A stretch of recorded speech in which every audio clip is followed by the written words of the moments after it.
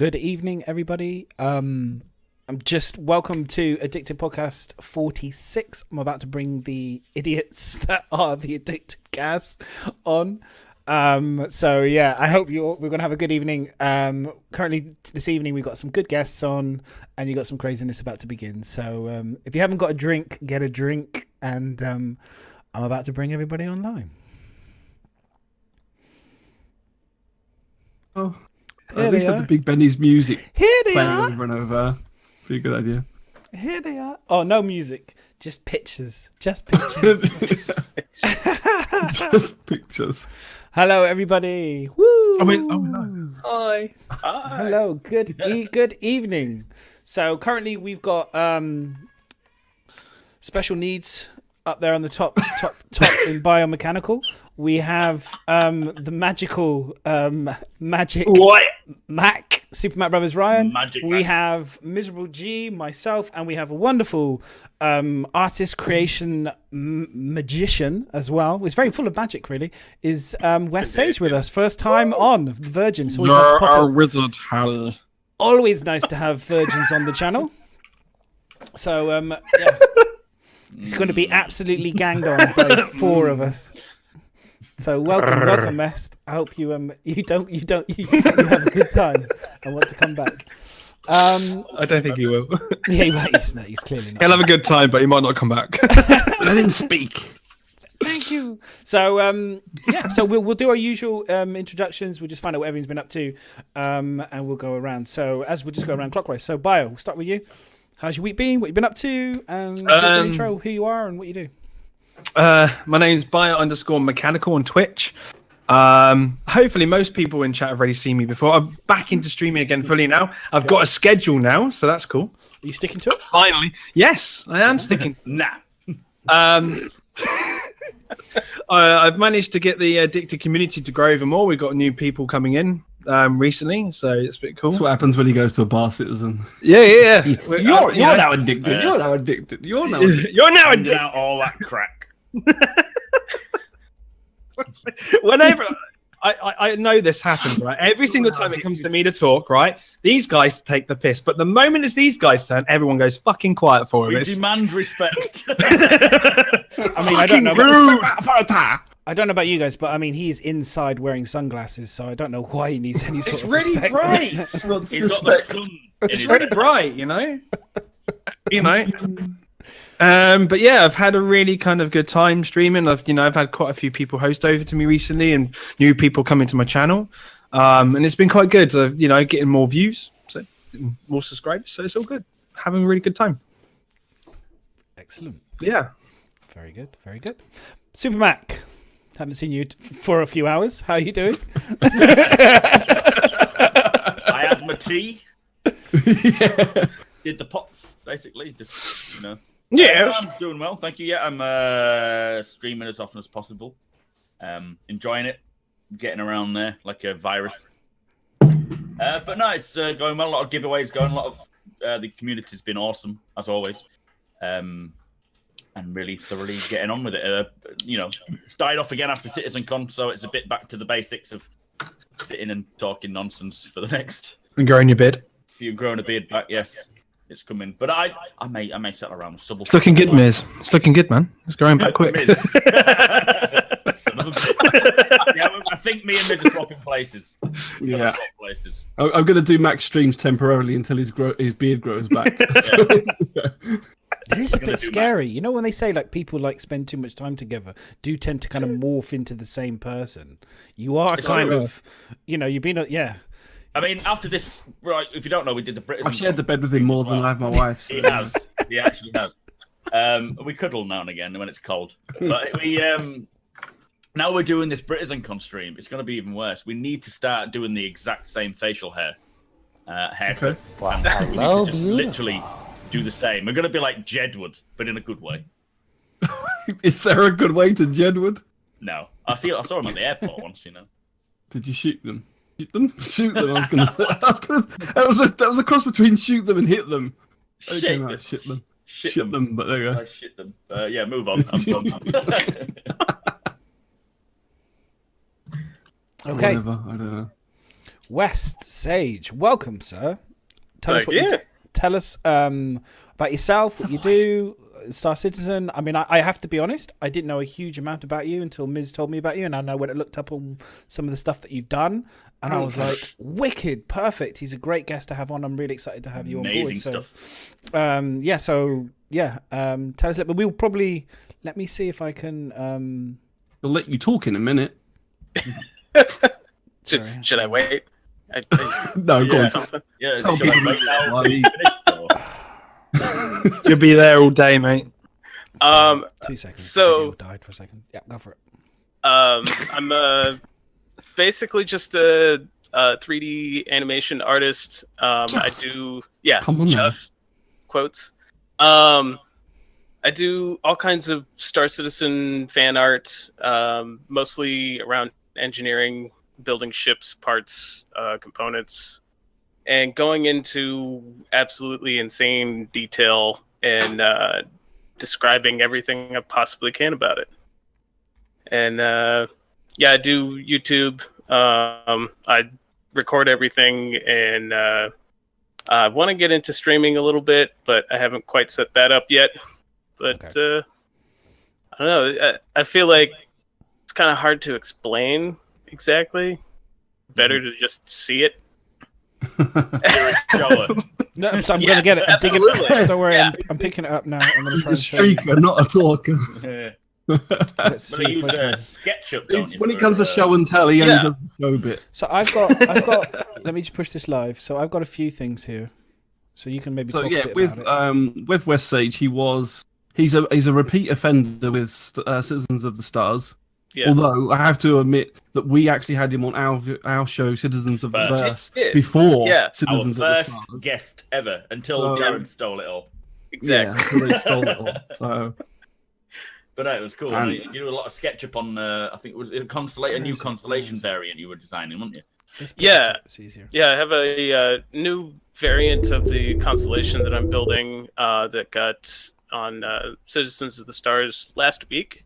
Constellation And, Road, is that right? Yeah, it's the Constellation Rogue. It's kind of still in the works. I'm literally building it piece by piece. And just going from there.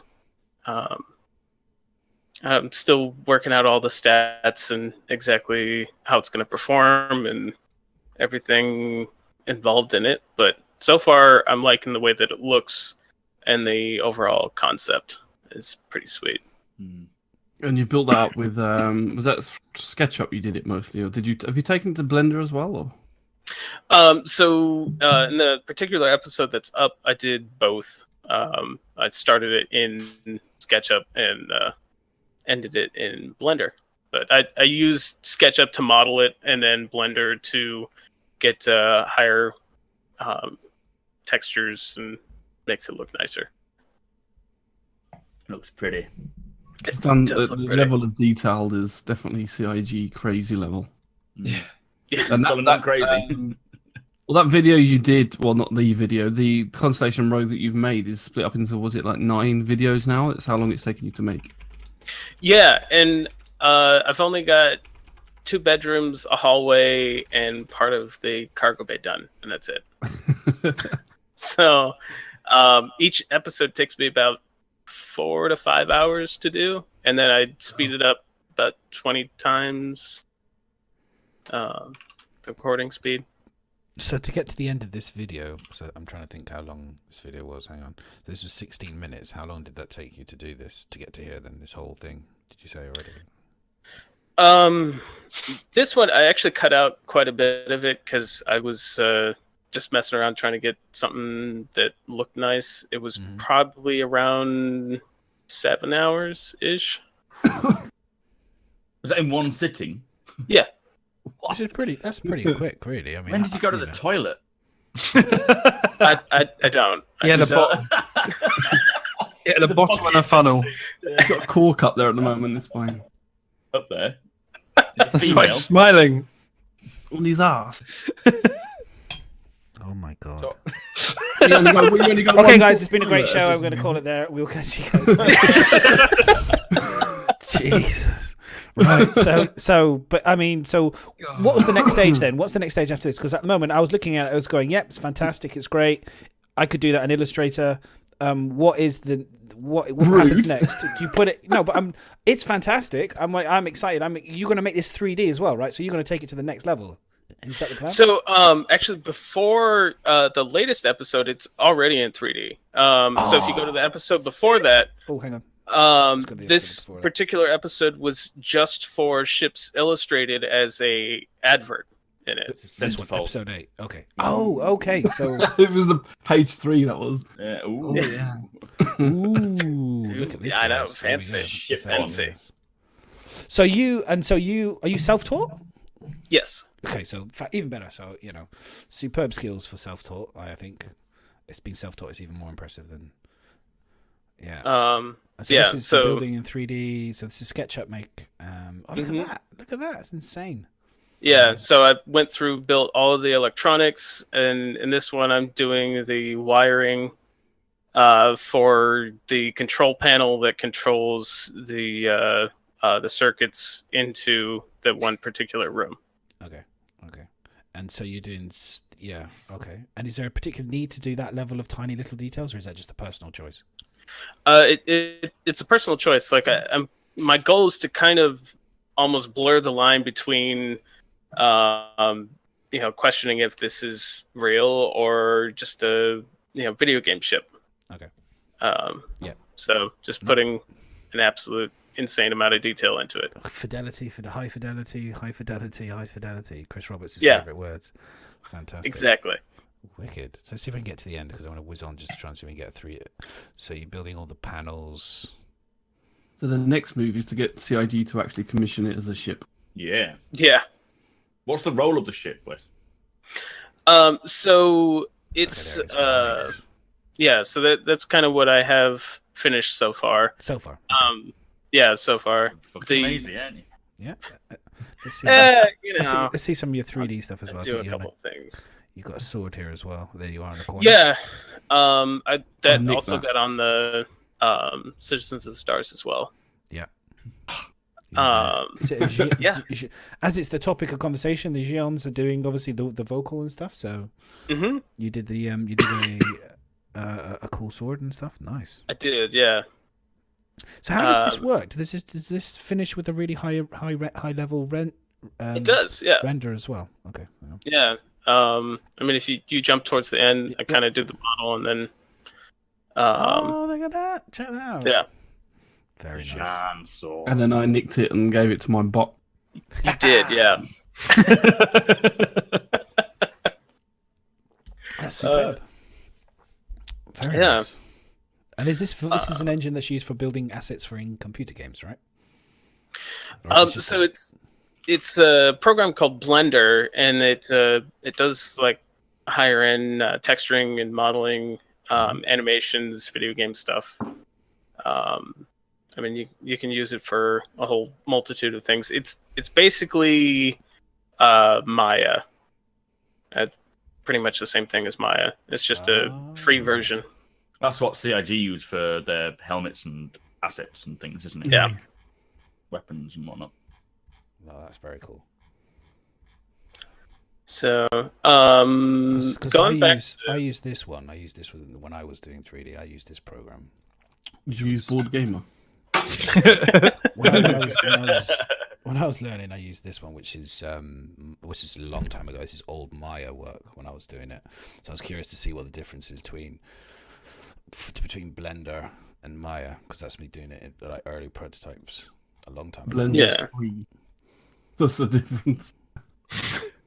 Yeah. When you do like, it's interesting to see the difference. Bicycle.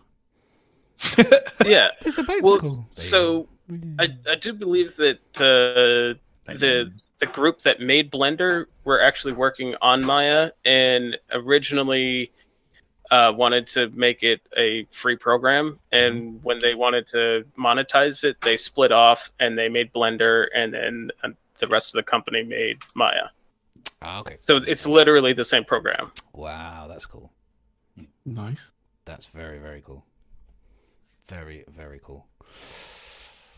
What is it? The program? The program. No, it's very cool. It is. The program is Yes. cool. The fact that they're Bio making it, program the fact that talking it's for about. free, it's free. And I mean, I know how powerful Maya is in terms of the how they use that for film and stuff. So if there's like a free version of this type of thing, it's as good. Then that's awesome for people to use. Yeah. That's and to learn 3D and stuff. I'm all for that type of thing. It's fantastic. I mean, I haven't done it for years now. I'm so rusty. I've gone back to shoes. I haven't done any proper 3D work for a long time. I'm super rusty, but I'd love to get back on it again. It's always inspiring to see other people. How are those 2D shoes working out for you? What for me? Or the drawings. He's got flat feet. No, I'm so. just, yeah. Oh, It's fine. You're not picking up on these jokes. at I'm all. not. The problem is when you The host, thing you is, when can't. you host, the It's so stresses. of, fucking hard to keep can't up on the everything else, jokes. you can't- It's so you can't easy look to at Anything troll. serious. Right. Okay. So, oh, fantastic. That's really cool, dude. Really appreciate you taking the time to do that. I mean, why did you choose it? Just because I'm always curious. Like, why? Why did you choose Star Citizen? What got you into Star Citizen? Originally, I was just looking online for spaceship concept ideas and stumbled across some of their stuff and looked into what they were doing and just jumped on the bandwagon and Did you enter went that from there. competition? Did you enter the competition for the prize for the whatever that was when the Redeemer won it? Design Oh, the the ship shit. competition. Yeah, I joined just after that finished. Otherwise, I would have. But yeah, So we could have, instead of that stupid reclaimer thing, Demon. we could have had the Constellation Ghost. We could have had that. That would have Where were you? Get in your time machine, What? get back and enter it. Yes, that's it. Okay, then. So, Miz, how about yourself, mate? What you been up to? Are we still on that, are we? Right. We're just on intros. We're still on intros. I streamed some stuff. No, I did. So I think on Friday we did the BritainCon stream on the BritainCon channel. So that any of you in chat that hasn't yet given them a follow, please make sure you go over to Twitch and give them a follow. It will be the channel that we're going to be using on the actual event. Mac and I are going to be, or Miz and I, depends on how you're looking at it, are going to be the ones that are hosting it. And so on the day we'll be on there and showing off the panels and everything else. Plus, on the approach to, so it's April 21st is the event. On the approach to that, we're going to be fortnightly.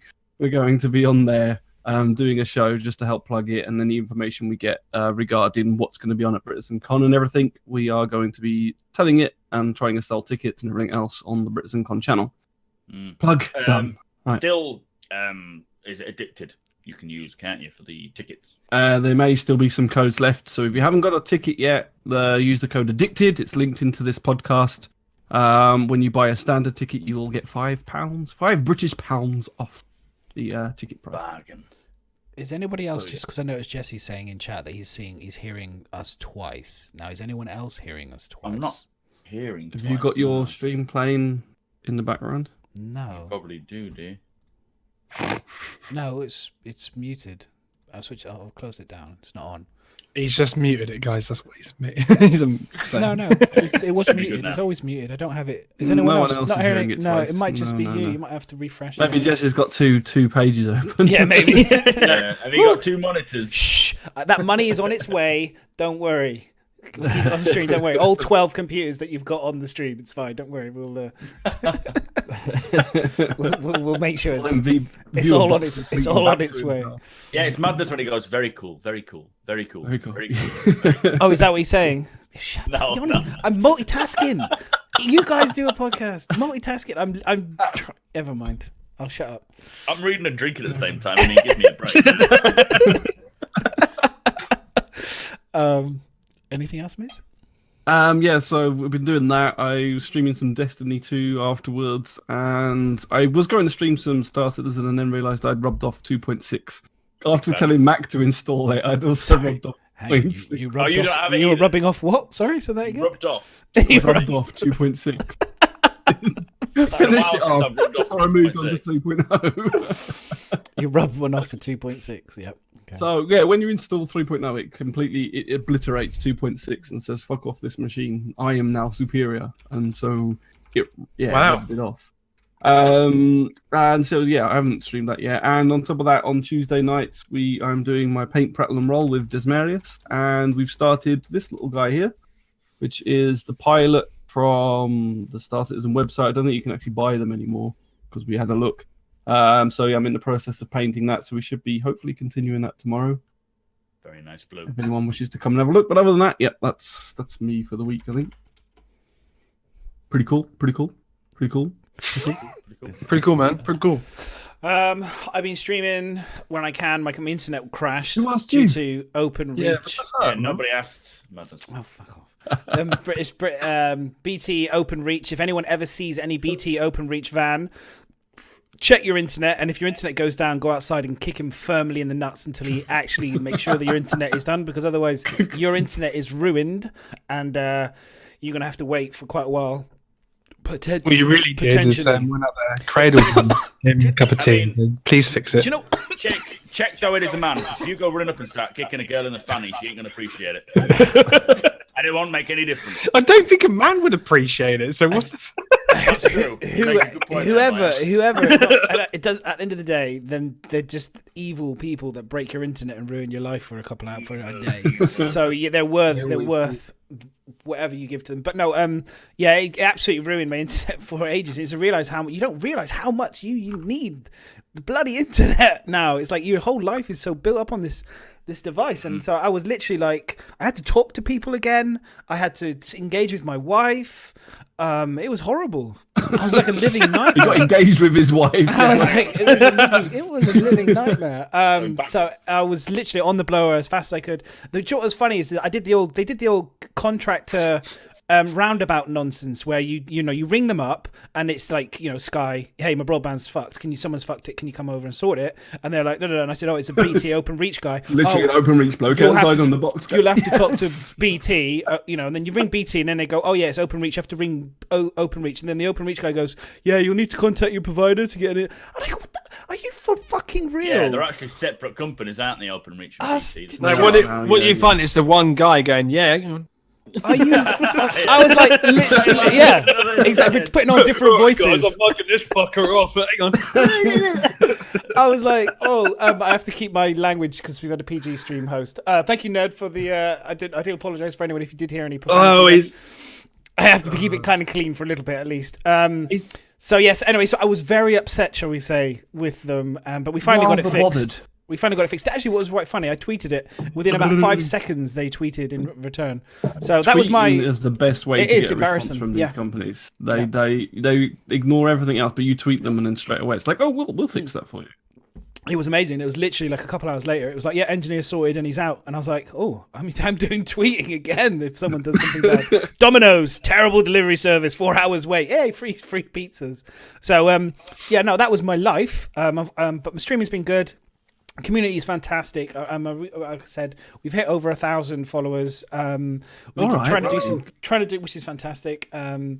So, trying to get some t-shirts out to my subs at the moment, which we had some problems with the quality of t-shirts. So if anyone knows anyone that can print dark colors onto dark t-shirt with a really good quality, please contact me. Because at the moment I'm having real problems finding a good t-shirt printer that will print good reasonably dark colors, because at the moment if I showed you the t-shirt printed out, it is shit. So I was tried T-Public. Very, very disappointed. Are you sure it's them and not your image? No, well, I sent the image, but I put the image up on my screen. But it's hard because obviously screens run on a different RGB color screen versus CAYMK, which is the file printout and stuff. So then, but then it was just printing out. I think it's printing out dark, and then I think it's. I looked at a white T-shirt that they did. I don't want to go on this for too long, guys. I do apologize, but I printed out a white T-shirt that they did, and it was dark on that as well. And I was like, so anyone knows anyone that does really good quality t-shirts, please whisper me or send me a Discord message. That would be great. And I will happily advertise. If it's a personal, someone's got their own company, I will advertise you and I'll put you in my whatever channel and we can sort something out. So, okay. That's it. Let's start on with the show. Let's get kicking on. Let's crack on with Star Citizen. So this week it's been quite interesting. I mean, I have some serious salt today, which I'm going to try and Don't you always? Don't do it. Keep it. Let me know when it's coming. I'll go and get it. I'll try and keep it on the down low, but it's justified. So it's not. I'm not trolling for the sake of it. Is it But I do. justified? It's always justified. It's not justified. We've gone over this over and over again. For him it is, but for us it's not. It's totally justified. But Miz really did not. kind of set me up nicely. But what I thought was pretty cool is so we've got the first thing I saw was from last week actually was the Xi'an translator. Has anyone used it? Yeah, it's Work. Yeah. Well, to be honest, Does that work? It doesn't work. I've tried it. It works with obviously the words that they have created, but Yeah.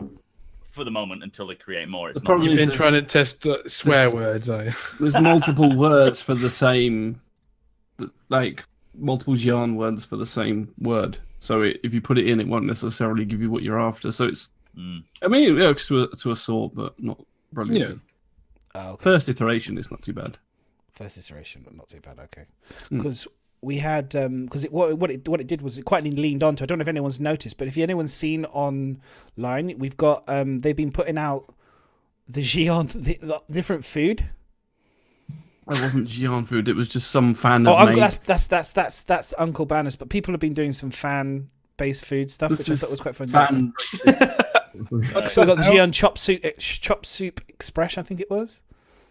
Which you can Is it see the here. Xi'an that eat like horrible Van Duel? Is it the Xi'an that eat There it is. like plants and things, or is that the Banu? I think I it thought- might be the Banu. I think so. I thought I was so impressed with this. I thought they just got to do it. I was like, it's just so good. It's just so Yeah, good. I mean, Uncle it's an interesting topic in terms of branding and what sort of because I think someone said a few weeks back that they should have actual real life branding in the game to make it feel more believable into what we're playing. But I don't know, when you see some of this stuff with the made up branding, and I mean they're really good, really well done. I mean, it would be cool to have like Coca-Cola, although it would cost them a fortune. You know, like brands that you know will have existed for the whole 900 years. Well, I think that They'll pay. No, Coca-Cola would pay to have their advert in the game. Would they? Mm. Yeah, because it's the same. You know, it's getting advertising from. It's the same way as they do at football grounds and stuff. They pay to put their advert on So the if I went to Coca-Cola banners and and said, stuff. if I advertise your shit in the back of my stream, what are you going to pay me? If they thought you were worth it, they would pay you. Yeah. There we go. If they think I'm worth it. If they, what's that? No, New to Mac's channel, he's been sponsored by Coke. But it's Sorry, Miz. But it's valid, and if it's based on like kind of Earth, I don't see why certain brands. I mean, why couldn't Coca-Cola still be around X number of hundred years from now? I mean, It will be. They're still It will around. be.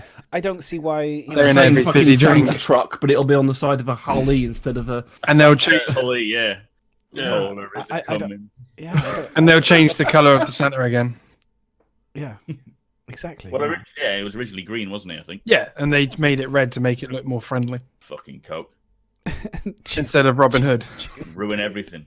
This person does seem to have a fixation with cannibalism, though, or kind of eating the aliens in the game. Everything's like either eat a Banu or eat a Xi'an. It's like or drink a Van Duels. The Whatever Xi'an the one Van is so Duels. funny. It's like he's eating himself, which is really Yeah. weird. It's cannibalism, but he's got a bowl Yeah. of soup in himself. And It's like, I love that though because it's like kind of it has whoever did this, it has that kind of Fallout kind of feel about it, that kind of slightly quirky, slightly Yeah. kind of cute, but there's a real dark side to it as well, which I really like. Yeah, so I'm a fan. Oh, Whoever, I'm a Kind real of fan. baked beans in DayZ, wasn't that a? Is it not baked beans or something beans? There was something they called it. Anyway, I'll go grab a dude. beer.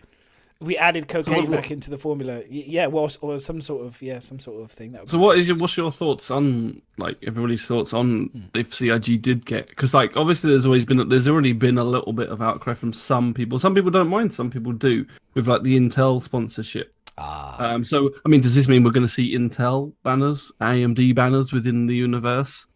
And you know do you guys think this is good, bad? Should we have it or not? Oh well, that's I'm not really too bothered about having. I don't mind them having a mixture of brands, perhaps that we know about, but as long as they're brands that I think would be legitimate brands that could be still around. You know what I mean? Like rather than like just choosing a brand because they've given them a load of money. it would be kind of cool if they approached brands and were like, do you know what, that brand would be cool if it was, we know that brand's like Coca-Cola and some of these big brands which have been around for like hundreds, over 100+ years. It would be kind of cool if they, made sense that they'd have them in that. I know there's talk about like Elon Musk, and they've already mentioned his name and a few things with him, so maybe they might bring in something from him. I don't know, maybe SpaceX, or they could be one of his companies. Or I think he's maybe even going to be in Star Citizen. Possibly, they might. It would be cool to put him in the history of like. It didn't have to be a present forerunner of like space tech. Sorry, but he could have had like a history a few 100 years ago. Talking like a about relative, like a great. Sort of relative of his running the business or whatever. And started a aftershave range. Yeah, you put Contact Madness for that one. Yeah, but no, I think it makes. I just think of games like they showed us like Blade Runner, for example. They said, it's got the Blade Runner effect at Citizen Con, and I'm like, well, if you actually look at Blade Runner, it's full of neon lights, it's full of advertisements, it's full of dirty advertisements and clean advertisements. It's full of that. So, our lives are full of that. It wouldn't make sense not to have advertisements everywhere in my brain. So I don't mind it. I think at the end of the day, if it's done like I think when someone said if it's done tastefully, I agree, and it does, done the right way and it brings money to the game and revenue, then I'm all for it personally. I really am. Not a problem for me. What do you think, Wes?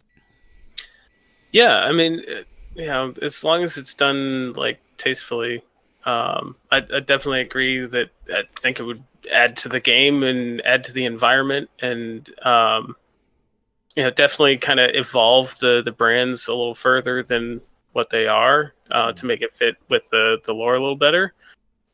Just as long as it's not like overly done where there's like an entire planet that's owned by Intel and it's all that would just be ridiculous. But planet obtain. So as long as they're not advertising real things like we have now to buy, that would piss me off more than anything. Intel selling their SSD drive that they can buy in the store now. I'll be like, that's ruining the immersion. So for me, on the tour, okay, and on the right is Intel, where you could obtain your future.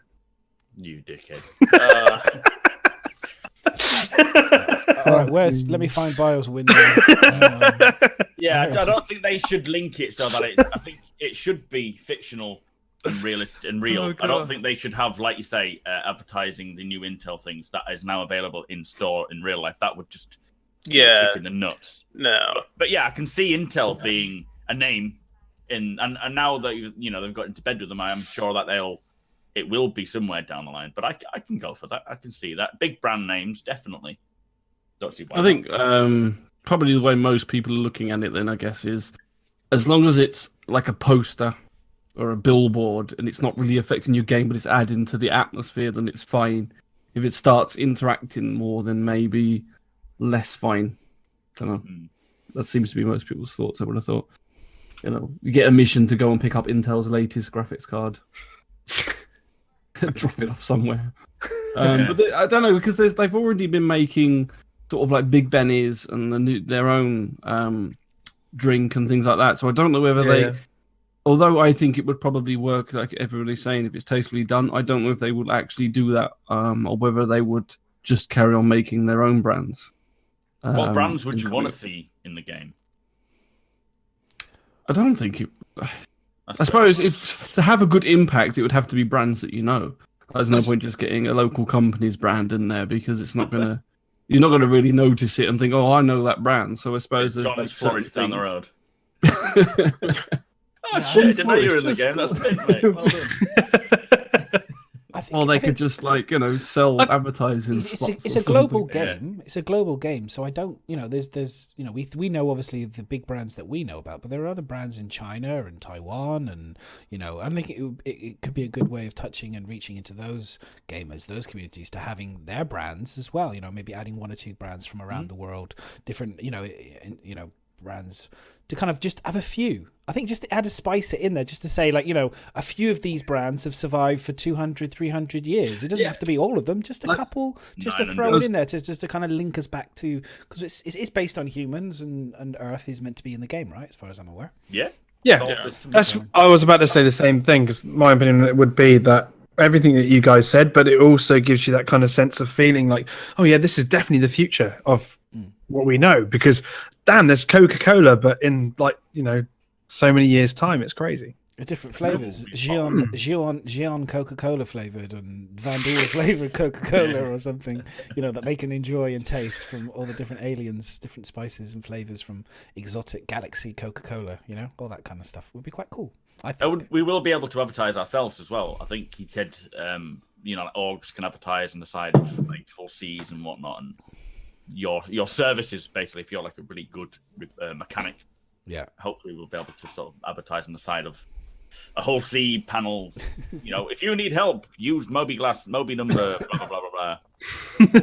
I think. Are you going to have like some form of Moby Glass contact so that you can do that? So you can actually put your name out there on an advert for someone to contact? He says he wants certain, like he said, if you're good at, say, overclocking, you will be forever renowned as a good overclocker of components, and people will come to you and pay a higher premium because you can charge a higher premium. So there must be a way to contact someone rather than having just a physical shop.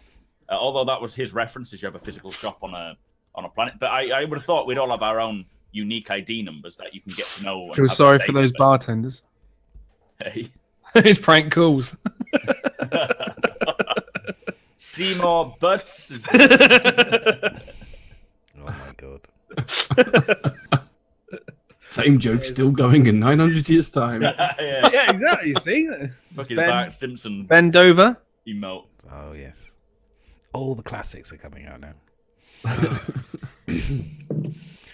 But yeah, I think, and I don't know, like if it's not affecting your game, if it brings money into CIG another way without influence and telling them to make the game a certain way, surely it's a good thing. Just giving them more funding, more ways to make more money, really. New Coke. Sorry, let's make it new. Introducing the new Coke. But it's like what Sunkshark says about McDonald's in The Fifth Element. It kind of brought that little, that's cool. When you're watching it, you don't really go overboard about it. You just go, no, yeah. And that's what it'll be like in the game. It's kind of like. I think that's. It's grounding the game. It's bringing it into a bit more of a believable reality because you can relate to it. Relating to Exactly. Anyone else? Anything else, or should let's move on to the next glorious thing? Unless anyone else has got anything else to add. Right, Mac, you're gonna love this bit. This is where we're gonna see Miz. Did you mean Miz or did you mean Matt? So, as check it out. Staying on this bit was going. So, as we can see, people that we know, you can see Sergeant Gabble, Maya, and Miz. Someone said. So I did get my face scanned in the end. Yes. Someone says we look like a gang from like prison. It's the Coneheads. It's the guy at the first, at the very the first one. He's like, "Yeah, look at me, guys." It's literally the start before you go and rob a bank. It's just like you're lined up, and it's just. What it is Gamble's got his finger in his butthole. That's what it is. Right in that picture. Why do that now? But we all have to line up for this picture, And he's got it in Myers as well. He's like, "What the hell are you doing?"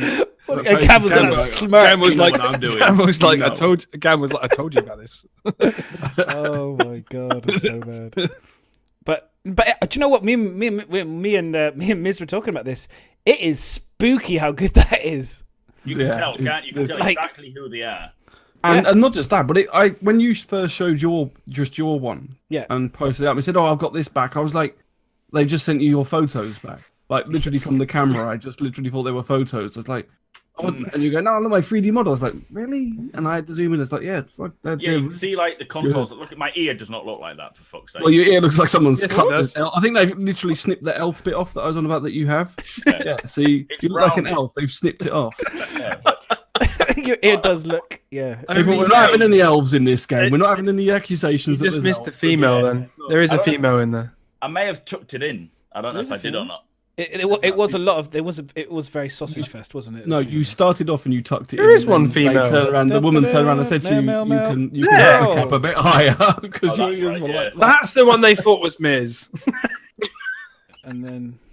It's like, what? Do you know what? It's the eyes. I was so impressed with the eyes. For me, it's like you can tell, a lot from the eyes, as they say. But no, it was like when I saw the eyes and the eyebrows. And what was fascinating, what's amazing about this in terms of like Uncanny Valley and stuff is an artist isn't having to try and avoid the uncanny valley, because the truth of the matter is your eye knows that these are real people, because you've got all the flaws, the imperfections, there's no mirror symmetry between the faces. You're not trying to make them less attractive. They just really are unattractive. That's the reality of it. And so, that's the beauty of what it is. That's why you have to fulfill the ugly box before they let you have your face scanned. That's what the uncanny valley is. It's basically ugliness. Ugly as hell.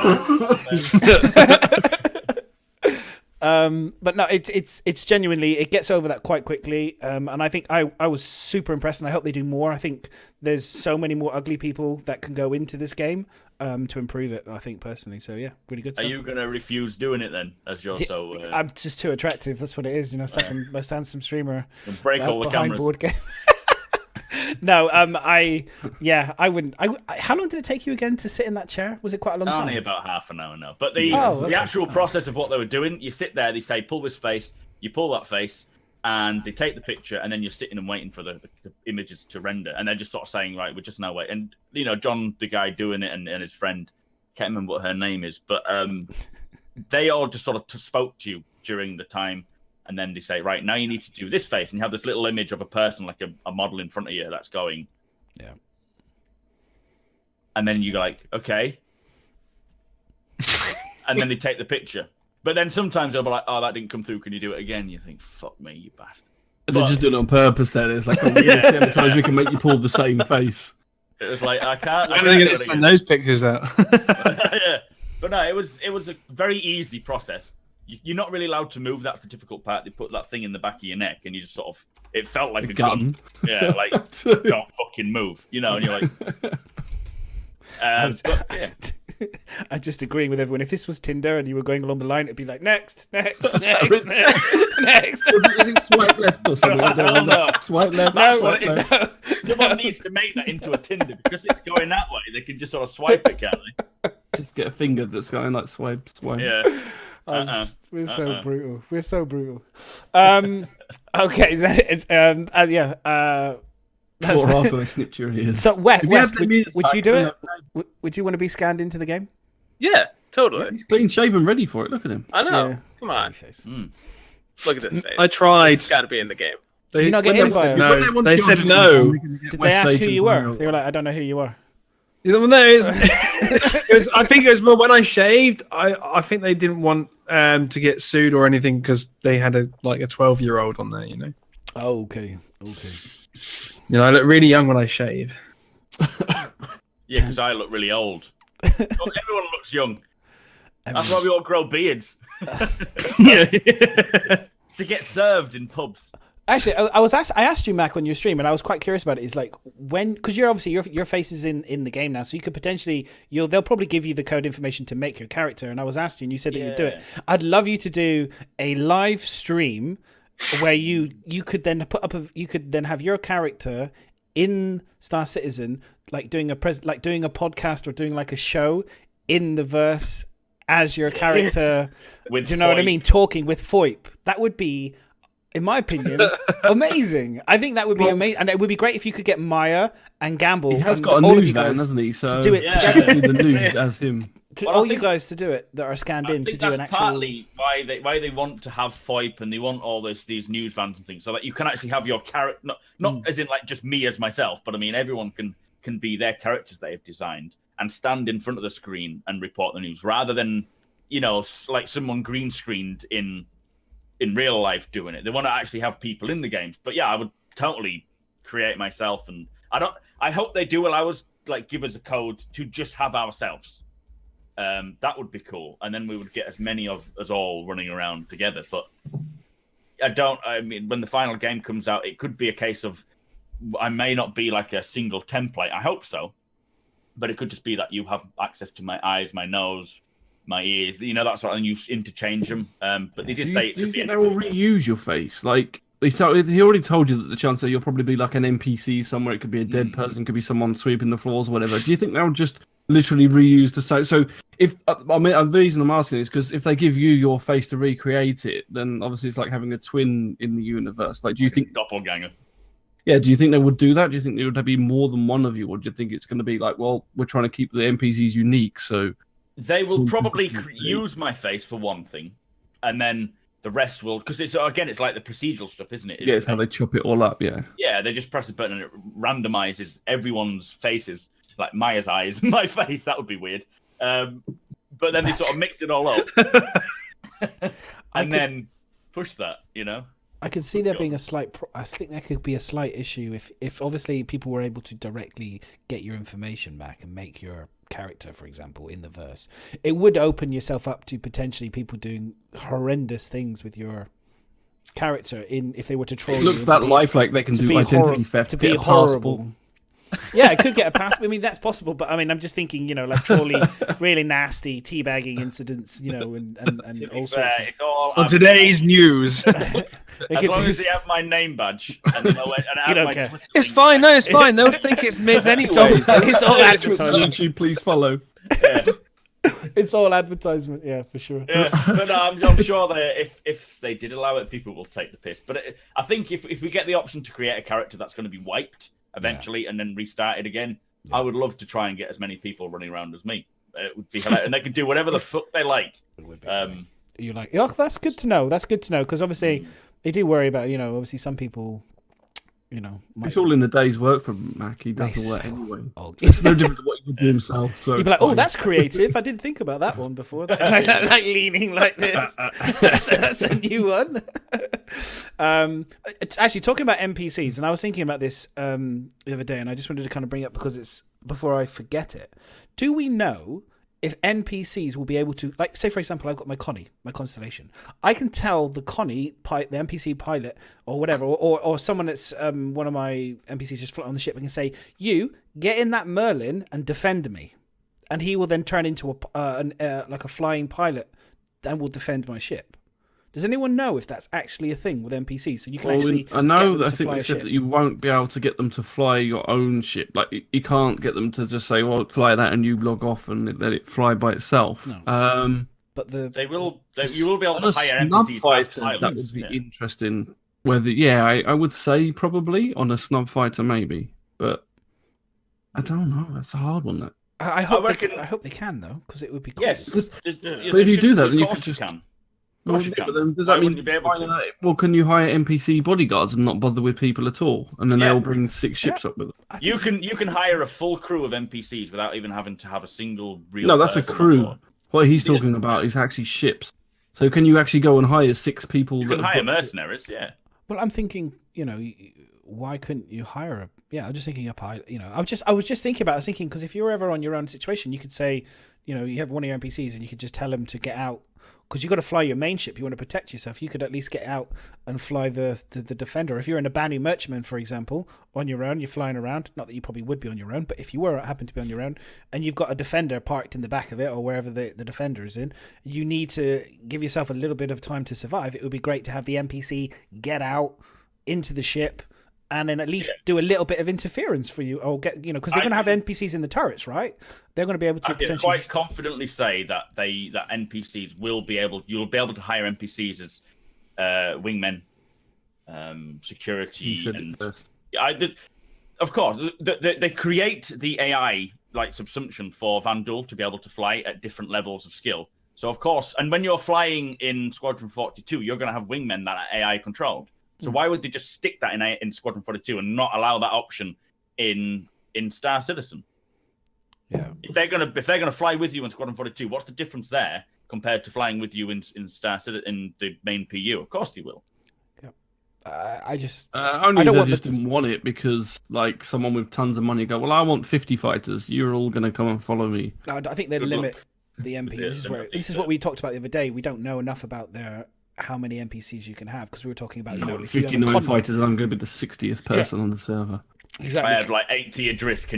Can I hire 80 NPCs? And exactly. Yeah. No, there will be limits. Yeah, swings and roundabouts to it. Yeah, but for sure that they will allow NPCs to pilot ships in terms of escorts and things. Yeah, well, it might be a case of like your ship. You want to have if all the tasks on board the ship are going to be specific, so you've got to have an engineer NPC who's got to work on an engineering part of the ship, and you're the pilot for the ship.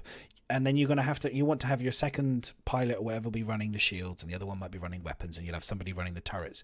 You might have to sacrifice one of those positions to have somebody that can fly this ship, so it becomes dead space. So you can only have one. You're not going to carry like 4 pilots on board, NPC 4 pilots. You want to make sure that the main systems are being protected as such with an NPC if you're running like that. I mean, sure, most people will fly with friends, but there's going to be those times when it's this easy day, it's quiet, you don't need to hire the way I see it running is that if you have a crew, you'll hire a crew. If it's all NPCs, for example, you'll have an engineer, blah blah blah, all these little stations filled. But I don't see why you could have, like an Adris, for example, you could have 3 ships in the Adris, like Gladius in the Adris, and you could have 3 pilots, NPC pilots, sat around doing nothing. Yes, you would be paying them, which is a bit shit, but they would be available for then when the situation arises, because there's a pilot ready room. Now, obviously, it would be a lot better management of money or finances if you just had, you just took someone off from one station to do that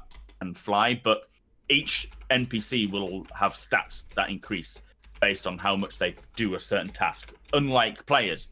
So having an NPC that is okay at flying and you're wanting to build him up to be a good dogfighter, then you would have him sitting around rather than doing other things maybe, and have him go off and fly the ship. So yeah, you could have, I mean, that's why the mess hall's there, so people can sit around waiting for their call. Like if an engineer isn't going to be busy the whole time, if everything's running smooth, he's just going to be sitting there doing nothing.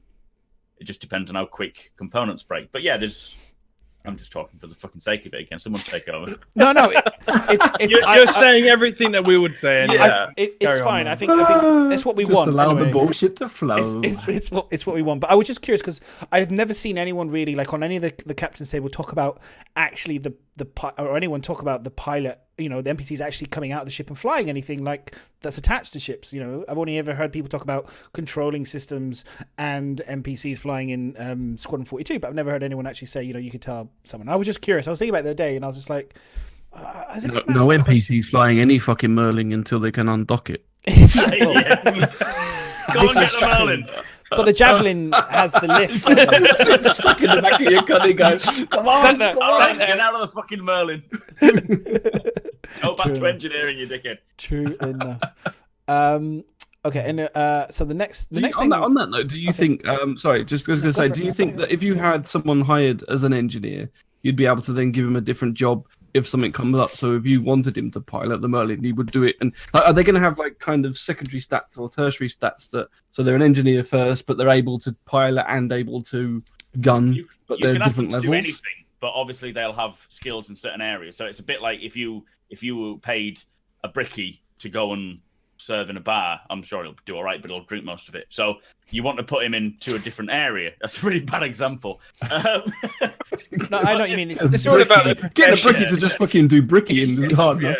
All about their current professions, but they can learn new things. You can assign them to anything. They did say they don't like with the AI. Chris's idea is that he doesn't want micromanagement. So go do that now. Go do that. He wants you to be able to set them into engineering, and they'll just based on their stats and their skills, they will fix things, sort things out based on those stats. But you can say, shit, our pilot's dead. Can you go and fly? And they'll go and fly to the best of their stats and crash just like me. And probably crash. Yeah. Now they'll be able to land it. More than me, then. They'll probably get paid more than me as well, to be fair. 1,042 followers. I know.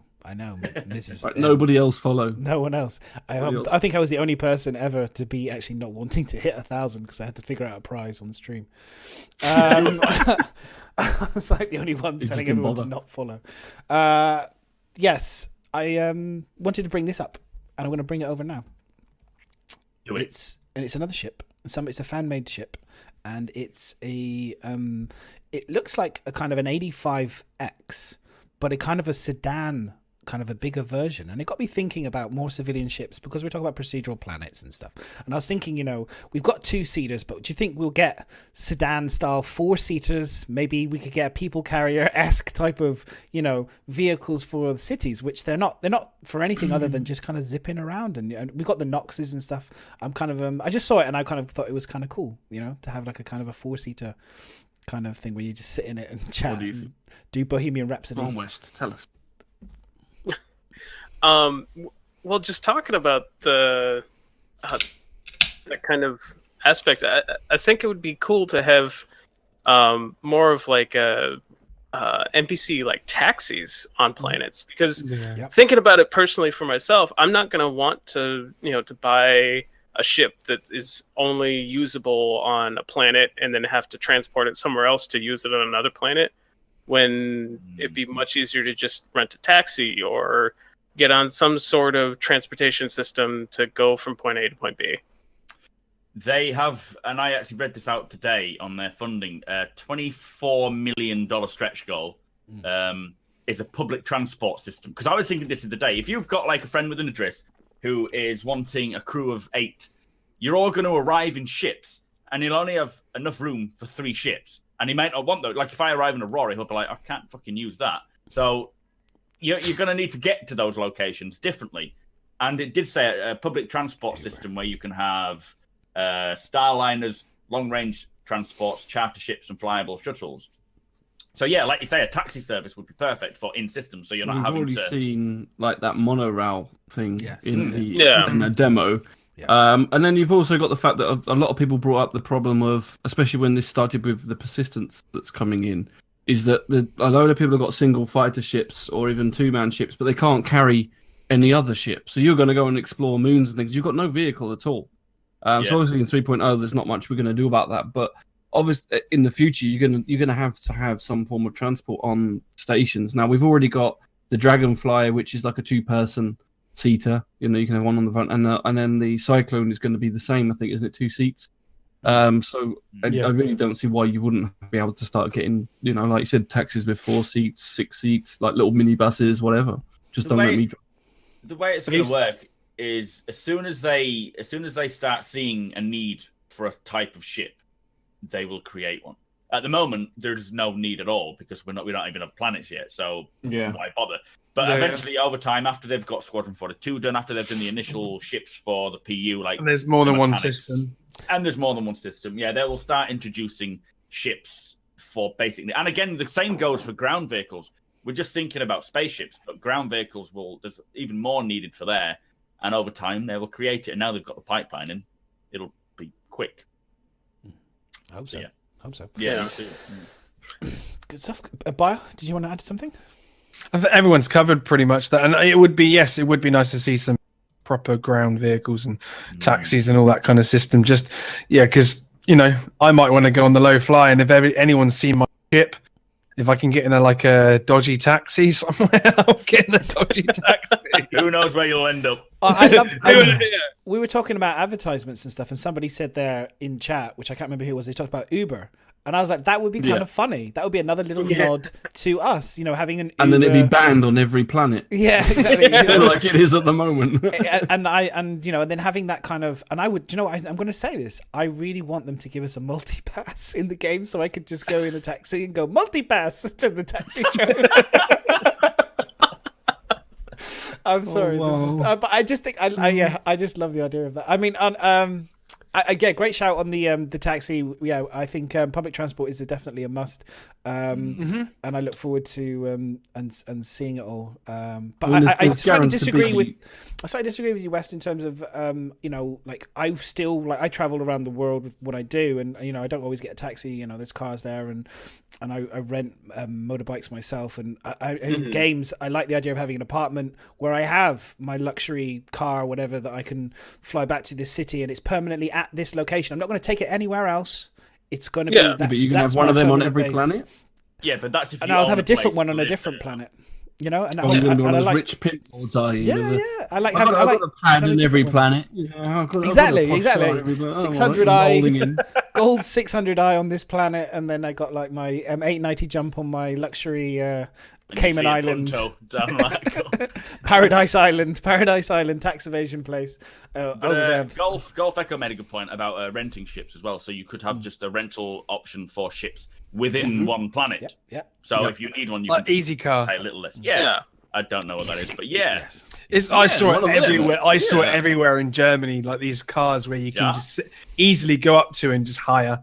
And you're guaranteed to have a rickshaw, weren't you? And then you can leave. And then you can leave it pretty much wherever. Yeah, burning. Yeah. but on fire. Yeah, just leave You it. just twacked, didn't you? You just twacked a lot of cars. I mean, there's guaranteed to be rickshaws as well because they're in every city. Rickshaws. There's some Yeah, in the rickshaw. Chinatown of Arcot. some poor guy pedaling everywhere, and he's like, "Oh, for fuck's sake!" All these like hovering cars everywhere, and this poor bastard's pedaling away on his on his little rickshaw, taking you everywhere.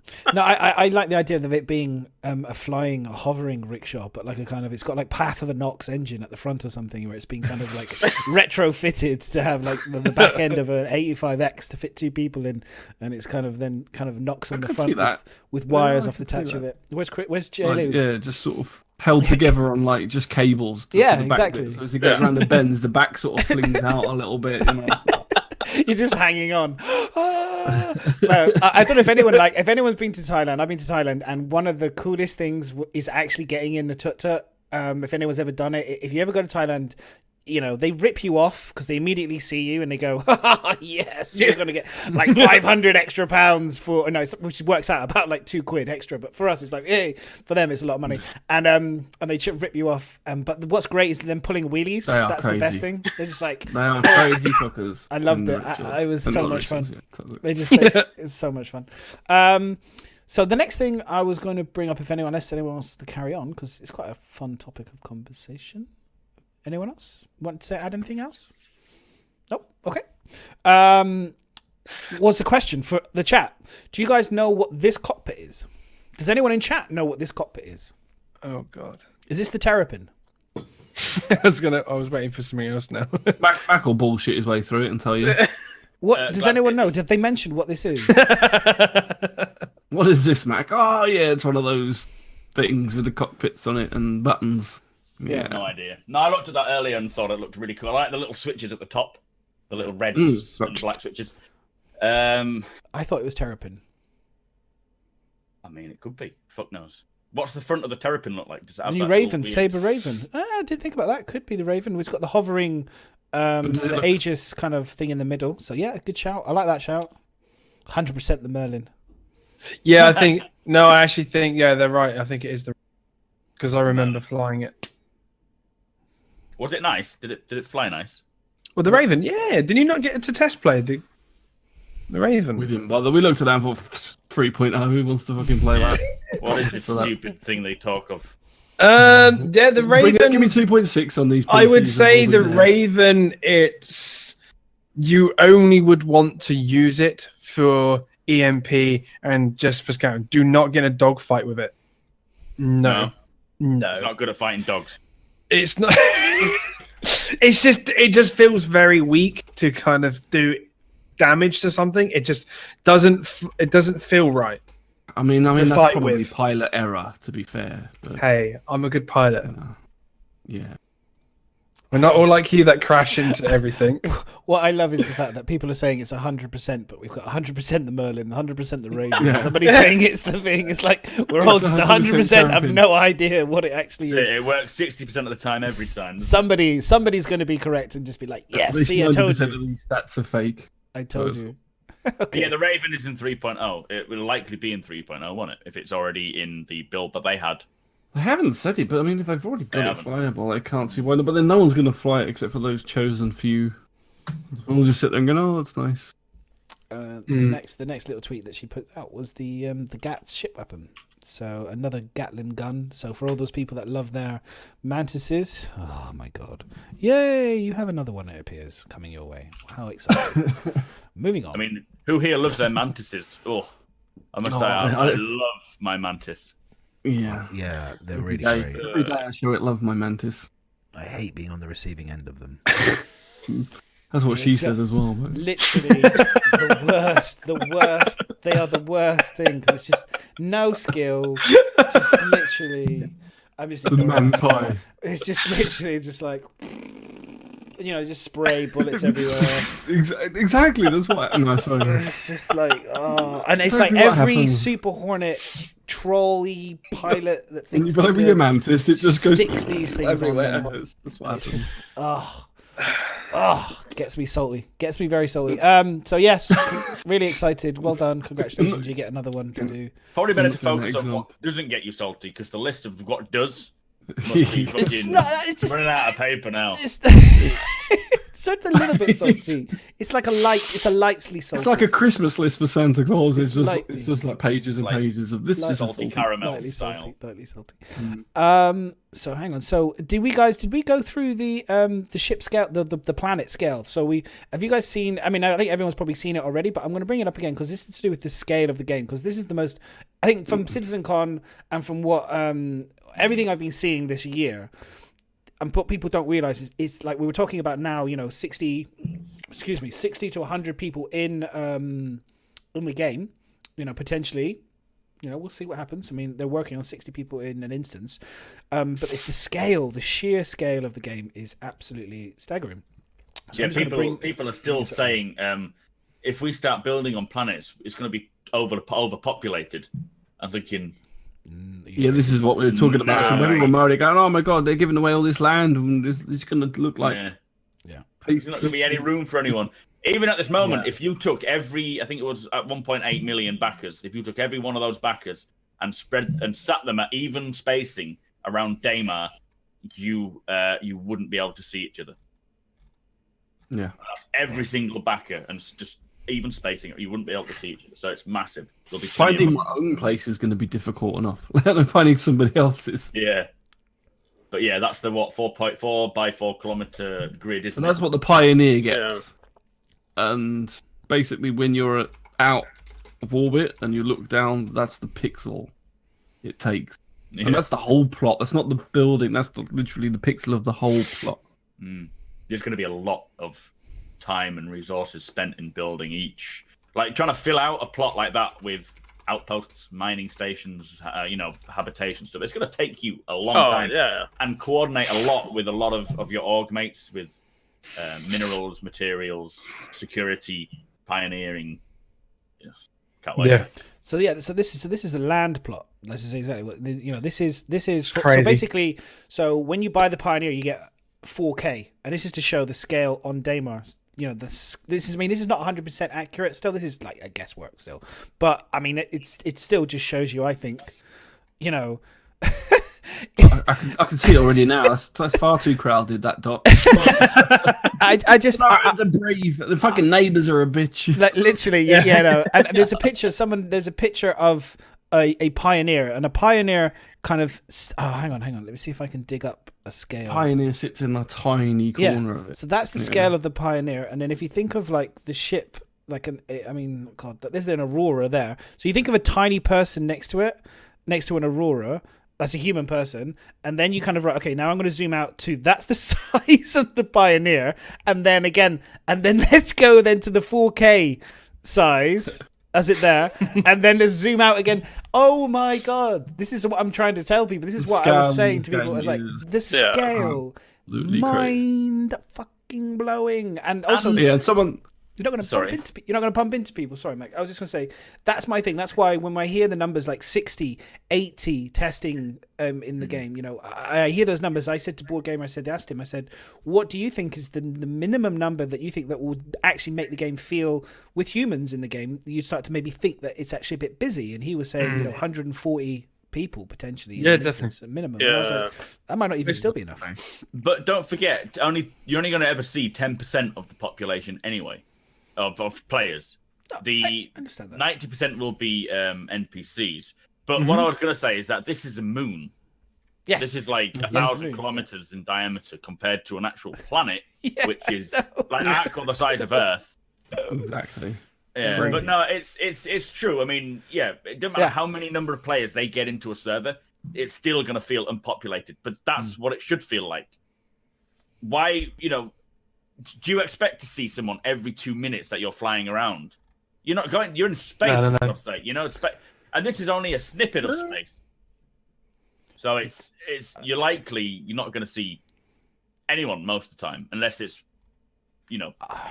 partied up. It depends where you are. I think if you're an exploring and you're out in the middle of nowhere, then I expect to see very few people. But obviously, if you go to the major city planets, where the big, I'm hoping the main hubs, the trade hubs, and the main routes, that's where it's just going to be hustle and bustle. And hopefully, with the server meshing, you're going to get crossovers with 200 plus servers where you're meeting 400 people, 600, 800, whatever potential people. Are kind of like I want to get that Star Wars feel where yes, it's NPCs, but I know also. I want to see chat, potentially people engaging in chat. I want to see chat on the side where people are talking. I want to see chat when, face, whatever it is, FOIP. I want to see, I want to hear the hustle and bustle of actual real people, also NPCs, and just kind of feel all that live, that true kind of. I think hubs are going to be what's going to pull people together. So you're going to see people in hubs, but if you decide to go out exploring in these planets in the middle of nowhere, I think you're going to be much more alone, and I think it's going to be more unlikely to bump into people unless you're going to specific points that. This is what missions will attract people to. Yeah, because you said they're going to bring, if there's a mission to rescue a pirate, a person. Rescue that pirate. Rescue you might have to. They will have pirates also coming to attack that thing. So they're drawing players to the same points. Exactly, yeah. But it does need to feel big. It needs, the whole jump being 8 minutes, it needs to feel that way for it to feel real. The whole, I totally agree on that, because it's one of those things. If you always see players, you're just not gonna feel that adrenaline rush like I did in other games. You get that weird adrenaline, oh my god, what the fuck are they gonna do? What they're gonna do, and it just makes you into that game even more. And that's what they're pulling off. It's gonna be cool. It's gonna be good. My worry is subsumption needs to be good enough to replace that human contact, because I would love to have a lot of contact with players, and I'm hoping knowing a lot of people and the party system will work well. But if the AI isn't good enough, it's just going to be awful. And it won't feel good, If I see me walking into a wall constantly, I will shoot me. You may be able to do that. You just don't know. It depends, Matt. Though, if he's just got off the back of my Cutlass Blue, I'd understand completely why he's walking into a wall. Feeling a bit uncomfortable. I just found that that picture of that cockpit is the Saber rework. Oh, it is the Saber rework. Oh, is it? Okay, cool. Yeah, if you look in if you look in Jump Point, it's in there. Well, that cockpit's the Saber rework. Well, it says Saber. Oh. It is not the Saber. I can guarantee that is not the Saber. There's no. It says Saber. I've just linked. If you go back into the Google Docs, underneath the cockpit, it says there. I put a link. It's fine. It's fine. I will believe you for now. I'm just going to go into the subscriber to see the cockpit from the No, subscriber. I put the link. I put the link in the Google Docs. I believe you for the moment, but I'm not actually believing. I put the link in the Google Docs. It's exactly. He's right. It is. Let's have a look. So the Google Docs. We didn't doubt melting that Saber. So yeah, you got the little control panel above the top. It's exactly the same. Where'd you put it? See, in Google Docs, where underneath is the link under Max working on cockpit. Anyway, so while at least having a look at that, I totally agree with what Mac's saying. Okay, I think right. is because most of the people are going to be NPCs that you meet. How well they interact, how well you get missions spawning off of them needing something done is going to be what really changes your interaction within the game, and it's got to be good enough that acting with NPCs is satisfying enough. Really, because otherwise I don't want old Mama Murphy sat in the fucking corner wanting a cup of tea or some drinks or whatever. I can't get up anymore. Just bring me tea. So I'm just gonna shoot you in the head, crazy old woman. Not that I am an advocate for violence. Joining the That's what you do. You just go to crazy old women and shoot them in the head when they ask for tea. It's because they don't fight back. The other day, They don't fight back. So. They don't. They can't. Yeah, they're too weak. I wonder Sorry, if you're going to go mad. I was going to say, Mac, do you think you go mad? Imagine if you're out in the deepest outskirts, you're not meeting any humans, it's all NPC based for ages, and you finally meet somebody. You could be rabbiting on for hours. The poor person's going to be like, oh my god. Like one of those weird people. That's like, how you doing? It's a human! I've been talking to him and he's over there. You come to rescue someone and they're all talking to a cactus or something. Yeah. Are you Like okay? Draw a smiley face of the cactus, and you go, Yeah. "It's all right. We're gonna get rescued today. You'll be fine. Don't look at me like that. Don't be prickly. It's fine." You know, this brings up another point actually. On stream today, Prick. someone asked. What? Someone... Sorry. Delayed. That was I just just felt like sprayed you were beard. I was. Oh, sorry. I can imagine. Someone said, I'm not a fan of the survival mechanic. I don't like it to go too far. And I thought, well, this is where the biggest sort of imbalance is people want survival, they don't want survival. But if you're marooned on a planet and there was no survival mechanics, you are going to be bored as shit just sitting there for hours for someone to come and rescue you. You need something to do while you're down there. So having that survival mechanic of having to find water, food, shelter will keep you, as long as you get a communication saying, right, I'm here, how long are you going to be? You're like, well, it takes me 8 minutes to jump to fucking Hurston for that.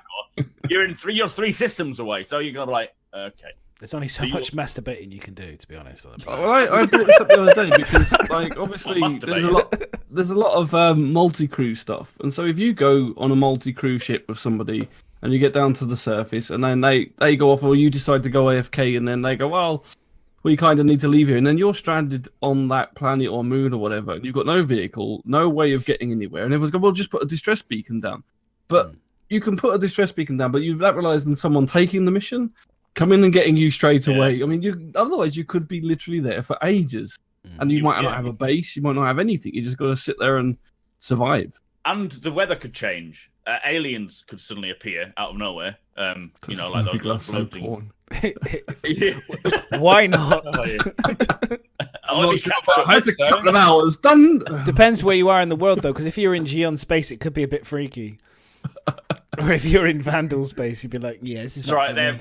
If you're in Geon space, it's going to be very slow, isn't it? You know, turtle. Slowly. First comes the tease. 2 days later. Oh, you can like David Attenborough, kind of like in National Geographic commentating over the top. Jesus, yes, that is fucking hilarious. Someone clip that, please. I want that. First comes the tease. I'm gonna get that soundbite. Mate, that's a great one. Whew, okay. Oh my god. Yes. Welcome to anyone that's joined. This is the Addicted podcast topic of conversation. But no, I do agree. I completely agree. I think the truth is, without the survival mechanic, being on planets, unless there's things to do, build things, you know, some sort of thing, it really will be very boring. So yeah, 100% agree. Anyone else? On that same topic, do any of you guys know about if you can build a base like by hand, or if it is only being produced through the Pioneer? From what I understand, it's only the Pioneer. Well, this is the kind of conversation we had before in terms of it's kind of unknown because obviously the Pioneer, it sinks into the base of the ship that you don't actually even see it being constructed. Yeah. And so like in other games like not Hellion, like Osiris and things like that, you have like a magic backpack basically. You go into your inventory, you click create a wall or a dome, and then it creates it, and then you just place it on the ground. But obviously the way that Star Citizen's running is it's being more realistic. You can't do that. So the only way you're going to be able to build a base is to actually find panels, or they're going to physically make you create the panels and then start building it. So I can't see how you're going to be able to build a base like you can in other games. It's going to have to be ordered. Yeah. I mean, I'm hoping there will be some implementation of maybe a special shelter. I don't really know. Yeah. Like, could you have a tent? Can you make fire? These are sort of things that we don't have as a basic knowledge yet. Tent on a moon. A moon tent. Withstand those extremely strong winds and sandstorms and stuff. Yeah, so, unless you can have, do you know we have now like the pop-up tents where you know they're like a circle, you just throw them out and they pop up. Throw it in a sandstorm. Just flies away. Oh, no, I have another one. Oh. I could just. You've been afraid you'll be coming to Star Citizen then. I could just see people standing there trying to blow up tents, blowing up lilos. People rolling out. I know what'll happen for me. I'll be getting one of those stupid foam bed things that you roll out that keeps rolling back at you, and you just be like, "This is not a fucking bed. This is torture." Did you just say blow up tents? What? Blow up tent. Yeah. Blow up tent. In the history of camping, blowing up a tent. Well, some people. You can get blow up tents. There'll be lots of blow up Just things so on me. No, there are air genuinely? tents. Yeah. No, literally, there are no crossbars anymore. You inflate them. Well, that's really going against my argument. sorry, I'm fucking up your joke. But you can get blow up tent. Carrying a bed around. But no, I don't know. What I was saying is that you might be. No, I suppose it still have to be some sort of thing that folds out, and I don't know. Yeah, maybe you could get a materialed one and argue that it fits into a backpack, but you wouldn't be able to have a solid base that would do that. I just think Just have a sleeping bag, you'd be fine, wouldn't it? Yeah, if you're just walking along and you find a cave or an overhang, you could set up a little campfire and then just wait and keep warm. Your temperature, you'll obviously have to have a temperature because there'll be planets like Microtech, which is after the terraforming nonsense became fucked and freezing. So the temperature will have a play in it. So you need to keep yourself warm. So surely a fire would work. I don't know. It's something that we can't answer yet. We'll wait and see. I mean, it does come down to the facts of there are going to be limitations. They can't build every game in this one game. But I hope there's going to be other options to build a base. So I don't want the ship same. will be a convenient way to travel and do it, but if you go to someone that's more established, and I'm hoping that there'll be a way you can order a base and it'll get delivered like you can now. You can get the flat pack houses delivered and it all gets slotted together. Flat pack. Do you reckon there'll be so, NPCs with the Pioneer? That's interesting. That's what I was about to say. That's Do what, sorry? So what you're saying is then really they could just do NPCs with a Pioneer that you just pay this company and they will bring a Pioneer and make you your base. Yeah, I don't want a Pioneer flying across trying to put a base down. We've already the thing with the Pioneer is it's only a certain width, so you can't maneuver that well to get up and down and build your base. Lines. See, at the moment, the Pioneer only builds outposts. Now, 900 years in the future, every planet will not just have outposts. It will have farmsteads. How do you know? I've been there. It's shit, by the way. But no, it's put a link in the Google Doc. It's fine. That's the time traveling machine. Is that link in the Google Doc? But no, I can't see that just being the only building ever. There will be other means and ways to make other buildings, but the Pioneer just makes outposts, nothing more. One way to do it would be you buy a plot of land, you design maybe wireframe on your mobiGlas sort of thing, how you want it to look, and then a company would just board it up, a big box around it, and they'd be working inside it, and then the walls come down when it's built, maybe. Well, they've got the the architect station. So I assume if they're going to build something other than an outpost, you would use the same process. You know what I mean. It's just some way of seeing the wireframe that you would in another game, but without actually having the physical pieces, because that's what's unbelievable. But if you have it as a 3D model that you can place, but not actually putting it down, I would love to see ground vehicles, construction ground vehicles. I know this is nowhere near going to happen anytime soon, but as for the future, like I say, if there's a need for something, they will then create a vehicle for that. So if there is a need to create other planetary objects, then they will create that, Pee-wee O'Neill. Oh my. Miss, what you said was interesting. Got me interested though, because in Borderlands, in the TV show, not the TV show, but in some of the phone games, and then just in the game itself in general, you would call up to the station for a mech, and it comes down in a big shut thing, and it lands straight into the ground, and then and it kind of does that thing. And I was thinking that would be kind of cool, if you wanted to build something, or maybe someone could send you supplies. Maybe they can't pick you up, but they can drop something. NPC maybe gives you some survival gear, or maybe if you're exploring, for example, you're on the you got exploring ships or something. The big carrack, for example, you go down to the planet, and then you could call the carrack, and it maybe does a drop ship kind of thing that comes down and give you extra goodies to kind of go and do more deeper exploration for whatever research and stuff. And that would be kind of cool. I mean, it's never going to be like Fallout 4, where you get to build it up from part to part No, to part. Like, no. more. No. But it's like No. Miz was saying, it's going to be a prefab thing that maybe you decide upon, and then they'll drop it in there, like you say. But Yeah. I don't see any ship being able to do that at the moment, other than the Pioneer. But the Pioneer, I believe, is only for outposts. Yeah. If they did need something else, it would be a different ship altogether. Yeah. But it would be, it's not going to give you survival as such, but it gives you beacons, it gives you extra tools, because at the end of the day, we've not got the invisible Zelda magic bags that can carry stuff.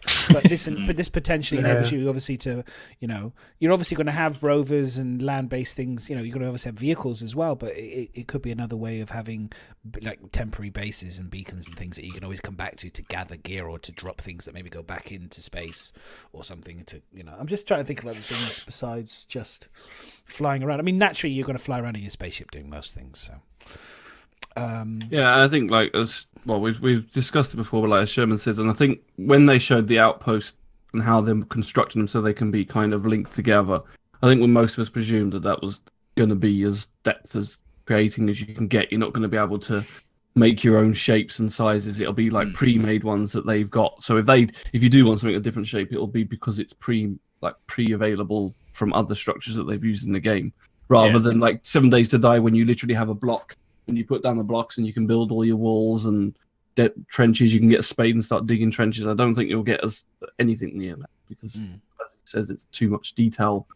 Yeah, and I don't think terraforming to that level is going to work. Yeah, because we saw how much detail it went to try and get the ramps and the legs right on the outposts. Now, if they're doing that to get them to actually work, we're not going to be able to just all of a sudden go and do what we want and put walls wherever we like and legs as high as we want or whatever. I was just thinking maybe we could call down like a Titan suit from space. You know what I mean? If you're in a situation of, imagine you land on a planet and you suddenly discover it's a hostile planet with vandals everywhere. You need to get yourself some extra protection. So I'm just thinking, I don't see why you couldn't do some form of supply drop, like a missile to ground, what it might. It could either come down, or maybe it could be the parachute, like in PUBG. You have to go to it. Yeah, supply drop. Here it comes. Yeah. Boom. Yeah, it lands on your head. That's the high explosive missile. On the comms, quickly trying to get through to him. Quickly, no, that's not the supply. Move. What, did you just send them? Oh, I've got the supplies here. Sorry. Payload. Wrong button. Whoops. Yeah, I think we will see a lot more ground to air, be it combat or anything. Okay. Because ground is now becoming quite a large section of Star Citizen. It was always space. Now with planets and things and how they are working on a lot more things for the ground. And like I say, that if there's a need for something, they will create it. So yeah, supply drops to the ground. Why not? If you're in a situation where a ship cannot land because of you taking the piss. No, someone said they couldn't hear me, so I'm like, is my microphone a bit better? I'm trying to turn it up a little bit. See you again. Is that I better? thought I was making that noise. He's blowing kisses to you. But you managed to get him to be quiet, though. That's crazy. But yeah, so if you can't land a ship because there's a sandstorm going over the top, but you need to provide supplies for someone stranded on the ground, I would have thought dropping a care package it would be a good option. But until do you push it out the back of a Constellation? Who knows? You just do a cutlass, go into it and just face it straight up and just get someone to kick the cargo out the back. Hey, fuckers. Turn off gravity and let it drop. Open it up with this Intel Optane. That's what happened, That's what that, Also, Citizen Con. It was in space. The package fell down and landed on the planet. So it happened. Okay. But hopefully, and the Optane came out unharmed as well, which is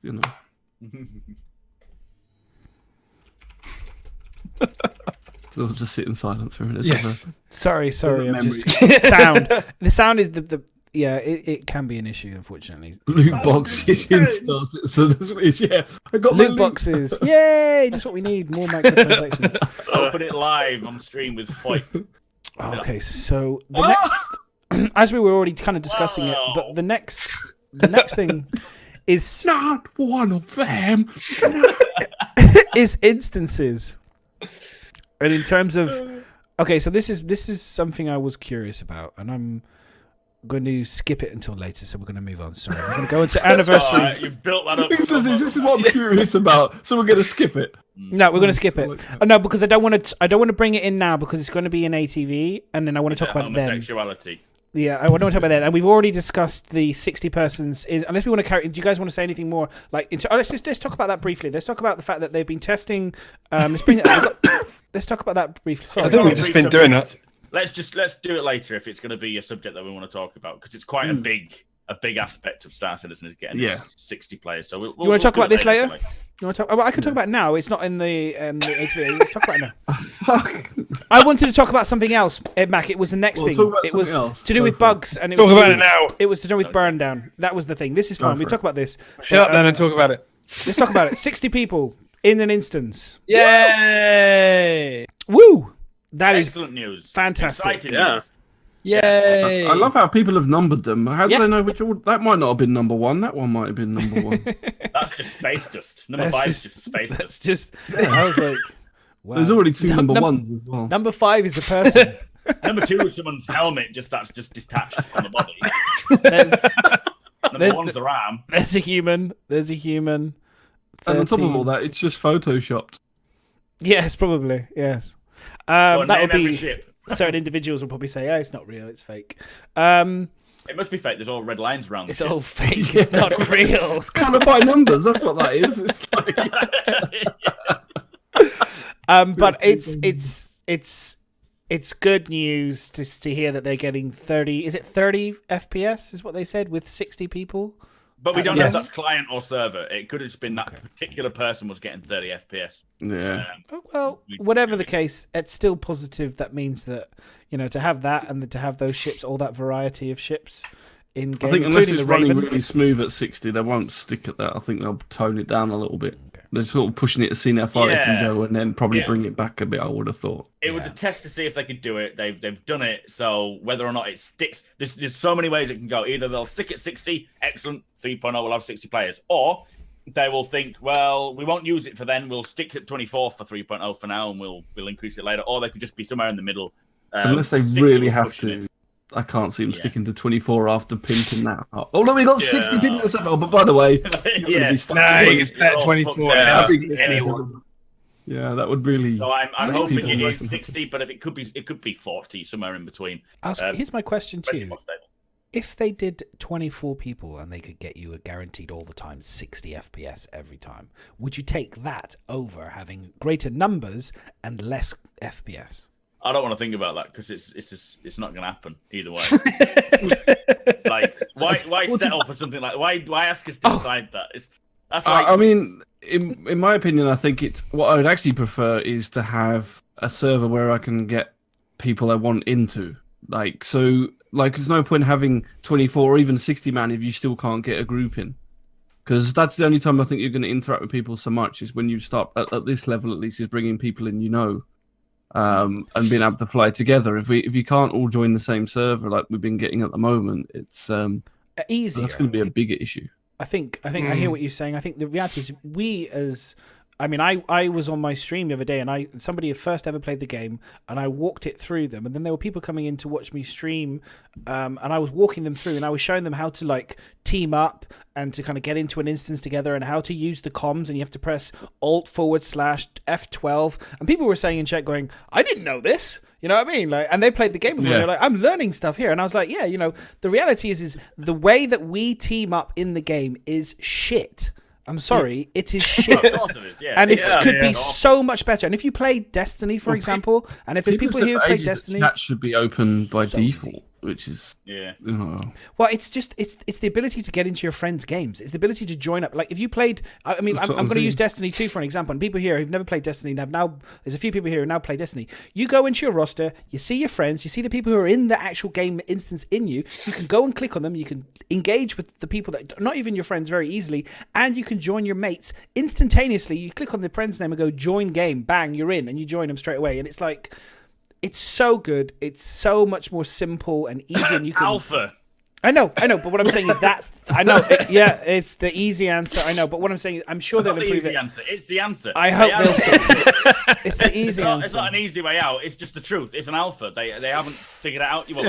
I'm sure people know will have a better option. So yeah, it's coming. This game is a multiplayer game. That would be one of the. You would think that would be one of the most. Game. This is an MMO multiplayer map on whatever you want to call it game. It is built around engaging with other people. They build multiple ships to have people in. That for me is one of the crucial parts of the game. It should be right up there on making sure it's super easy to join your mates and to do stuff. You know, for me, it's just so important. That's just no. I agree with that. Actually, it should have been one of the priority things, but it's not. There's a few priorities, but that's just one. And I hear what you're saying. At the end of the day, it is alpha. One of the top priorities of the 50 other priorities. yeah, the major.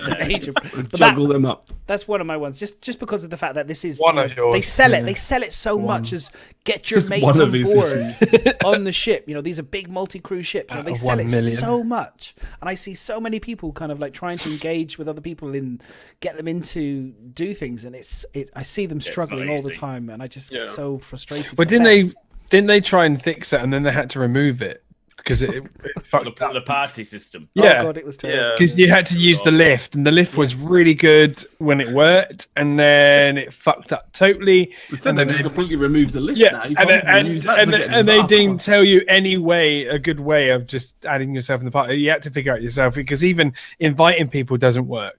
Yeah, it was kind of like it's like if you had like say 8 friends, they're like go to your hangar. What? Everyone go to your hangar, okay? Right, now send me an invite. All right, now everyone join the game, okay? No, it didn't work. Go back to your hangar. You're like, what the fuck is this? What are you talking about? I found the best way to it always works. I think it's actually only not worked once for me. Every other time it works. Yeah. No, it's get everyone in a party, get everyone on the main menu, and the leader of the party goes into the game. Universe Crusader, visit Spaceport, and then once you've got the loading screen up, everybody else does the same.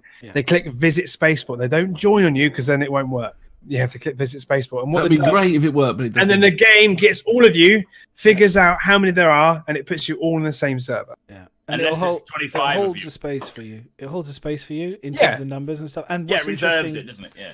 And that's the only way to do it. But what they don't tell you is that because you've joined a party, the minute you go in, there's no chat. It's vanished. You're in party chat, and nobody knows where. And everyone's like, "Can you see me? No, we're in the wrong server. Fuck." Yeah. I can see you, but I can't find you. I've spent 20 minutes getting to Olisar, running around, and you keep saying you're on 001, but there's nobody here. Oh, is our text in blue? Oh, you're in party chat, mate. That's what it is. You need to click on these 2 buttons. You know, he's like, oh, for fuck. You know what I mean? That's the sort of thing that we're talking about. That's the silly things. And it's just... Again, the way I describe these kind of nonsense things, they've been around for quite a while now, and I'm hoping they're going to be out very soon. But it is the architects kind of, they build a path, and they build you a wonderful meandering path that kind of goes, this is a great idea, we'll go this way and go this way, and then you see the worn track on the grass where the people have just gone from point fucking A to point fucking B, because no one gives a shit about this winding little path that's really beautiful and detailed and complicated, because all they want to do is go from here to here, and you need to, you know, sometimes it's just like understanding what people just want to do and keeping it very simple. Very, very simple. Keep it clean, keep it simple, and that's what you have to do. So, anyway. Yeah, they need it to be user-friendly, don't they? Otherwise, people are going to be like, just keep it simple. Especially the learning curve's too big. Just keep it very simple. Okay. Hopefully the hint system will help people, but the hint system for that is still going to be very complicated, because I got to press F2 to get the hint system up. I spent ages trying to explain it to this guy. We were on chat comp, like he didn't come into Discord. I was trying to explain to him through text, and you can imagine trying to do that in a game situation as well. Yeah, it was quite fun. It was fun to do it because to learn how a new person experienced the game, because I've been playing the game for over a year now, so I know all the little fixes, you know. Anyone else? Sorry, I'm talking too much. I don't know what we're actually discussing. Just joining like team grouping up. You know, if you know, okay. You know, like how you're getting into an instance, getting your friends into it. Is there anyone, you know, how you've experienced it? How you guys have experienced it? Well, I think we was actually talking about the 60-person server. Well, that was the first thing, but yeah, that was the first thing. But it kind of went into just basically teamwork. Games. That was no point. I mean, just said right. Matt covered it when he said alpha. There was actually no point talking about the grouping system because there wasn't a decent one. All I said was that was what you asked. What we would like to see more: 60 people blah blah blah. And I said I would like to see a way to group up more. That was where it all I started. just off. traded off you. I traded off you, buddy. I traded off you. But no, I agree. Well, we can go back to the 60. I think it's good. I think that's a good idea. Yeah, go back. Let's go back to 60. I'd like to... What about you, Sage? Come on, the chat are demanding you speak. Give us your thoughts on Yes, the Sage. person server. Yeah, I got nothing to add. You guys covered it all. I think we can move on to a different topic now. I'm going to ask you one question. What number would you like to see in the game of humans in an instance? Do you have would you like to see, you know, lots or less? I would say probably at least like 30 to 35. Where I know it's going to be a decent, frame rate, but where there's a decent number of people, but it's not going to be ridiculous right off the bat. Okay. Cool. Yeah, I would like 1,000 people, but that's just me. I do. I mean, ideally, yeah, but is that what we're going to get? Probably not. No.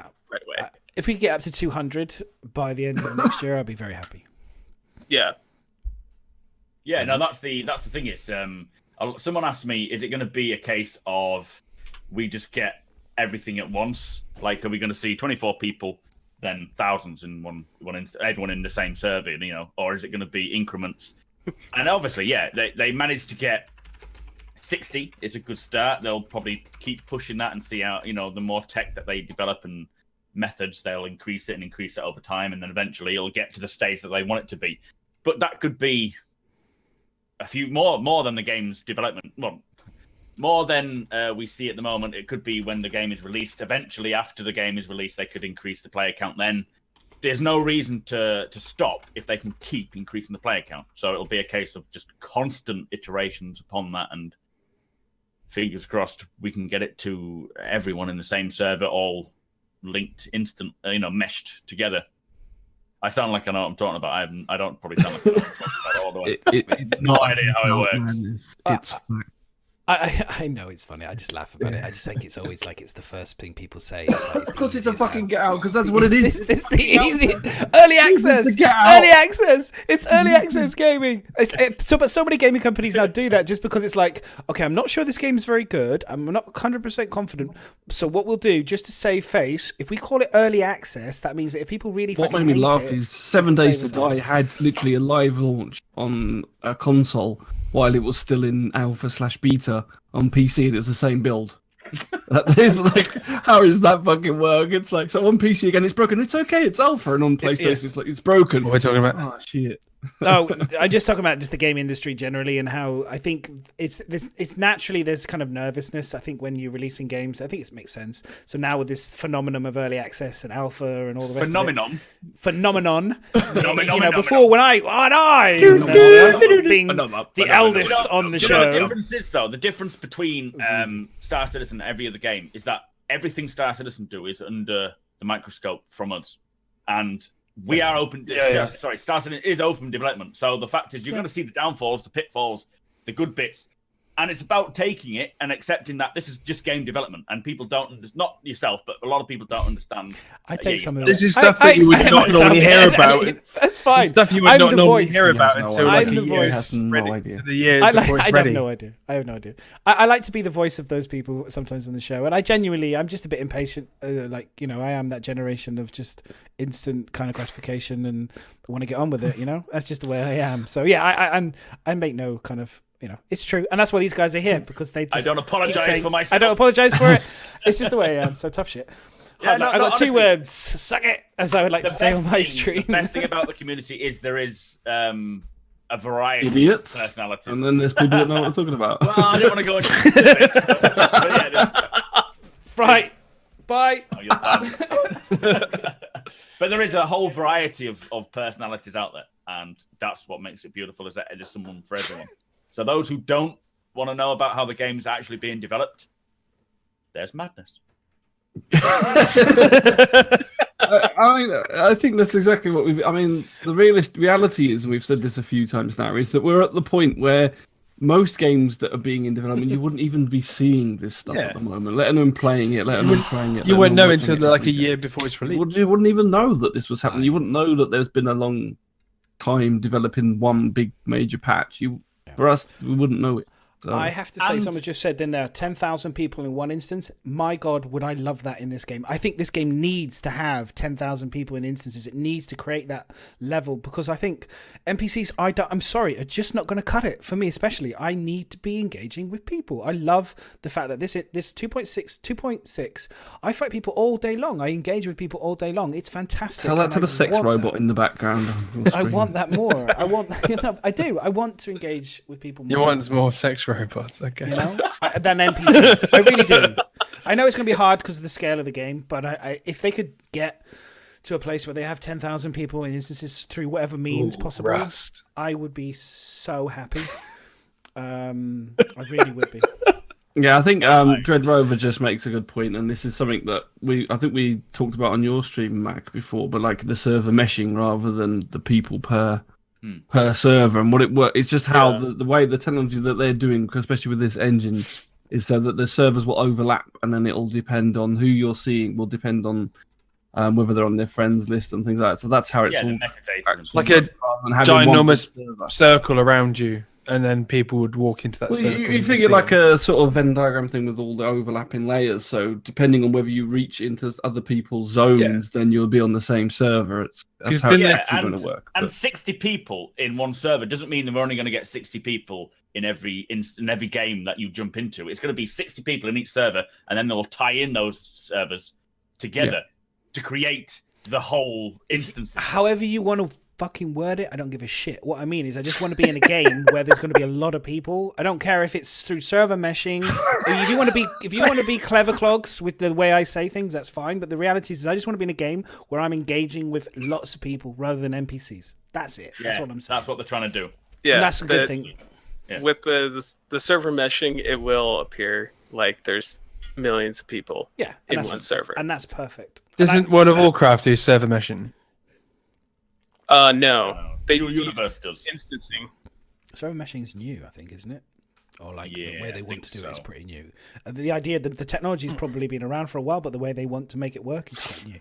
Like with lots of things that CAG do, they take existing things and then they kind of like dial it up and turn it around and flip it on itself and flip it upside down and then make it like fine tune it into their what they want out of it. Same with procedural generation. It's like you could have procedural generation and you get things like No Man's Sky and whatnot where everything is just generated, or you can have procedural generated and artist driven, so it's generated and then it looks good because artists have come in and say, well, that doesn't really make sense, let's make it a little more interesting. So you have a good balance between the two.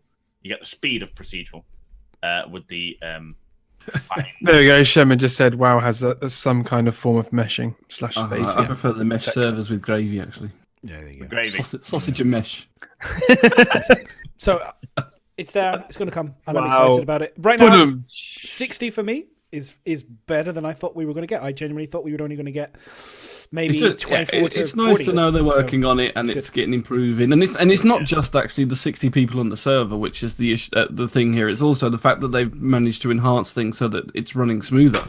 Yeah. So if it's running smooth with 60, then it's going to be running even better with less people. So it's more important. That whole area of getting 60 people in the server is far more important than anything else they're actually doing with the game. Without that, anything else in the game. So that is the priority, and the fact that they have now reached that milestone is good. And it will make 3.0. If it isn't 3.0, obviously we don't know, but if it is, it will make that part of the gameplay more interesting because we can have more like a traditional game, more people in one server before they start interlinking them and all and stuff. So it will 24 people in 3.0 would just be dull as fuck. Trying to get like any ship of any scale, you know. I think they know that. I think that's one of the reasons why we've got the delay as well. I think they know that. They know that. I think they know. Well, we've just shown at the beginning the big picture of how big the moon is and one little plot of land. You try and dot 24 people on there and say, go and play hide and seek. That's you for the next year until the next patch comes out. This game is brilliant. For hermits, the game. They can see it now. The game for hermits. You know, never need to engage with anyone. I want to play this multiplayer game where I don't see anyone. For the whole time. We never engage. I've been waiting for all my life. Space combat. But all joking aside, and my dog. Right, okay. Next, unless anyone wants to add anything, I'm going to move on to the anniversary special. If you guys are happy with that. Roll on. All right, let's do it. So we have the date. we have the date for the anniversary. So it will be the anniversary special will be kicking off on November the 24th and run through to December the 4th. So last time, wasn't this the Grand Tour thingy that they did? Space Tour, Galactic Tour, sorry. Yeah, with the like sort of Jeremy Clarkson. Yeah, which they did last year, which was really bad. Do you reckon it'll be the next year of that then? Because I see that being like an inverse thing you can go and attend. So I wouldn't be surprised if they actually brought that back as welcome to the second year in the world, in the verse, whatever it's called. Yeah, I can see. Say that again. In the verse, the fastest ship in the verse. That would be pretty cool. Actually, in the verse, that you would go and watch this show, and you go to the big hangars with all Yeah. those massive new ships and those girls in the bikinis that everyone hates. They're dancing away. Yeah.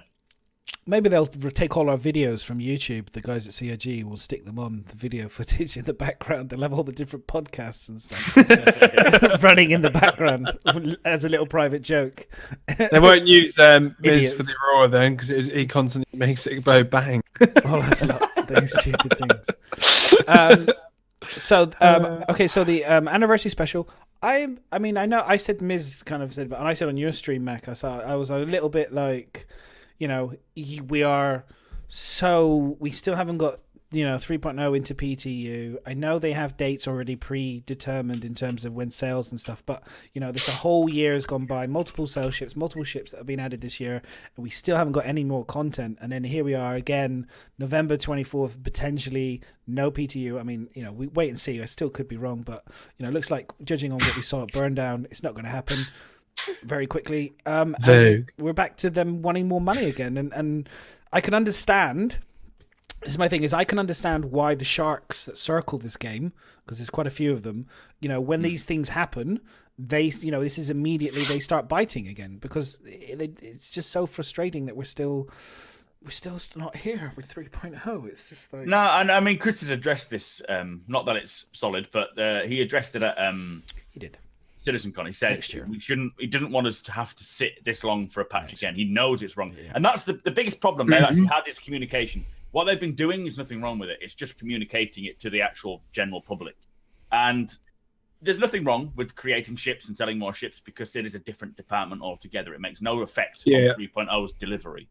But what they're doing is continuing the sales, which is fine. Chris Roberts knows that the delay is not good, and so he is now saying, you know, quarterly patches, which if he follows through, then That'd be cool to actually see. Yeah. But yeah, so yeah, I can see why the outside group will look at it and think, well, you know, where is 3.0? You know, you're selling all these ships and stuff, but they don't understand the whole thing. They don't understand the picture of it all, which is just we have to deal with that, unfortunately. Yeah. I What the hell? Yeah, slightly distracting. I was just the wings. Like, what the fuck? Yeah, no, I was just trying to put you off. But no, I agree. I said the same thing. I was, you know, I always like to counter myself. I said the frustration with the Sharks, like I said, and the counter is that next year, 2018, Chris has said exactly what you just said. You know, we'll get more content. So I'm pleased about that. But yeah, that doesn't stop the fact that we're still in 2017. We still haven't got 3.0. We're now going into another sale, which isn't what I would, you know, people say sale commerce is, you know, to do a sale is the purchase of goods, which I understand. But when my upbringing on sale is, you know, massive signs with 50% off sale, you know, and when I hear it, I go, well, the only sale discount, it seems to be on game packages, right? Is that Anniversary usually has game packages discounted? So, and I'm with Nuberfire on this one. I still don't understand why they haven't changed their whole sale ships policy. I actually agree with them. I think that I don't know why they don't just make all ships that are already normal in the game. We can buy them, like Super Hornets and stuff. Sabers. Why can't we buy a Saber all year round? Why do I have to go to the grey market? I don't understand. It's Saber. The Saber. But why? I mean, I just don't know why. It's like there's enough of them already. I just don't see why they don't. Why? It makes no sense to me. It doesn't. I understand. I mean, it may be a marketing ploy. It may just be that they if they limit it, then people will be waiting for it and more likely to make a decision to spend more money. rather than leaving it open all the time. I don't know. I mean, I think it's more of a marketing ploy than an actual. But like having it like, what's it? The sale. Say it comes on every year, maybe 2 or 3 times a year. There's always a risk that within that time, my fridge is gone, or my TV I need to replace. Or we're around Christmas time now, and I want to buy my family and whatever some presents and stuff. So I'm not necessarily going to be going, hey, I'm going to drop 200 quid on myself buying. But it's for a people who space can, game. isn't it? It's for people who can do The people that It's- can't are then limited all year round because they can't buy it, and that's my frustration. I just think I think they'd make more money personally, and I agree with Nubafar on his cheap. It would make sense. But to, you're like, presuming that they buy want what's to, fun. they need or want to make more money from selling the ships that way. I Like just they think- but I think it's a obviously want to better make money, model. but what's the? Well, no, because they've already with said you, that's Fran. why some ships are higher priced because they want them to be rarer in the universe. There's no point just selling them constantly at a cheap That's- price so everybody can get them. Yeah, There's I'm no not point in saying that. everything. I'm asking for certain ships. Certain ships at the so moment. who Like, decides? start- But like, isn't start that Certain saying- why- ships are on sale all year. But that's certain Why? ships are on sale all year round. They've decided which ones they want to be rare. It's not for you to say, well, actually, loads of people have got a Super Hornet, so therefore I don't want that. To Like be a you rare whispering ship. them, saying, "Hey, can you make that one?" That's their decision. What? But I'm asking. I'm asking you. Why? Why would you? I Why do don't you know. think? Why do you think Because Super that's Hornet's what they special? want. They will have an idea Because behind it's it. They will have super. thought about it, and they'll have. But why? Why is the Super Hornet special Why? to a Xeon? I get the alien. Anyway, moving on. Because it's super. This ship it's flapping again. This ship just kind of reminds me a cross between the Reliant and the Hornets. It looks like a Hornet Looks cross nothing with, like a with Reliant. the Vanguard. Yeah, The with wing. Vanguard. Yeah. The Reliant, this is the wings, and those when it's open. It's the wings. No, And- that doesn't look like a Reliant. The Reliant wings Christopher are Walken almost in the they are house. straight when it's open. What Reliant wings don't fold in. It's I thought it was a like Vanguard, a bird. but then I thought actually it's more like a Hornet. But then I realized it was a mixture between the two, so it's a Hornet Guard. I don't know. I'm just watching, mesmerized at it flapping away on screen. I just can't talk when I see it happening. It's weird. Well, that's my concern, Gecko. Is that the fact that the grey market gets fat off of this delaying technique, which they didn't. This grey market shouldn't really exist, in my opinion. It doesn't need to exist. Star Citizen could recoup that money, and that would be money that goes into their game. That's my It's point. still going to be grey market when you got the rare alien ships because they're going to be grey market as well. So you're still just saying that your opinion, certain machines, certain ships shouldn't be rare, but it's your opinion of which one should be rare. Make it flap again. Okay. Flat. But watch Everyone- Nubifi's video. He probably did it more eloquently than me, and I agree with what he said. Make it flap. I rarely Come on. do, but that one I do. Make it flap again. I'm not making Yeah, it flap come on. again. Please. So, but please, this brings us on to the conversation that me and Miz had as well. Is about what this ship is. Do we think this is the F8 Lightning? No, we've seen the F8 Lightning. Have we? Yeah. Show me a picture of the F8 Lightning. Hang on then. We've seen concepts of it, Yeah. but that doesn't mean it doesn't change because there was No, something true. about But it why that would it they changed. redo it again? Because they I mean, haven't actually Lightning- built it. Did you They just just- say that? Did you just say that? Yeah, I can't shut believe up. you just said that. Why would they redo anything? I was reading. You've been hanging out with me too long, Mac. That's what you've been doing. Jesus. All right, I'm going to bring it. Yeah, because the F8 Lightning was a far stockier, chunkier mother. I've got it here. This is what the F8 Lightning. was Yeah, beautiful, that's what it originally looks like. Much chunkier. and it's not thing. available to us. It's not purchasable by us. No. That's the So- security ship, isn't it? However, It's not going to this be is the the Lightning. thing. Now, Matt, Miz, do you want to take over here because you have the juiciness No. on this one? Go for it. No, I don't Miz. have any juices. I told you this is what people were discussing on Facebook. It was But nothing Ben to do with Lesnick- any facts whatsoever. But you were saying Ben Lesnick was talking about this. He No, mentioned they that. said Ben Lesnick was talking about Oh, they it. said it. Ben said that although they told us that the F8 Lightning was not going to be for sale, then I don't know if it was on one of the Ben's days or something, but he turned around and said things change, and it doesn't mean that it will never be like just And because they that's said at why one we're point it not wasn't allowed going to be devs on anymore sale. on stream. And this is the next thing is everyone remembers this wonderful board here, which has all come true. There's one ship on here that is on here that we haven't yet got, and it says Lightning. It's above the Terrapin. Okay, Yep, so we've we've got every Mystic single other Razor, one of those. 85X, Aegis Eclipse. Oh no, the Banu Merchantman we don't have. No, but we know it's in production. But we know and we already can seen. buy You know, it. we know it's on its way. It's Origin in production. 600. The Banu Merchantman's in production. Yeah, it is. Wow. Of course it is. Oh my Did you not know? How do you not know this? Finished. This is And big then- news. Soon. It's finished. It's like 3.0.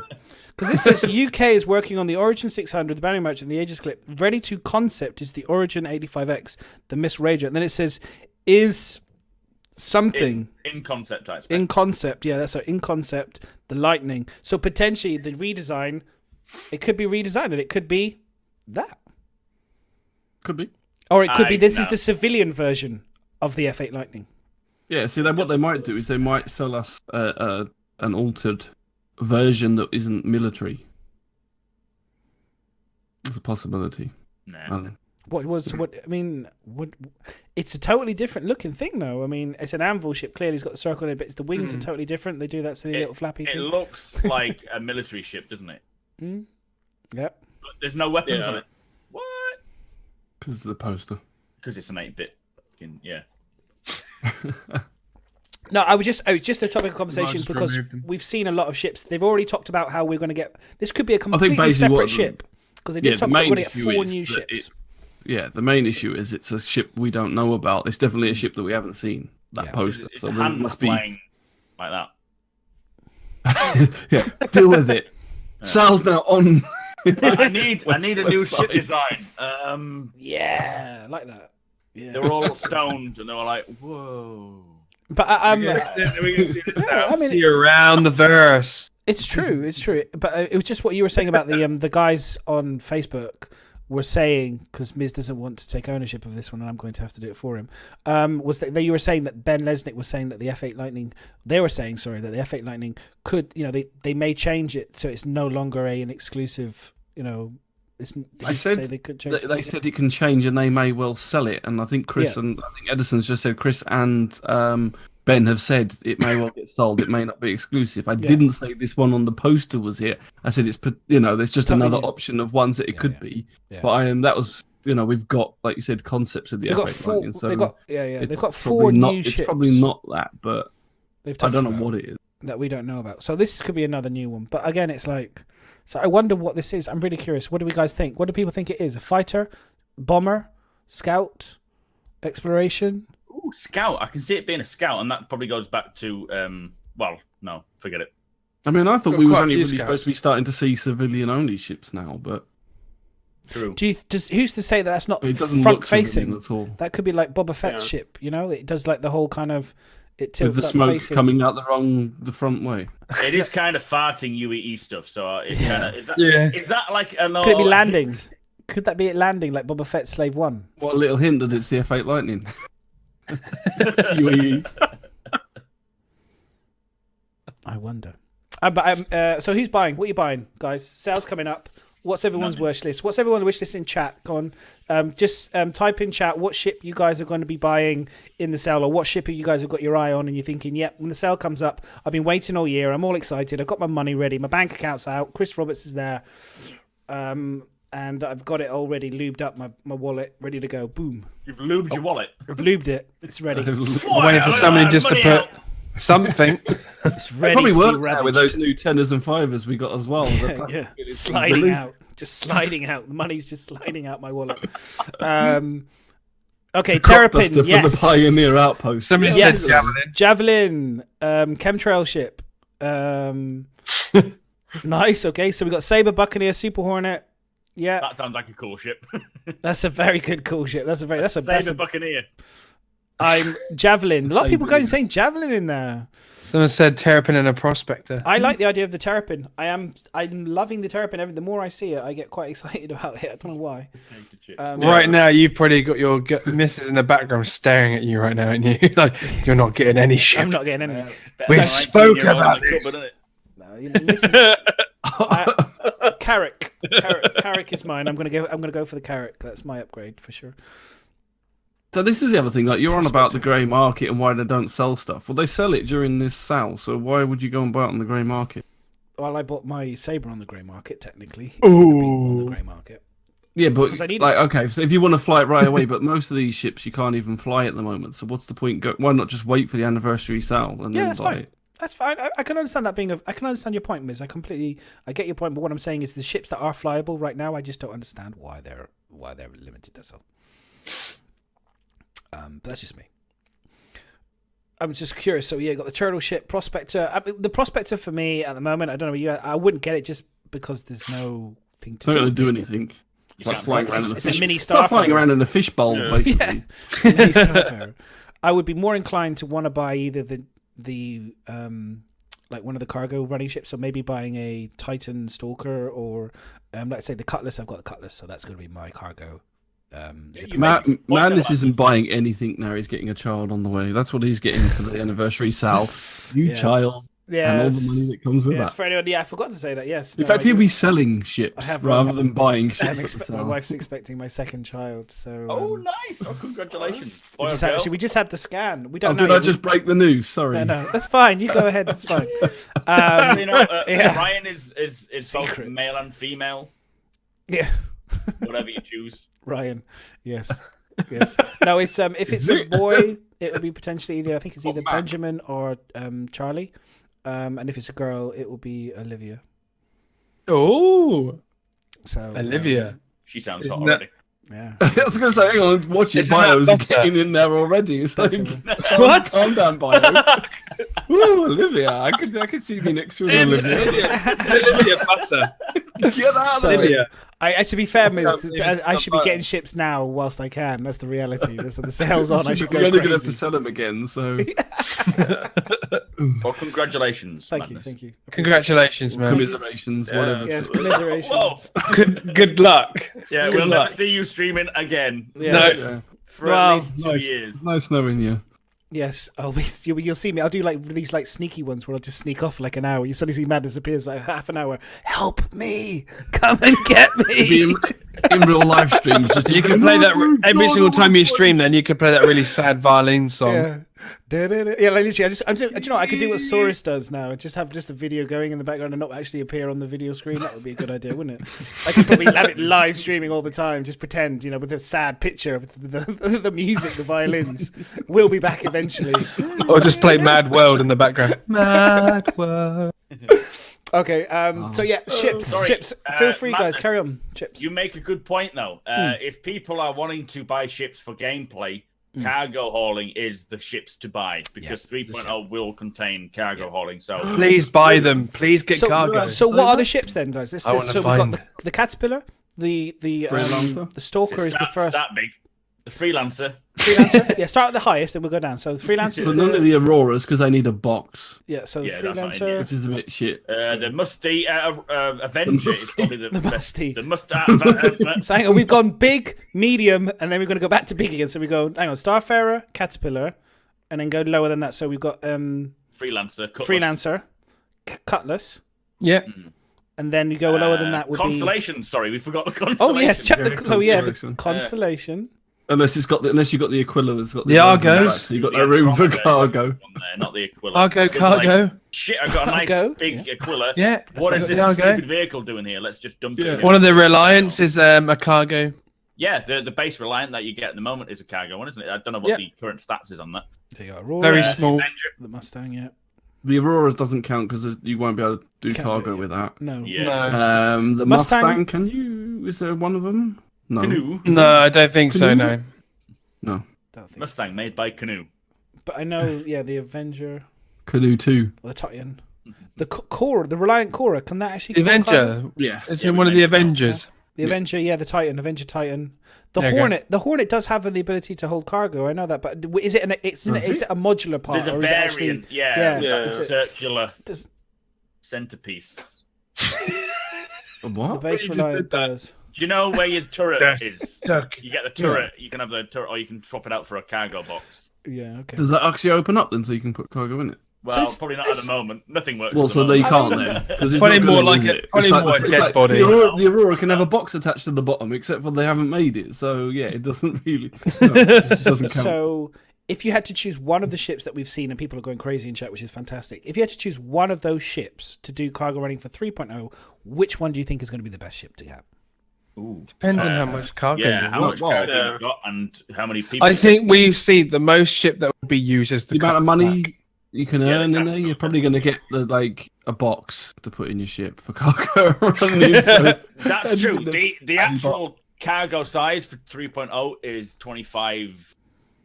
What? Something. yeah, a little square cube. It's the isn't it? smallest that you can carry. So if you have a caterpillar, don't do cargo. You're like, oh, come on, guys, let's 60 players, let's get 50 people all passing the boxes down the line. That would be cool, though. That You would know be what I cool. mean? All Get there. Yeah, but you'll have to put the that cargo would be box quite down first to be able to then pick it back up again. Yeah, you can't. But that just would be pass it to quite a players good to idea, players. though, to have like the caterpillar and Right. everybody pick up the cargo running mission and all jump on one ship to do it. Yeah. All got your own box each. Yeah. I'll put that down. Everybody, bring a box party so you can sit on it. You Bring your can't own get in without a cargo. box. Sorry, mate. Not you ain't got a box. What's in your box? You don't Can't want to come in with know. them. You what? What's in the boxes? I said you don't want to know. Yeah, let's not ask those questions. But yeah, I think a freelancer would be a good starting point. Okay, so Cutlass, that sort of freelancer. thing. Yeah, freelancer. I think we've gone West. for him. West, what do you think? What's the ship that you Um, think is going to be the best? I'm a big fan of the Starfarer, so that's the one I'm going with. Big easy target. Wow, yeah. Yeah. They're going for the big boy. I can still take out small ships with the Starfarer too. Ever hide up your ass. Well, I love. I enjoy taking out the big ships That's with got my, nothing to do with with my, ship. with my ship. That's my favorite. Dirty. But yeah, no, Dirty yeah, man. okay. At least that brings the Starfarer into doing something, because at the moment it's really kind of, other than a big getting lost maze, it's kind of pointless. Yeah. It's good at doing. At the moment, isn't it? Isn't that what it is? FPS level?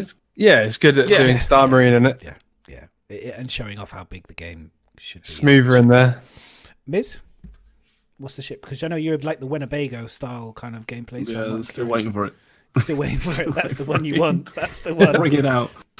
Yeah, I think really, I mean, if you're talking about sort of balance, well, if it's just going to be this cube thing that you're delivering, then you can do it as something as small as like an Avenger Titan, really, I suppose. But if you want to feel like a bit more of a cargo runner, I think it's easily the sort of freelancer. And if you want to go slightly one up to a slightly big, because the freelancer thing still counts as a small ship. So, if you're thinking of an early cargo runner, I think it's going to be the freelancer, then the Cutlass after that, I'd say. Okay. I think until they do the rework of the freelancer, I'm going to stick with my Cutlass. I think the Cutlass. Cutlass is going to be one of those. I things sold my that's gonna be used the freelancer for a most. Cutlass.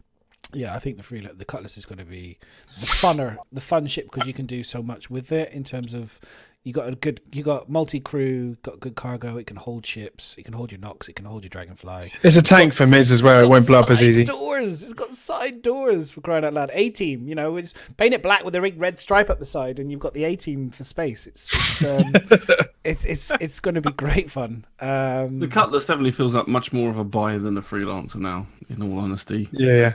To me, it's kind of killed the freelancer a bit. Oh, yeah, until they rework Still it. got no toilet though. It doesn't have the toilet, but You don't need a toilet. unless Yeah, I, you do. Sides. You don't need a toilet, Miserable. Should we take your toilet away and see how you live? No, in a ship. In a ship. in a space. Well, I can piss out in the back of my garden. It's not that difficult. It's not nice, but it's not difficult. Just Yeah, let's see T-pose your wherever wife you goes with go. that one. It all depends on the underneath suits. If they're like still suits, then you don't need to worry about going for a shit or a piss. That would be kind of funny though, wouldn't it? You could catch somebody doing one when they're in the still suit. They'd be looking at you a bit funny. You're like, He's walking along and then he just stops for a second and goes, hang on. Hang on. There we go. Right, keep going. Oh, it was a wet one. Hang on. Let me just adjust myself. Just He's remember, like rubbing himself on the ground. He's still just suit. just Voight will be, and then when it's you just do the facial expression to go with it. Oh my god! Can you let's imagine? fucking hope not. you can imagine the conversations. You'd be like looking at somebody going, "Have you just shat yourself?" And then he'd be like, the other guy's like, you look at someone a bit weird like the other day, but would be like looking a bit funny. He's like, No. "Oh, you're having a piss, aren't you?" He'd be like, "Yeah. Hang on a minute." That's a good point. That's a good point. Is it? Moving on. Moving on is what I'm trying to do. That's a good point with the cargo. So Sorry, even if sir. you've got a ground vehicle for 3.0, getting a smaller cargo runner isn't so good. If you want to have a transport vehicle as well, then you are looking at something like the Cutlass or something where you can stick one of the bikes in the back. Wicks. Wicks. Get one They're of not those Wicks in in the back. Wales, I am. But yeah, no, that's true. If you have, It's not Welsh. you That's talking not Welsh. stuff. I know. But yeah, if you have a vehicle in the back of your ship, like he says, a cutlass. If you have a Nox or a Dragonfly in the back of your cutlass, that takes up half your cargo space. Yeah. So that's the thing. If you're going to do exploration, don't think about stopping off and picking up a lot of cargo that's been spewed out from a whole sea. Mm. You're going to have to plan to succeed. Well, again, it comes down to like this is where I'm kind of a little bit disappointed they haven't got the system in place to buy ships yet. But I'm sure it's coming. Like they said, Aaron said it's going to come in 3.1. To have an idea of cost, because at the end of the day, if you've got your cargo and you've got your Nox in the back, the Nox will be worth a reasonable amount of money. But let's just say you know that the cargo is worth considerably more than the Nox. You might just think to yourself, I'm going to kick out the Nox and get the cargo in. Do you know what I mean? Because that's the reality. You might just go, the Nox is, I can afford to get another Nox. It's not really a big deal. Bang, out it goes. And True. I'll You may take come the across cargo. a situation where you find some cargo that's been spilled out of a wreck. And the cargo in that could be materials or minerals or items that are worth more than your ship alone. So you could be like, fuck this. You just take the Nox, just drop it off, and we'll swap it out. So yeah, it's true, of course. Yeah, which would be quite interesting. And I'm interested to see all the value of the cargoes and what it's going to be very basic. It's going to be metal. It's going to be component parts. It'll be very, very basic this time, which we've discussed previously on other podcasts. So it will be very basic. But I'm just spitballing for the future, really. Have you seen? I don't know if they're trolling us or not, but have you seen the names of some of the components? Probably are commodities. Yeah, they're probably trolling us. They love to. Troll I mean. Yeah, they're like the names they come up with for this shit. I swear they're making it up. What? Didn't literally say 2,000 units of shit, did it? Yes, 2,000 units of shit, as produced by Miserable, sat in the corner of the ship. Probably. This way it goes in the cutlass. You see, it goes in the box. It goes in the. Do you box. imagine if you're on like a Constellation, you open that door to the toilet and you see someone sat there? If I had fight, I would be pulling a face. I'd be going. Do you know what? But if you're on hang on, but if you're on an Endeavour, you are going to be carrying 2,000 freaking, whatever, of manure. You know what I mean, to get your farm going or whatever. Like, wait a minute, you need the toilet. Come over here, lads. Come take a shit in me garden. It's where cutlasses go to relieve themselves. I've got my toilet over here. Just plunk yourself down there, lad. Oh my god. Let it rip. So that's a job. Everyone was talking about. Mac, was it in your stream? You're talking about professions. That would be one, wouldn't it? That would be a professional shit person, shit mover, fertilizer. I have the highest quality shit that makes potatoes unbelievably tasty. Just hire me out. Just find your garden. Survival, where you just press a button and you drop a doozy. For that, they'll have to put Irritable Baron to the game. Anybody with IBM. Yeah. Perfect job for them. Doctor, right, let's just take you over here. Welcome, by the way, anyone that's new to the podcast. I hope you've enjoying yourself. We always end up talking about shit. Literally. We take this game very serious. The 3 seashells. The 3 seashells. Exactly. Someone said that earlier as well. I was like, every ship. That's what the cutlass is going to have. 3 seashells.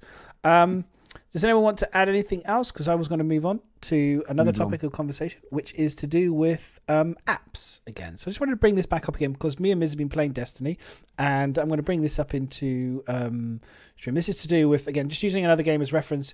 These guys, somebody else created this app. Now, if anyone that played Destiny 2 or any of this type of games is, you have a vault on a planet where you store your gear. And this app enables you to be able to choose all your characters within the game, all their gear, all the gear that's on this planet, and enable you to move them around instantaneously within the game. Now, this is on your desktop, okay?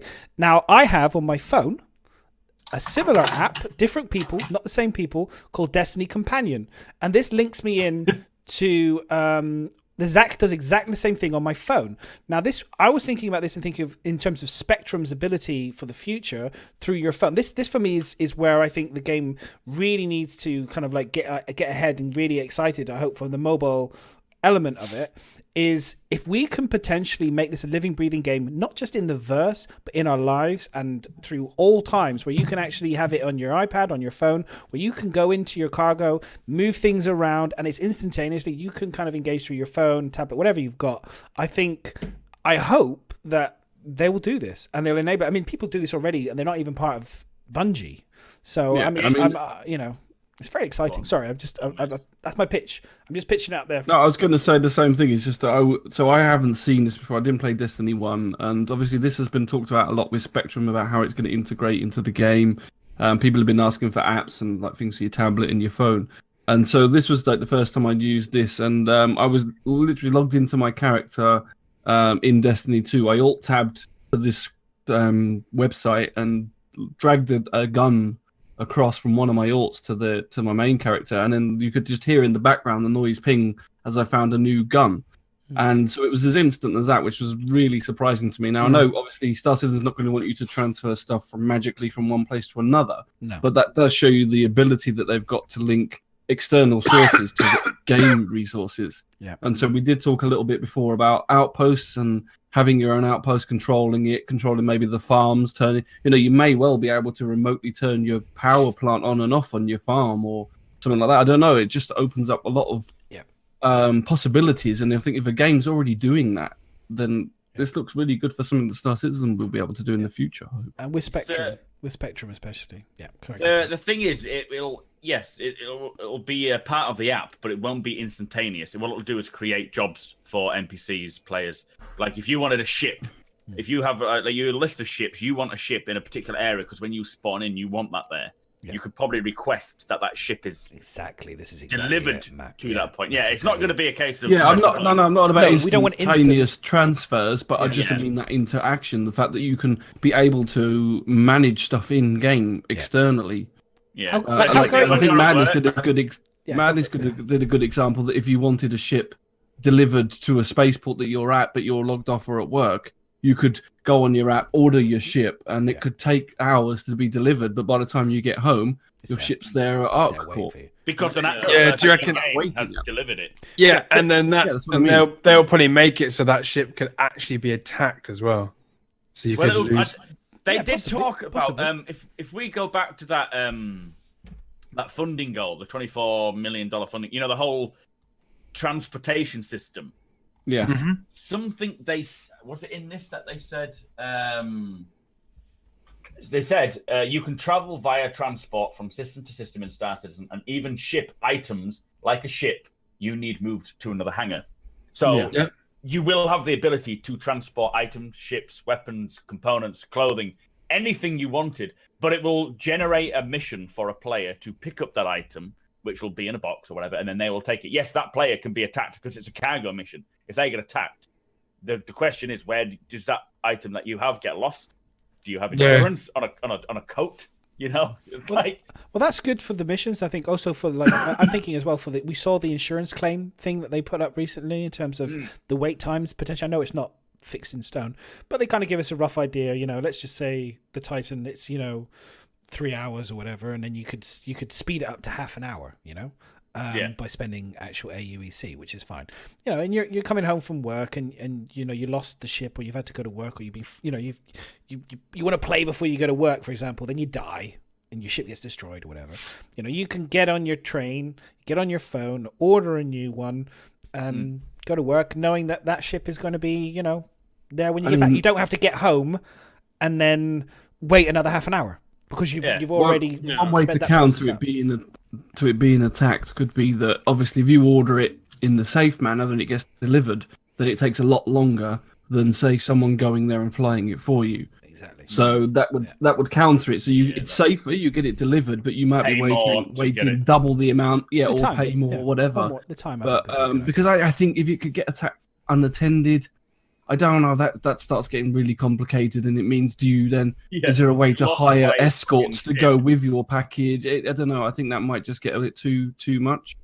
So I think it would be safe, but would need to have some form of drawback for doing it. Amazon. Yeah.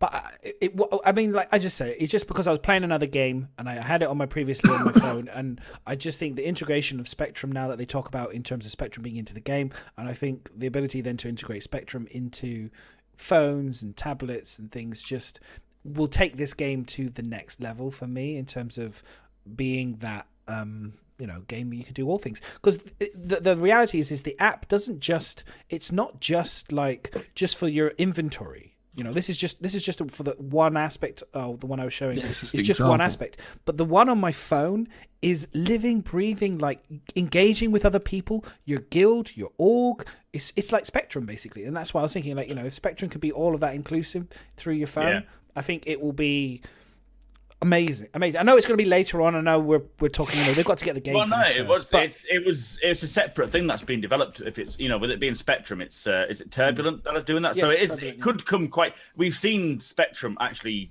advancing quite quick. But I know it was like something like the $5 million reward where it says that you'll have a tablet companion application, check your inventory, commission or find missions, and get the Galactic Newsfeed, something like that, something along those lines.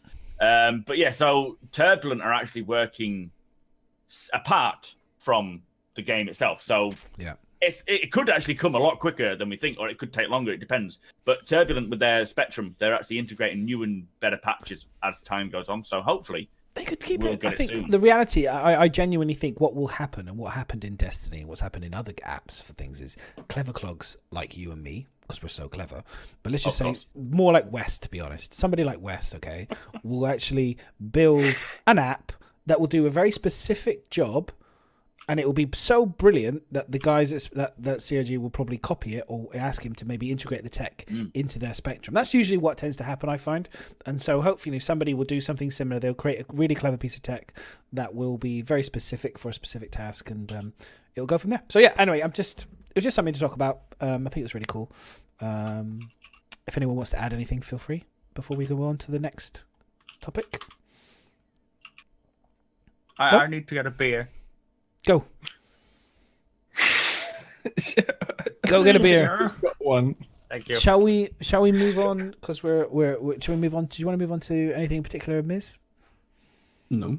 Because Ms questions is next. You want to save those to the later? We do questions at the end, and then Yeah, save that. I mean, that was just a talking point I think we had a few weeks back, so I just kind of gone on. But, we'll put the questions. If anyone, by the way, has got any questions, exclamation question, we will round up some. We'll go to you guys and answer some questions. In about I meant to mention that earlier. The form was closed, but it's now open. Oh, is it? Okay, sorry. So ask the question. Just linked. I'm just feel free to do so. No, it's been open for half the podcast, but someone tried to early on and it was shut. I opened it and forgot to mention that. But yeah, so exclamation mark question, fill in the form. Yeah. You can chuck questions in chat as well with brackets like every other podcast does. Put brackets question.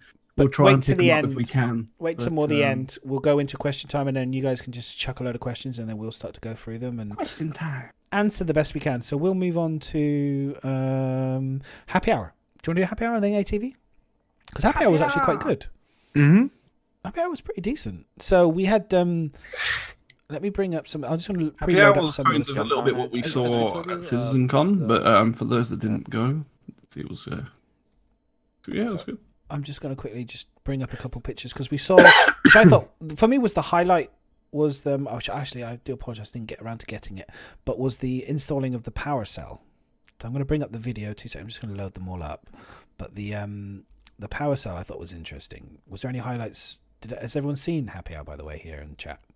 Oh yes, I've come at the right time. Also. Yeah. We come at the right time. This is what we want to discuss: the crux of Happy Hour. Loved it. Turning on the lights. Turning on the lights. That's a good Turning way on the it, lights. Yeah. Here we go. I'll bring it up now. Okay, so here we go. I'll turn the audio off and then I'll just press the video. So this isn't particularly new. Like if anyone has played, like I said, Hellion, for example, they've already showed that kind of aspect of picking up things, plugging them into things. I mean, I play very basic games, like even like Destiny and other games before. You know, where you pick something up, put it into something. It's not. It's not particularly revolutionary. It's just nice to see that Star Citizen are doing it. Yeah, and like you say, Hellion. That I remember playing Hellion and thinking the thing that I loved about Hellion was it made me think about how Star Citizen is going to be. That's what I liked about it. I mean, don't get me wrong, it's a good game in itself, but being a fanboy of Star Citizen, that itself was like, this is awesome. Yeah. I mean, for me, there's lots of, I don't know, maybe because we've been so much into this game now that most games I play now, I look at it through the eyes of when Star Citizen gets this, or if Star Citizen implements this. And that's, I don't know, a good and a bad thing. But yeah, so with this item component system, it's been done now in Hellion and stuff, but we've heard obviously Star Citizen that we're going to do it, but we hadn't seen it before. So it's really nice to see that this is starting to work. This is like, I suppose, part of the item 2.0 system that they've built. It's helped, yeah. So we're going to get it in ships. It makes you wonder what sort of components we will actually be able to pull in and out of ships. I mean, we saw in the Gamescom demo when they did the cheesy voiceover type things that they had all the components in the shop. So you should be able to buy the shield, the shield generator, and it looks like you might have to plug that in and that sort of thing, which leads on to careers and giving like professions, the engineer something to actually do in the ship and that sort of thing.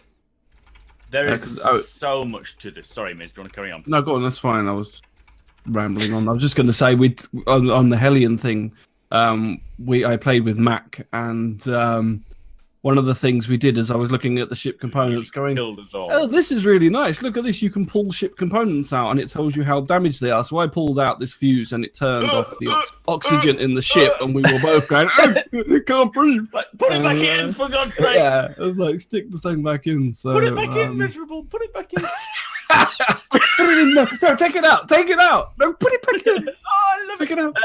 But yeah, the whole... This explains a lot more in terms of how gameplay is going to be. So, there's a couple of ways to look at it. You can have, as the pioneer, you can build an outpost, and then you'll need to supply power plants to maybe one per building, depending on how big you make it. But you'll need a power plant. Atmosphere, gravity will also need to have components, and maybe more of the components that we don't know about. But also, it comes to the idea of attacking an outpost, and they did say on stream about EMPs, and Jared said, "Oh, we can't answer that question." And then he went and answered it. But I can. I can answer that. Yeah, it'll affect them. So it's like if you're attacking a base like this, or so you can attack a base, EMP it, get in there, or you can find a derelict outpost and you're approaching it, and you think, right, I need torches on, your friends coming through with you, making sure that all the corners are checked. It's dark. It seems all right. Let's find a power plant and power it up, and then take control of it. So there's a lot to this, and this is all about interacting. I mean, we saw it in an outpost before we saw it in a ship, for God's sake, and all they ever spoke about was Adam 2.0 in ship. Yeah, components in ships, and then they show us it in, they reveal outpost, which was a bit odd. But they did say although we said we couldn't answer the EMP question, they did actually. There's a Swedish, I think it was Swedish, I probably got it wrong now, interview on YouTube, which I think I might have linked last week, they interviewed these people, the same two guys actually that was at CitizenCon, and they went through this basically the same demo, and they were saying how each component on the outpost is going to be like the components in your ship. So there'll be separate solar panels, separate power. Every light bulb is going to draw power, so you'll be able to turn some off to reserve power, turn some on. You're going to have to generate atmosphere, all that sort of thing. So if you're going to attack one of these outposts, you have the option to damage or destroy key components. In the dark. Well, this is the thing I was talking to you, Miz, wasn't it? We were talking again, was that, at the moment, the ability to disable a spaceship, from my perspective, is impossible. I can't disable a ship. But with these component size, if I can do enough damage to your ship so your dilithium crystal is become damaged and is no longer active, and the person in engineering needs to go and get a new dilithium crystal out the cupboard, and chuck it in there, slam it in there, that then it means that there's a time frame where you're going to be unable to jump, which means I could do more damage, potentially threaten you. Maybe you've got no more dilithium crystals, and then you opens up a communication channel with me, and you say, okay, how much do you want for the cargo? Or I say to you, pay me 2,000 AUEC or 5,000 AUEC or whatever, and I'll leave you alone now. Job done. I've made some money. you can then get on and repair, and there's another mission that comes up where someone has to come and deliver a dilithium crystal to repair your ship or whatever, and there's still potentially that then maybe another pirate might come along, and then I go and say to my mate, oh, by the way, old Frankie boy, he's stuck here, there's another chance for another 2,000 credits for you or 5,000 credits for you if you can get there quick enough.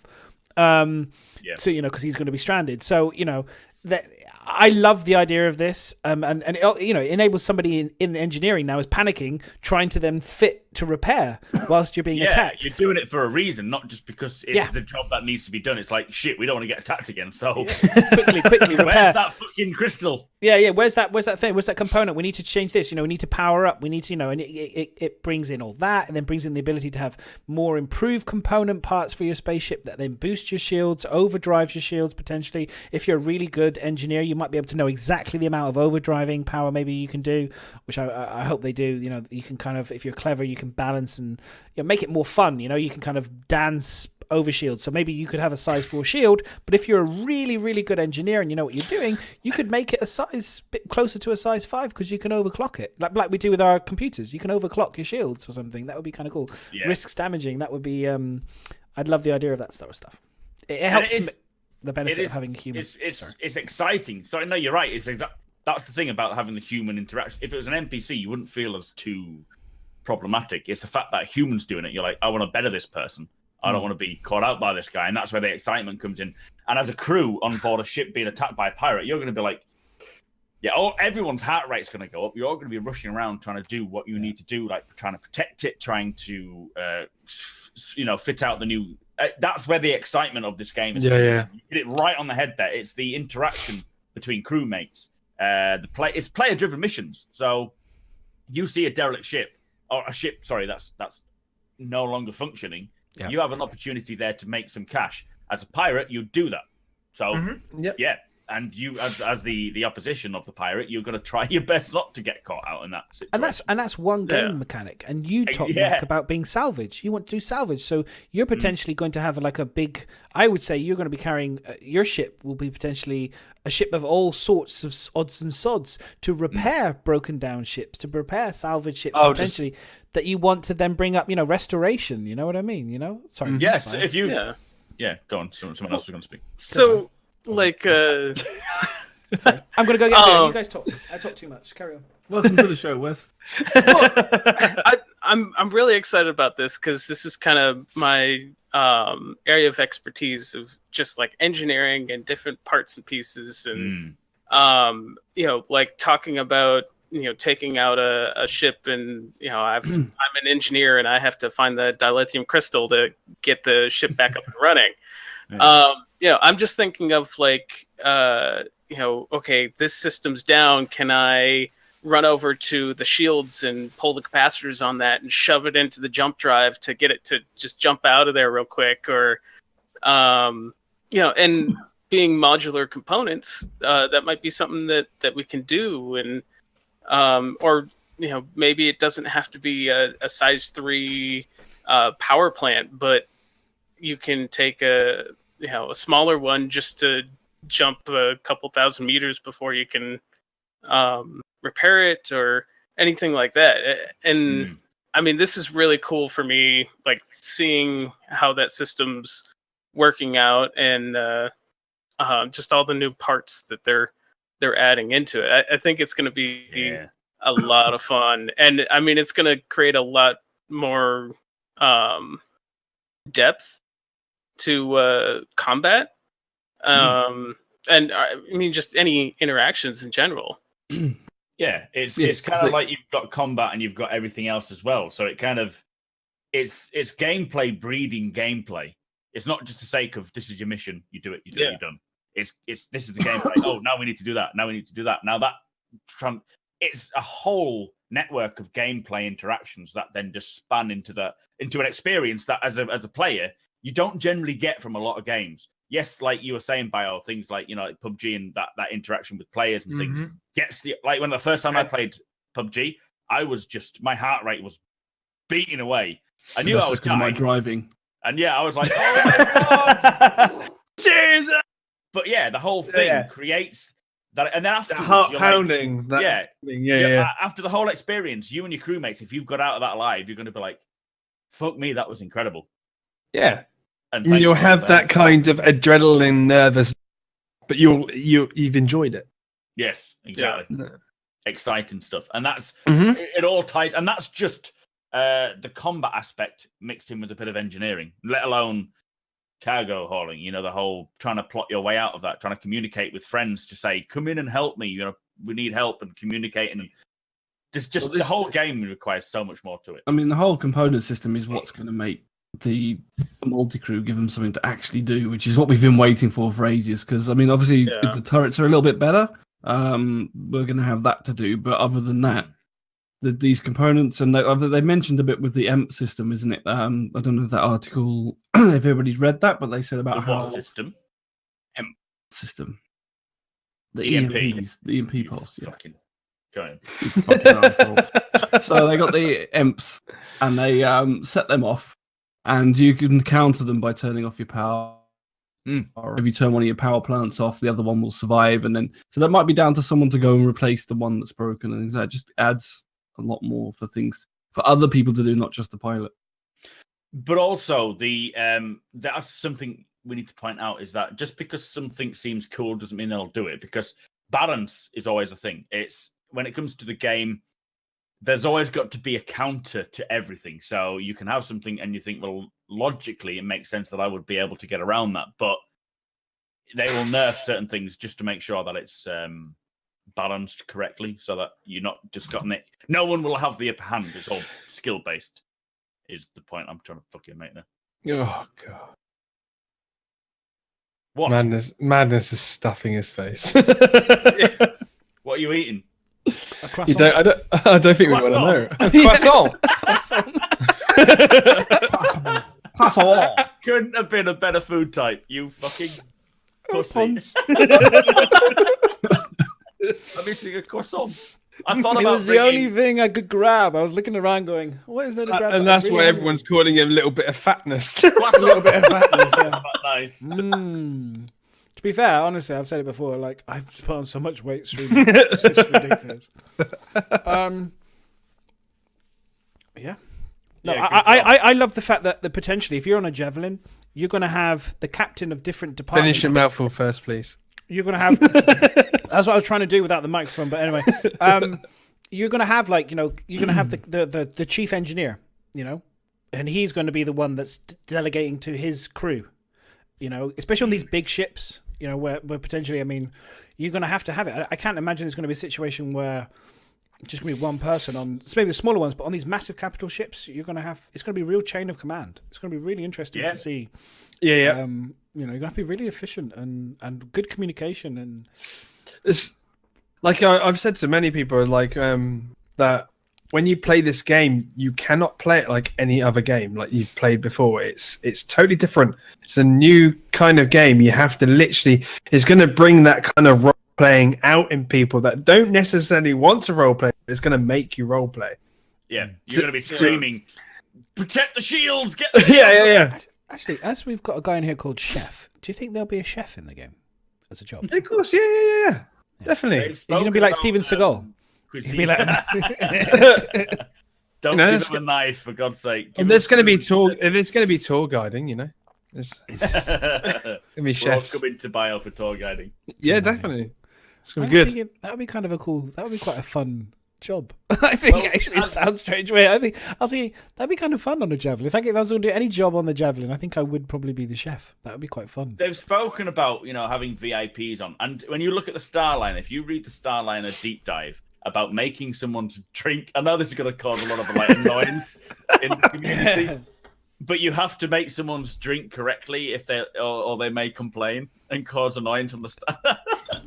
I feel ashamed reading it, but oh god, it's what do true. you mean to the Astropub? Sit there mixing these two bottles and if someone requests a drink on the Starliner as a passenger, just the right amount of salt, it's got to be right. So I know, like certain races, like certain foods, the 890 jump. If you've got a VIP on there who wants a meal in a particular way, I doubt it. I don't know.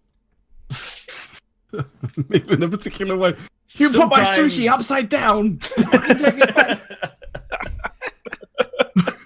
Sometimes they do go too far. We do But what's the depth I love, CIG. I love it either way. Yeah, if they introduced that sort of thing, I wouldn't complain at all. I'd be like, yeah, I could be a chef one day. And you just send out Benny noodles instead. When you realise you got no fresh food, shit, just give them Yeah. Benny noodles. Yeah, big Go Benny's, get there some we go. food.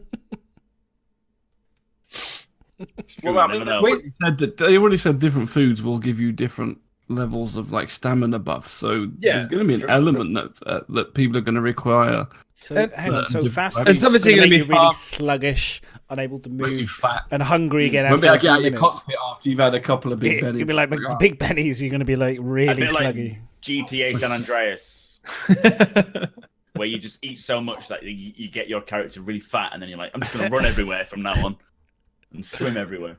and your spacesuit doesn't fit anymore. I wonder if there'll be a gym. There's got to be a gym, right? Do you reckon they'll have a gym on board one of these things so you can kind of get fit and get your character a bit, pump iron and Playing get pool yourself should do fit, the trick. Yeah, exactly. Iron pool. 2 hours of playing pool, you'll or get basketball. So they've got different layers on Outposts. So I'm just going to quickly bring this up very quickly on the. Where is it? Hang on, sorry guys, 2 seconds. It's all right. We're used to waiting for you. No one's watching. It's fine. You sound like my wife. Not that hole. Wow. Here, Still waiting. sounding. I'm asleep. Right, here we go. Here it is. Sorry. Here it is. So this is the Outpost one. So this is just to show the Outpost that they've kind of been doing, the layering, and I mean, I'm excited about the Outposts, I have to say. I do love the idea of, I just wish I could make them without having to have a pioneer. Because I can't afford that, but maybe I can just rob people in them. That'll make me feel good. That'll make me feel better. Killing a couple people on board one.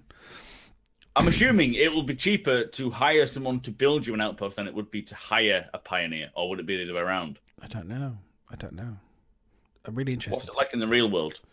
Well, Let me ask. Hang on. You're going to need all the resources, aren't you? So There's a builder down the road. Let me go and ask him. Yeah, Polish builder. See if you built. No, I mean, yeah, I don't know, dude. I think they're cool. It's cool. It was good. Happy Hour was good. If you haven't watched it, I think it's well worth watching. They've got countering EMPs on here, Miz. So this was what we were talking about. yeah, which they're no longer being called EMPs, by the way. This is going back to the installing power cells and stuff. So this was to do with the EMPs. We were talking about installing components again, and we were saying about why it's not working. The link's not working for some reason. There we go. There. Nope, that's not it. Actually, this was the helmets. Do you guys see the helmets? Hey? Did you see the new helmet designs in No, the Happy Hour? Mm-mm. They're there on the rack. Don't know if you can see them very clearly. Oh yeah, Nice- they're like nice white rack. boxed, aren't they? Or they're not like There's only actual details. 2, it would appear, because the rest are all just Oh. repeats. think Yeah, I it's just saw them 2. and I thought, what the fuck is that? It's like white box. Mm. It's not So- even like officially rendered in, is it? No. Is it just displaying a kind of way that you store stuff? Because that's a good point, actually. Because I don't want to walk like they don't want to encourage people to just wear your spacesuits all the time inside ships. But the difference is what you're going to do with the helmet. Now they said you can carry it under your arm, but you're going to carry it everywhere you go. So yeah, you'll need a place. So a helmet rack would make sense. I mean, that's the logical idea. Is you all walk in. That's my fucking helmet. Put it back. It's got my name on it. Sense. Yeah, literally sprayed on. So yeah, I think so. Well, because we're not going to have the magic bag, so we're definitely going to need to have racks, things like that for all the different equipment. And then as soon as you get a hole in the side of your ship, you've got a fucking helmet. I don't care whose it is. And then some other boss is going, "That's mine. Give me fucking back." Just hold your breath, dude. Just hold your breath. You'll be fine. With Foyt, you could probably do that. It's okay, I can survive him holding my breath. Yeah, why doesn't he do that? He's like, almost instantly. Just hold your breath, for God's sake. You're a spaceman.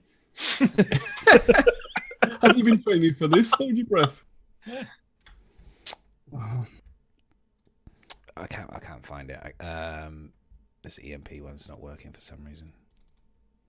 What are you looking Dum. It's not working. Hang on. We're trying to discuss it a bit anyway. It's to do with the You've already discussed devices it. and the power. Oh, They're saying here we you're go. going to have to be Here able we to go. balance the power. It's how you can kind of counteract a disruption device. Okay. We won't call it an EMP anymore. So yeah, the EMPs are I explosions. think they've do large amount even of damage. well, they've taken it away because it doesn't Distortion work like an pulse. EMP anymore. It disrupts different things. So. Yeah, because they're saying that it will now hit. It won't just damage. Yeah, it will just damage things on land as well, and it will damage all sorts of things. EMP discharges and distortion pulses. Which is So there'll be interesting. variations of the type of EMPs you can use for different specific tasks. I mean, we Told said you it that. the other day, and it's anyone that's playing Eve, it's the same thing. It was talking about the escalation factor. You know, it's like, can you have, you know, because we've got components, potentially you could have a larger generator core that a standard EMP won't damage. You know, it won't actually have any impact on it. Or maybe you could have a component that you install into your ship that negates the impact of EMPs. Like that shields it, or maybe it could be something that, you know, takes a charge. Maybe you could have something that's equipped on the ship to help with the component parts. I was thinking about this. How could you add gameplay? Maybe that's one thing that you could have that takes the EMP. So say someone fires an EMP at you, it destroys the first one. It blows it up, but it stops you damaging the main critical systems. And then somebody has to run away, grab another one of those fuse, like a fuse box, has to grab a fuse and then re-shove that fuse in before maybe the next EMP goes off. That's like I see your point. It's like subcomponents are kind of fuses, aren't they? If the subcomponent of a component will blow and you've got to either replace it or repair it. Yeah.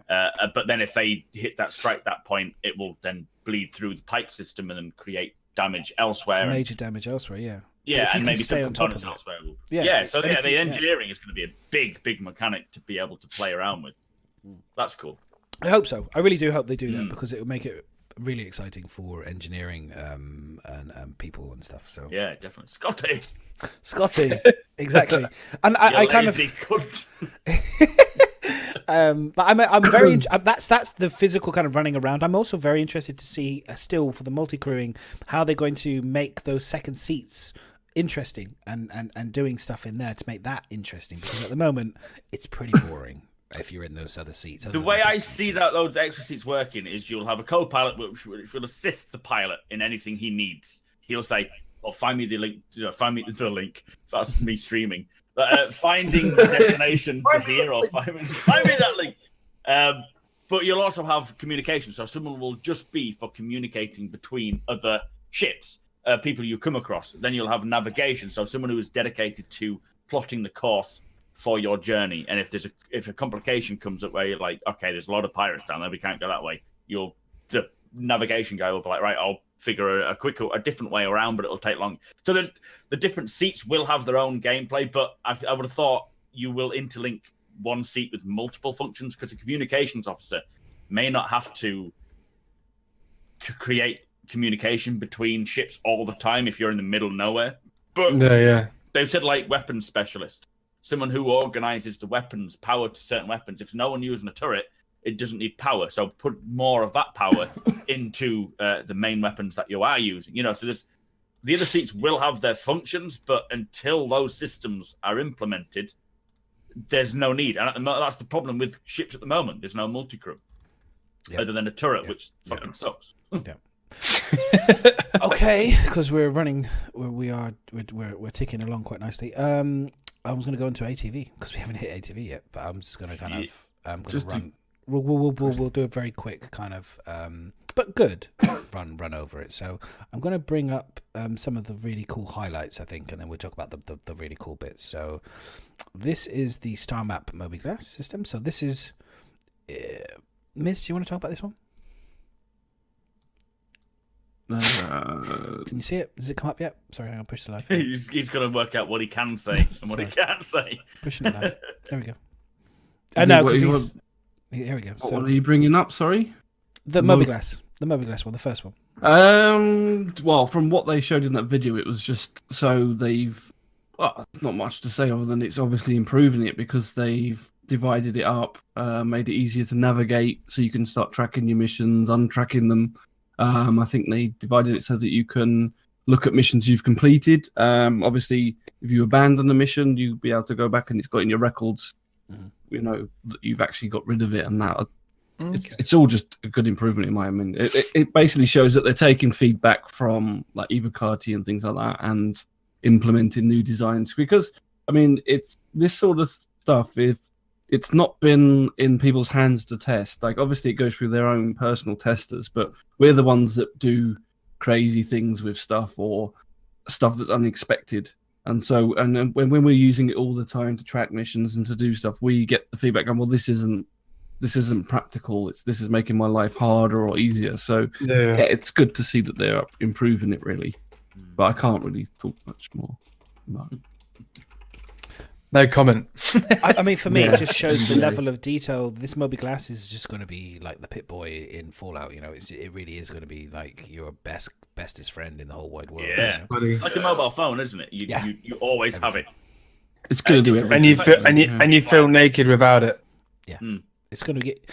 I think the people like Mac who are going to have to do tutorials on this are going to have it's going to be quite enjoyable. I think I'm going to be interested to see all the different type of people's YouTube videos explaining the Moby Glass as we go forward. I think it's going to I'm just going to make a video. This is the Moby Glass and how it works and all the different. Thank you for watching. All the logos. Got to spread them out, you know. Content's lacking at the moment. Part 1. This is the Moby Glass. But it looks like they've streamlined it into categories for types of missions, which is good. I think that's important because not everyone wants to do every mission. That's like some people might want to just do exploration or cargo, you know, depending on the ship they have or the mindset that they have at the time being. So yeah, it's important to stream now. All right, so I'm just moving on to the really cool stuff that was. Oh yeah, looks beautiful. This was Yeah, everyone's just like yeah. This is. I just like I like it when the bit when it comes out of warp on the other clip comes they out. did, and it does that particle effect, and that just reminds me of the Expanse and the series The Expanse and the new Star Trek series with those little spores. Yeah. When you're like, it was a bit like that. Yeah. When you're sort of at the other end waiting for a ship to come in and you see this, and then a ship appears, that's going to be so cool. But those little particle effects, which are GPU driven now, which is good. I just can't wait to take screenshots. Yeah. I'm so looking forward to. I did that before. You can take your screenshots as you don't realize I'm right next to you, about to blow you up because you're looking through the wrong camera angle because you have not changed the radar. Oh, I've had that many times. Surprise! I've had that many times, and it's normally Zach that comes in and kills me. Yep, you got to pay attention. It's good for videos, but make sure But you're doing it. I like the exit point where it stays there as well. So if you're sort of looking, you can kind of see that few people, like someone's jumped recently. Yeah. It stays there for a little while. I wonder if they'll make that linger a bit longer, just so people can tell that, you know, or someone's just jumped into this sector or something. They did mention, didn't they, about being able to trace people jumping? Yeah. So, Yeah. Like, I don't know if it's just that residue, but maybe if you bring up a scanner, you'll be able to find something more. That's seen right there when you exit out of the warp. That's what I'm liking now. You don't just come out exactly the same position. It kicks. Like the force has really kind of pushed you out of sync. You know, but like obviously at the moment you just go in a straight line and that's it. But where on that you can see like I don't know if that's the pressure. I don't know if that's the force that's pushed them up or whether they've just chose to It's Yoda. Bit. Yeah. I don't think they've had a kick up the arse and it makes the there we go. do an arc. I think that's just their choice, but it's particles. Look at that. It's all it's beautiful. What I find interesting is to do with the way that they're redesigning the curve and speed and looking at all the afterburn. I mean, it's a big conversation, but in terms of the quantum travel and how, you know, if you to ramp up to top speed versus and the way that they're kind of doing it, rather than like you go from this to this, it's like it's a gradual process. So if you're doing a shorter distance, you won't hit the top speed, so that affects as you come out of it, that affects the animation because you're not at top speed, so it creates different types of particles. Whereas if you're then at top speed, the maximum speed you can do over a longer distance, and then you come out of warp, that then changes again. I love that variation. I love the fact they're thinking that level of detail and they're changing it up depending on the speed that you're exiting. That's fantastic. That's another level crazy ass mother. That's like attention detail, like West was doing with his, you know, attention to detail on those tiny little micro, you know, things on his logo, you know, on his you know, that no one's going to look at, but he's like making sure that all the all the wires are at the highest definition. You know, it's that fidelity, that attention to detail, which I love. Something else which is cool. I mean, there's a couple of things. The whole effects, the visual effects for it, they have spooling, entry, traveling, and then the exit. So the spooling is the starting point. It's spooling up to the drive, which is they're all different sections of effects. The entry is when you get into the effect, like the entrance to the tunneling effect. And then afterwards, it's that flash, that sort of feeling like you've just come out of such a high speed. And like you say, they slow it down when you're going slower. But they've also hooked it up to the power system, the fuel system, the heat system. So the ship piping is now more accurate into what is actually happening to your ship in terms of components and so forth. Mm-hmm. Which is behind the scenes, but it all affects your ship's performance and resources and whatnot, which is kind of cool. It's nice they've actually hooked that up now. You know, and I kind of get the feeling that when I see, you know, Elon Musk, when I'm an 80-year-old man and he finally gets his spaceship to Mars or wherever it is, and the spaceship, I'm watching it live on TV in 21K HD on my plasma, you know, full down TV screen or whatever it is, and I look at it and I kind of watch it happening live, and then I see it jump out, and then you will say, "Star Citizen does it better." I'll be like, what's happened to the particle effects? It's all gone wrong. Where's my particle effects? I just noticed those cutlass doors are Where's his fidelity? Yeah, this is what I'm saying. The cutlass. This is what we were saying earlier about the cutlass. I honestly think the cutlass is literally the A-Team vehicle of 3.0. He's honestly black it out, red stripe up the side. It's got the side doors. It's fantastic. Yeah, I like it when a jump comes together. The only problem is Mr. T would constantly be having to be drugged to get on board. But other than that, it's. Or maybe you might feel at home in that ship. He doesn't like flying. You just might not realise. He doesn't like flying. But no, yeah, that was the beautiful. That was ATV in a nutshell. That was it. That was ATV. The burn down, which I've been saving all this salt for. No, I'm joking. Why? Please I'm not going to go into salty stuff. No, just do your own YouTube video on that. This was my question. Salty madness. This was my question to you, and Miz actually answered it really nicely, and I want to kind of talk because I think the reality is people will be thinking the same thing as me, and then Miz I think has got a really great answer for this. And I'm going to quickly just change to the thing. This is when we had the burn down. What I didn't understand was we've had weeks and weeks, months even now, it feels like, of having, you know, a system in place for burn down. They show us the graph that they've created. They show us the major blockers, the critical blockers and all the rest of it. They have it all beautifully set out. And then this week, they just tore up a piece of paper, scrunched it up, threw it in the bin and said, we're not going to do that. We're going to do something completely different. Without any kind of re-warning. They didn't really, for me, I didn't get any explanation. I didn't understand it. We didn't get a graph. We didn't know how many major blockers.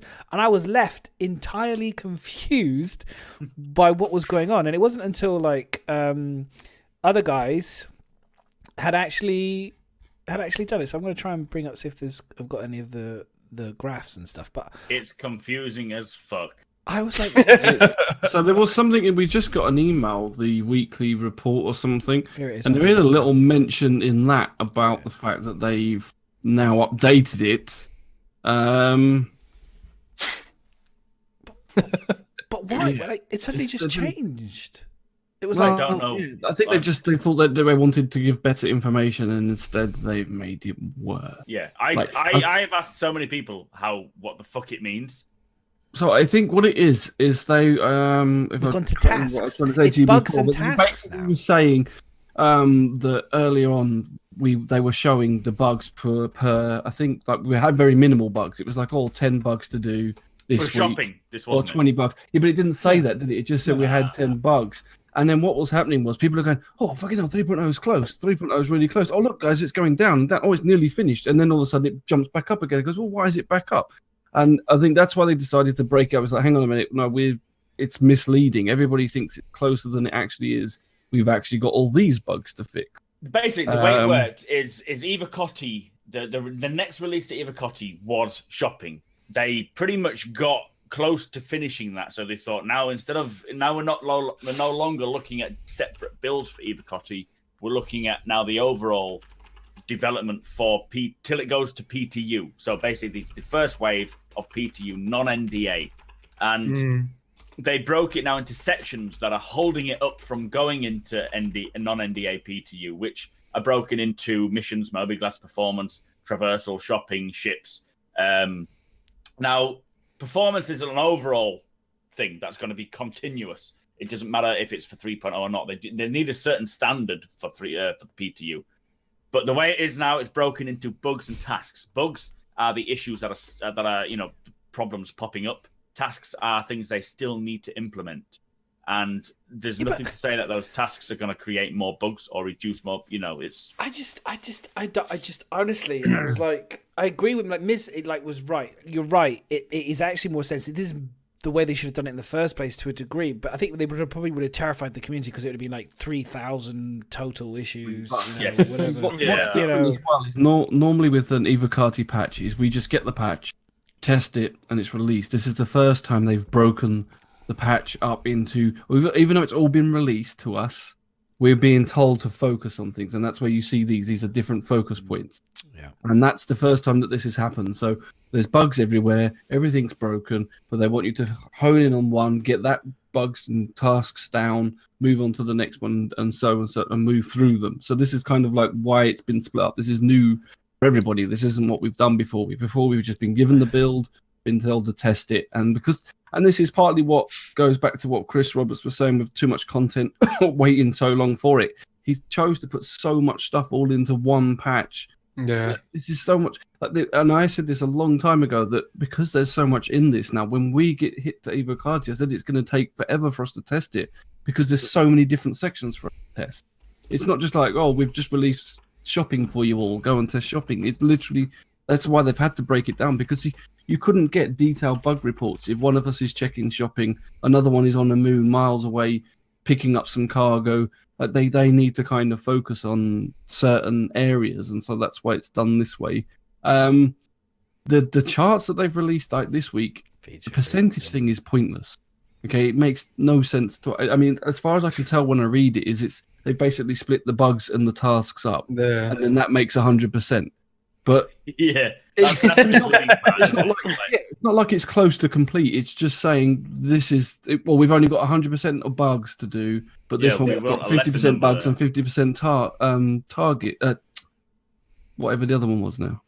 Tasks. I'm sorry. I just think this is. This is just more confusion. It just makes people. And when things are more confusing, it just naturally some people will figure it out, and those are the smart people. And I agree, and I think you're fantastic. People like me will just look at it and go, "All those graphs are doing this.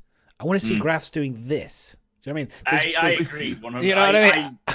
But that's what you want to see, but that's different. I know. So I'm saying that's what I want to see. No, I know, but what I'm saying is we've gone from 15 major blockers to 263 tasks, 82 overall total bugs. But that page you're showing in now 1 week is what they should have given us, because this information at least shows you that it goes up or down. Like, in other words, what they're showing there is, yes, we've actually now got more bugs. Shit happens, but we've got more bugs. Whereas what they've given us in ATV doesn't tell us anything. Unless you go back and do the comparison. So, it's bad communication. That's all CIG are really good at. Just be honest. I think the reality is like if it's just, I honestly, firmly, I believe at this point in the time is we've all been waiting so long. Another 2 months, 3 months, 6 months, whatever it is. I honestly think, it's going to be salty, but you don't like. It feels a bit like when a kid is lied, like I can imagine my son is like lied to you, and you kind of go, you know that they're being naughty, but they're kind of like pretending that they kind of wanted to they're shuffling around and pretending and smoking mirrors and trying to move things around and they got that kind of like, we kind of really not going to get this ready for Christmas and we're really sorry, but you know what I mean, it's almost like they just be honest and just say, we've had genuinely, it's not going to be ready, guys, and like break the bad news now early and just move on, you know what I mean? And then if you get it done earlier, great, but just because we're all waiting for it. But when I see this, I'm really worried we're not going to get this year, honestly. There's a good potential we won't, and that's the thing. I mean, I've been saying I feel that they don't want to leave us without something over the Christmas period, so I wouldn't be surprised if they dropped 3.0 to the PTU just before Christmas, but there's a good potential they won't. And I guess, like Hurricane, you've got to prepare for this because it's likely it's not going to happen. But it's the issue was they went from showing what was needed for either Kotti testers to what was needed for the whole PTU, and that was like that whole thing was a massive difference, obviously, because it was just shopping for Eva Kotti to every aspect of 3.0. and also it was they obviously, but they didn't, again, like you said, the communication didn't make it clear that they were quite happy for Eva Kotti to test it with a lot more bugs than they're willing to release it to people. So like, we've got it, but that's because they're happy for us to have it bugged to hell. Yeah, that's what Eva Kotti is for, for them to test it with major bugs that they don't want people to see, because people will look at it and be like, well, this game is fucked. There's no way it's going to ever release. But they'll get through it, as always. And the difference is that every game goes through the stage. If EA brought out Battlefront in alpha and said, right, this is the current state of the game, feel free. You know, everyone's going to be like, this is a joke. It's never going to work. Even though so many people still play it, even though it's alpha, and they're complaining about it. It goes back to the whole early access bollocks that's going on at the moment. Yeah, it'll eventually all the bugs will eventually get taken out, or the task will be implemented, and it will be playable. But it's just a matter of time. The difference is Star Citizen are doing it openly to a degree. Eva Kotti obviously are NDA, but they're doing it as much openly as possible. But they still realise that bad press is not always good press, and so that's why they have. Carlos asks. He says, "Didn't they have another number for the blockers?" And I was like, "I don't know. I was asking." I didn't see anything that said blockers. Do you know, every week on YouTube, I do an update as to the 3.0 status, and the last couple of weeks reading these, I have been asking on my Discord, someone explain it to me. Layman's terms. You know what, Mac? First thing Mac said to me, he goes, "What the fuck do these new things mean?" I'm like, what is this? What the? I know. How do I digest any of it? And I agree with you. It's nonsense. Why put a percentage there? Because when we can read 50 bugs, 50 that. Yeah, we don't need to know that makes 100%. Yeah. And someone said it's not specified either. I think the prisoner said it's not specified. It's not. They need to specify what the problems are. It's a good idea. What they haven't done as well is, although it says 234 bugs or whatever that number is that till they release it to what, PTU Wave 1? So it goes live? Are they happy to release it with more bugs, less bugs? There's no explanation at all. Last time it was, these are the total blockers that will stop this game getting to PTU. That was what I remember. And I remember going, we're at 15. That was literally the last thing I remember was, we're at 15 major blockers is going to go to PTU. And then this week, we get this pile of shit. And I'm just like, what the fuck are you doing? That's what I'm saying. They changed it because that 15 was so misleading. Yeah. Then absolutely they're at fault, and then they should just hold their hands up, and they should have fucking owned up right at the beginning. As always, communication is the problem. They don't communicate things well, and it's the same. And now, it's like the same about the whole 3.0 patch taking a year. If Chris Roberts came out 6 months earlier and said, "By the way, 3.0 is likely to take a lot longer than we expected," sorry, we would have all been like, "That's fine." Okay. Just get someone there to say, this is the current status. We can't guarantee. Kind of like a 10 for the chairman, but you needed with him just coming on and saying, look, because even though he didn't promise it, and this is the big argument, and I still think even what he did at Citizen Con wasn't good enough.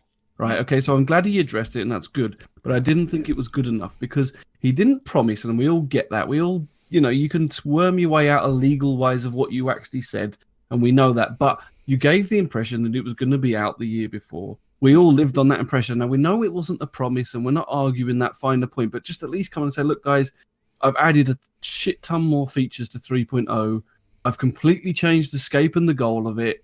It's my bad, but this is what's now happening. It will not be ready for some time, and that's because we're making it bigger and better. And just let people know that. That's all you had to do. Just say, look, I'm sorry, but they don't want. It's like he doesn't want to admit. Doesn't want to even claim it as a mistake or anything like that. And I know I'll defend CIG to 90% of the stuff, but that's one thing that it really ticks me off is their communication just needs to be that notch higher. Yeah. I'm not saying he needs to come and talk every week and tell him every mistake he's made, but just now and again when you can tell that the community is getting riled or they're all expecting something. Like he knew when he come on the stage and said a year was too long. He knew what the feedback is. He knows what people have been saying, and so just to come on and say, look, we changed the scope because like some of the other devs like Brian and that did turn around and say, oh, well, this isn't the 3.0 we were going to be getting. It's true, we know that. So why not come and tell us that? So I'm just And you could be right. It could be to do with the fact they wanted sales. We don't know. It's a good potential there, but I'd like to believe otherwise. But I could be wrong. Maybe sales. I honestly don't. I mean, they can release a ship anytime they want, and people buy it. Like, look at the Pioneer. They, 800 quid ship, and They're just everybody naive just to lapped it the up. They grand don't scale. need to. They can release anything they want and sell stuff. They could do extra merch and sell merchandise. They've got tons of way of funding the game. Yeah, I mean, I just think it's just bad communication. I looked at this year and I look at this year in a nutshell and I go, they haven't damaged themselves in terms of the image of what Star Citizen is going to become at all. They've shown us CitizenCon, they've shown us procedural planets, they've released really cool ships this year. They haven't damaged the game at all in terms of the outside perspective to magazines and to other people maybe looking at the game. It's still very, very cool. It's just to the people that have been backing this game for 5 years, and especially people who joined it from last year, and in terms of actual people streaming it and trying to get the message out in that sense as a game to enjoy right now, it's been dog shit in terms of content. And that's why we said about it earlier. Chris Roberts, I really hope and I please, with the Delta patch next year, we can. If you do this again, you will have 2 people streaming this game probably next year. The base radio and new people that have never played it before. That's the It won't go down well. Yeah, and that's. I think I'm hoping that when he says we'll get quarterly patches, he means. He means it. Yeah. It's so important that they just drop whatever they have ready at the time. Yeah. The moment he said that, like the cheer from everyone, wasn't it? Yeah, Crazy. It's like, because I was awake at that part. like we said I before, remember him saying that. there are all. There's a lot of people vote for who the are rest of it. older who are playing this game. No, like they want to Detox. enjoy it. They want to. Detox told me I was there going. Yeah. Oh, we saw you falling asleep. Who saw it? But I was there asleep clapping. look at these guys rubbing it in. I wasn't there. Oh yeah, I did a U madness. I did a U. I fell asleep. Did you? He did. We looked Yeah. across. From And I it's fell like- asleep with most glow of the main sticks. presentation, he was asleep. I fell asleep with glow sticks in my hair. That sounds like a song. You fell asleep at the main presentation. Yeah, I managed to stay awake for the rest of the day, and then this is like I did so well, and I was like, I gotta stay awake for this. And where I was sat, it was so hot, and it was really hot in there. And I had the camera and all the lights behind my head, pretty much.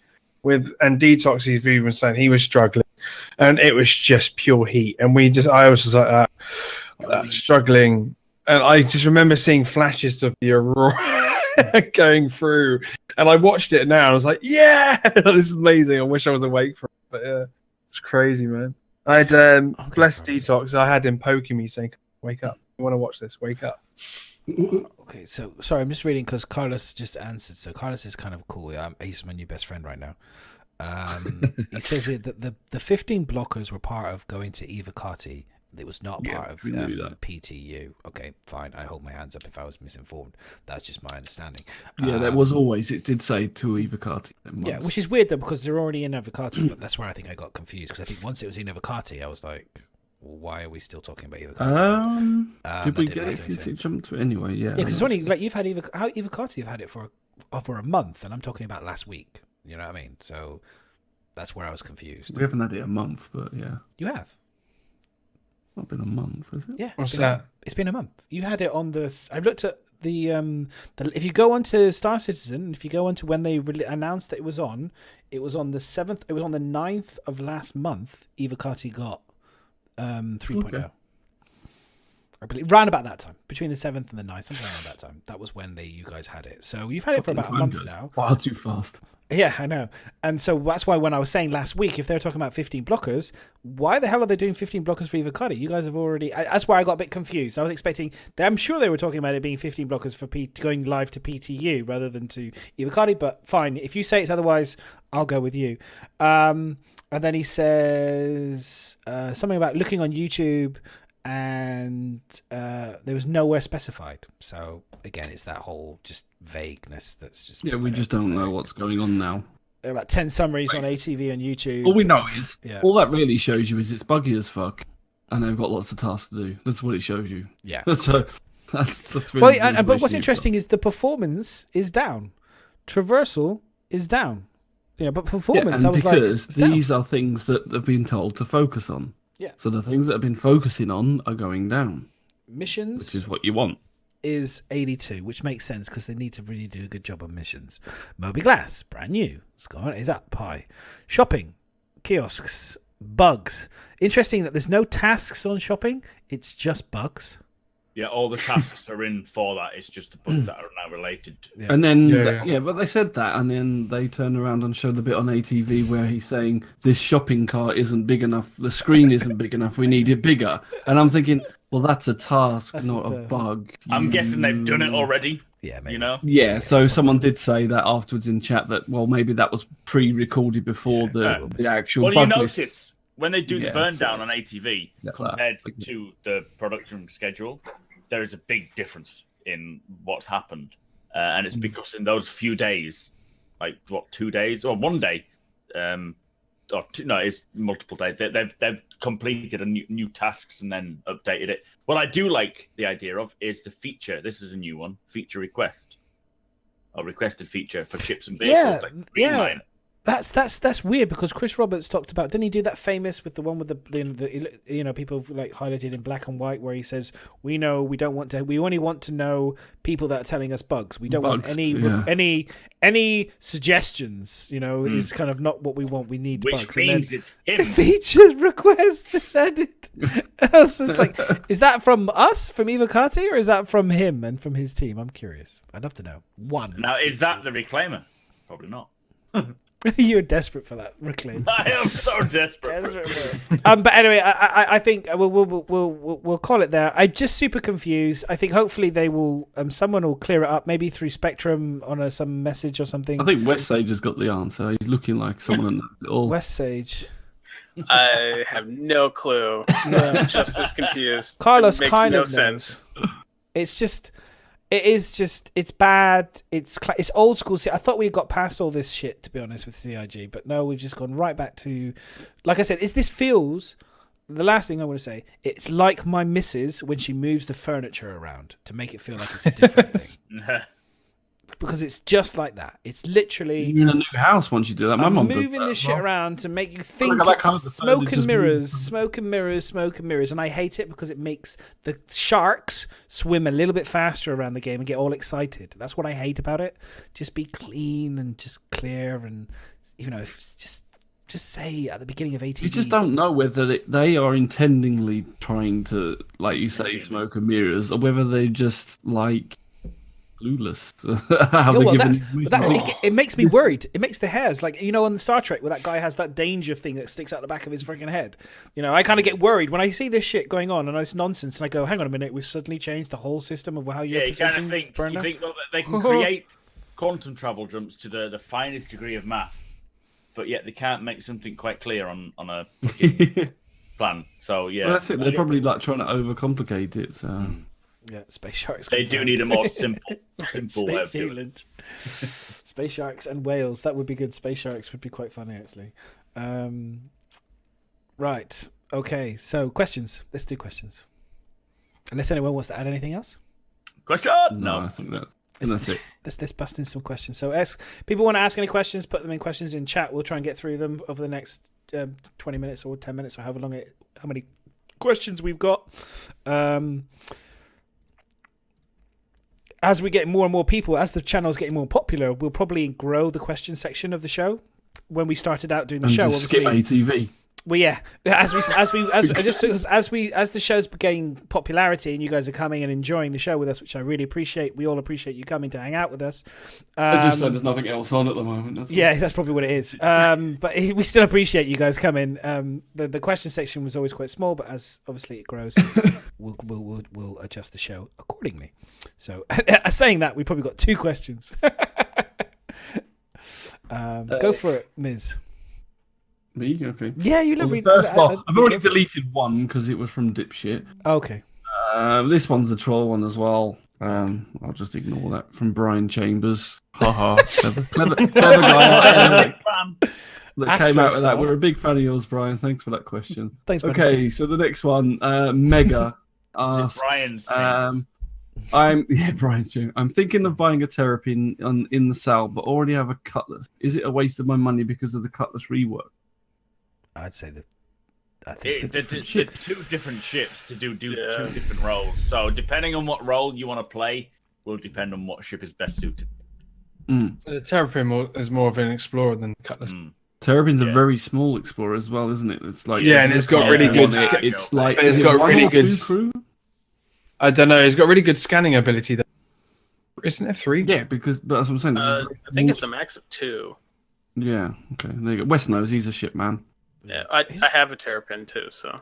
Good Oh, well, there you go. Here's a question: when's the Terrapin going to be in the game to fly? Well, we've seen it. We've seen it. No, but is it going to be fully flyable? But when's it going to be in 3.0? It's not going to be 3.0. We've heard of everything that's in 3. They're not going to start chucking more stuff into 3.0 because that's what puts these delays on. So ships and vehicles. So we this will leads not on be to my getting next any more question. than we already know. This comes on to my next question. So what's the loaner ship for the Terrapin? West should tell you A that. Bengal. You own a Terrapin. You get a loaner ship. Do you get a Sabre? Do you get a Hornet F7 C7? Hornet. Do you get a Cutlass? Pretty sure it's a One Hornetto. Hornet. Do you get a Cutlass? Do you get does anyone know? Because I don't know, because I don't own one, so I don't know what the loaner ship is for. I think it's a Hornet. So it's just a Hornet. Okay, because Yeah. There is a sheet out there somewhere on the website that tells you every. It's on the Star Citizen UK Facebook page. It'll tell you every loaner you get for every ship in the game. okay, So I'll I'll find that for next time if you like, and then we can. Yeah, that would be good. The loaner's a Super Hornet. Okay, so you get the Super Hornet. Okay, so that's not quite, because I was going to say, because if you bought this is the way I look at it sometimes. If you buy the There's a Terrapin, link. you could get the Cutlass, Or Max and then you could shared fly it. the Cutlass. See if you enjoyed it. But if you get the Super Hornet, okay, it's slightly different. Still, the Super Hornet is a pretty sweet ship to have as a loaner anyway. What you can also do is a lot of people do is they buy ships just so that they can have the buyback. You know. That's the other thing. So you could buy, I'm trying to think how you could do it. Is there anyone wants in chat wants to help me out on this one? That would be great. You could buy the Terrapin, and then would you then sell it or mount? You can't mount it, can you? Or would you buy the Cutlass and then upgrade that to the Terrapin, and then you can then buy back to the Cutlass later? I'm just trying to think of a way of doing it so that you could have Let's both. not get confusing. I'm just trying to think of a way, because that's the reality. It's like many people do that. I was talking to a guy at Bar Citizen in London. By the way, if anyone comes in London, oh god, Miz knows I get his name wrong all the time. Every time I say it. Go for it. No, don't. Darth Thackeray. Dubla Thackeray. Dubla Thackeray. Darth Thackeray. Come to the dark side. Oh wow, cool. Oh, sorry, I just got a message from the guy in Hawaii. He just got his T-shirt from my stream. Hawaii, he just got his T-shirt. Holy and Hawaii, where are you from, Madness? Dude, send me a picture. Hang on. It. How exciting is that? It sent it all the way to Hawaii. Hex question. shall we? Hawaii. Sorry, but no. I think Hornet is a very good ship, though. I think the Hornet's a great ship for a Terrapin as a substitute loaner ship. Really good ship to have. But I do think the Cutlass will be king for 3.0. So if you can get the Cutlass first, and then maybe you would be wise to get the Terrapin again at some point. Maybe you can get it on the black market and upgrade the CCU to it from a Cutlass to something. That could be a good way to do it. Oh, okay. Cool. Next question. Sorry. Mr. Edison Trent, bear with me. I'm trying to read this one. I think he says, so I love space sims. Would any of you play a space sim with gameplay of Freelancer, but set in the Star Wars universe with Mother Graphics? Mother graphics. That's what he's put, Mother Graphics, since Motherfucking I graphics. myself would. Motherfucking graphics. Woo! Yeah. Not So would quite. you play A freelancer Freelancer in Star Wars? I never played Freelancer, to be honest. Yes. No. Too young. Is freelance? Is he meaning the ship freelance or the game freelancer? Game. I would have thought, yeah. Oh, I'm sorry. The person that actually played freelancer that was previously was Pathogen. Actually, was a freelancer man. I'm a TIE fighter. I played X-wing TIE fighter, so I would play an X-wing or a TIE fighter in in a Star Wars game. That would be my. I'd be quite happy Mother with that. Graphics. So I'm afraid I've never played freelancer. I'm afraid. Sorry, I would love to. I be able have, to. and yes, it's another. It's like Star Citizen, but single player, I suppose. So, Okay. I suppose he's almost like saying, "Would you like to play Star Citizen, but in the Star Wars universe?" Yes, I would say if that's the People case. If he says, "Would I want to play Star Citizen in the Star Wars?" Where I would love to play Star Wars, like if like the way BioWare did the. You know, what's the game that the Jedi Academy? I think it was. Where it was the first-person view back in the day that you got on the PC. Really old. Like they had like live video. Was it not Jedi Academy? It was like live video.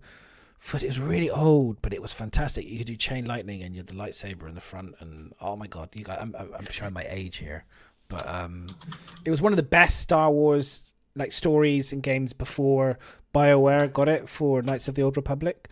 But if they did that with the with Star Citizen, like in terms of that world, I would buy it in a heartbeat. Absolutely would. I love the Star Wars universe. It's amazing. Cool. Okay, so anyone else got anything to add? Yes. Sorry. Excited nerd here. I'm sorry. Next question, then, if no one's got anything else to add to that. Tom reckon this is quite a nice question, quite a good idea. How do you think the justice system should work? Could a mass murder ever leave a player's criminal record? You pay enough credits, maybe so. I think legally, no. Like if you have a criminal record, maybe if there's like a way to get a hacker or something to slice like your background information and wipe it. Obviously, they're not doing too well if they've got criminal records if they've been seen. So, And this is all about being seen, isn't it? Killing people. No, that's not really what the question was. No. Yeah, Well, you might be able to get around it if you're like the criminal records in one system, and you go, way out there. Nobody's, the record may not reach that far. So in a way, That's I guess might be able to get away with it that You way. could beat the news of the criminal record, yeah. Intercept the news ship and then say But you do ain't you spreading think- that shit around. But I think from what chat's kind of saying is that even if you mass murdered everyone and got terrible rep, you would still be able to grind your way back to having good rep. it just maybe take a long, long time. Because, in a normal society, you wouldn't be able to do that. You can't just go, I'm going to go and help an old lady cross a road, and that will definitely cover the fact that I just murdered. Yeah, it's 20 not going to be years like ago. a balancing thing because people will. I just murdered her Yeah, family. will That's remember. why she's crossed.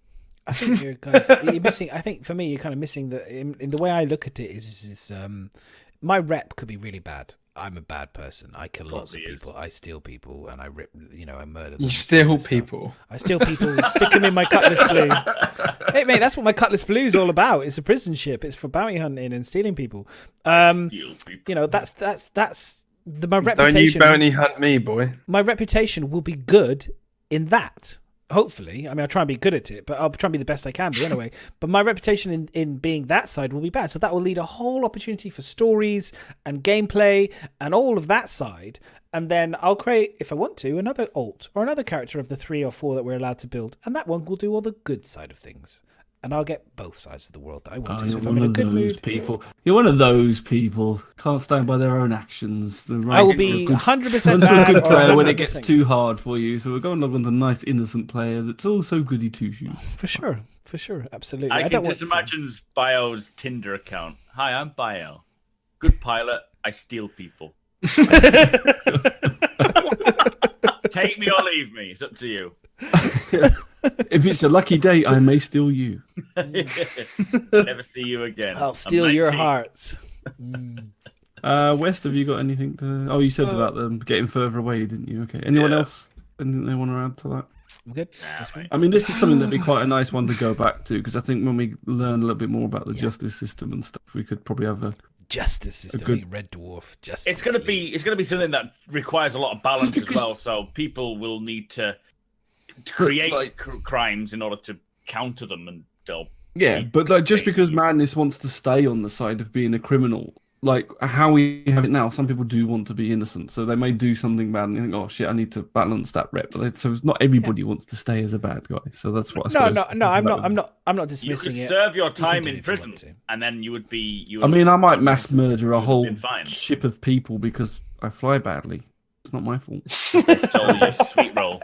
I just crashed it. Me and Miz, I was saying, I'm looking forward to doing kind of like our role play / kind of like fun, kind of laughing videos where a slightly sadistic kind of character thing would be quite fun on stream and stuff. So it'll be quite. I'm looking forward to doing it. So I think they've mentioned about prisons and things. So going to prison ships, prison colonies and things. So you will be able to go to prison and serve a time to a point. I don't know how that's going to work out, if it's going to be like Riddick or whatever, the game. But I guess if you want to lose your criminality, that's one way of doing it, is serving your time. But then if you're a criminal, you don't want to go to prison. That's the whole purpose of being a criminal. It's not the purpose of being a criminal, but it's a sideline of that is that you don't want to go to prison. So whether or not you can lose that rep, potentially, if you pay enough people off, then sure, why can't you pay off your they may well crim debt? You can bribe it off. Yeah, I reckon that'll be an option eventually, but I don't know, until we get more into the crime and punishment sort of side of things, we don't really know.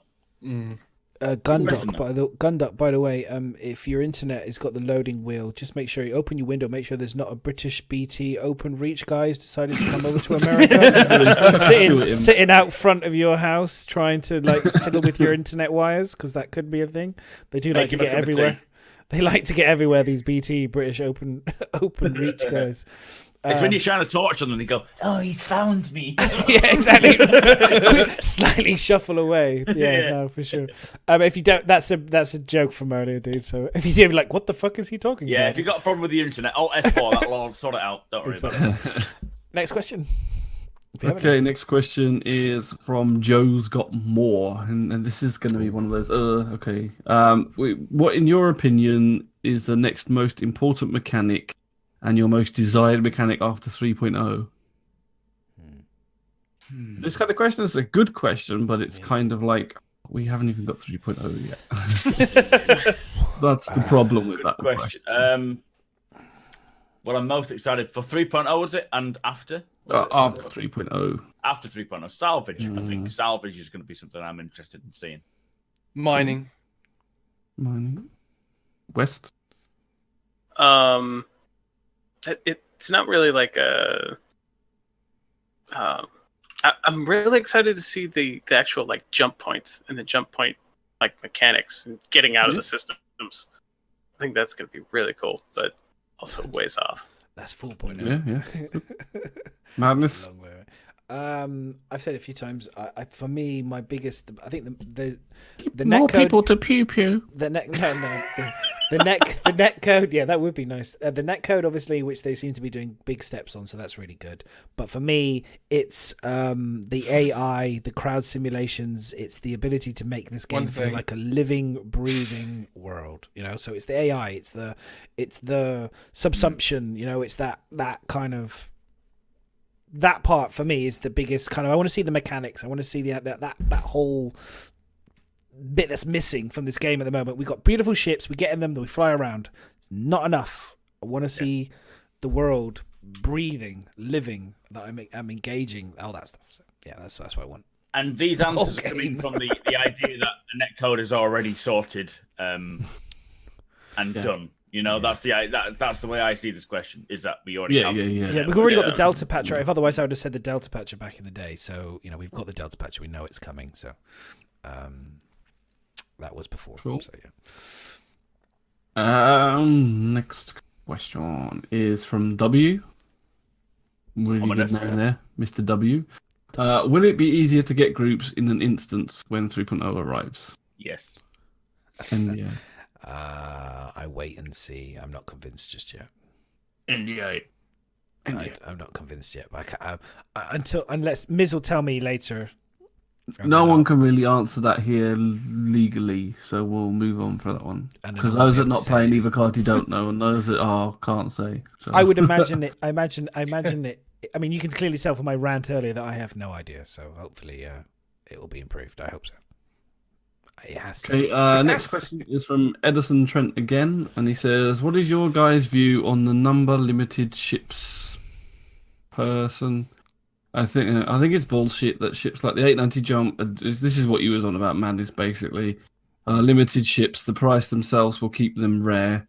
and also available in the big money packs. Why not just remove the number so that everyone has the money for it, and once one can get one? I think that, again, this comes back to this whole way that they've been doing this ship model system, which I completely disagree with, but that's just my opinion.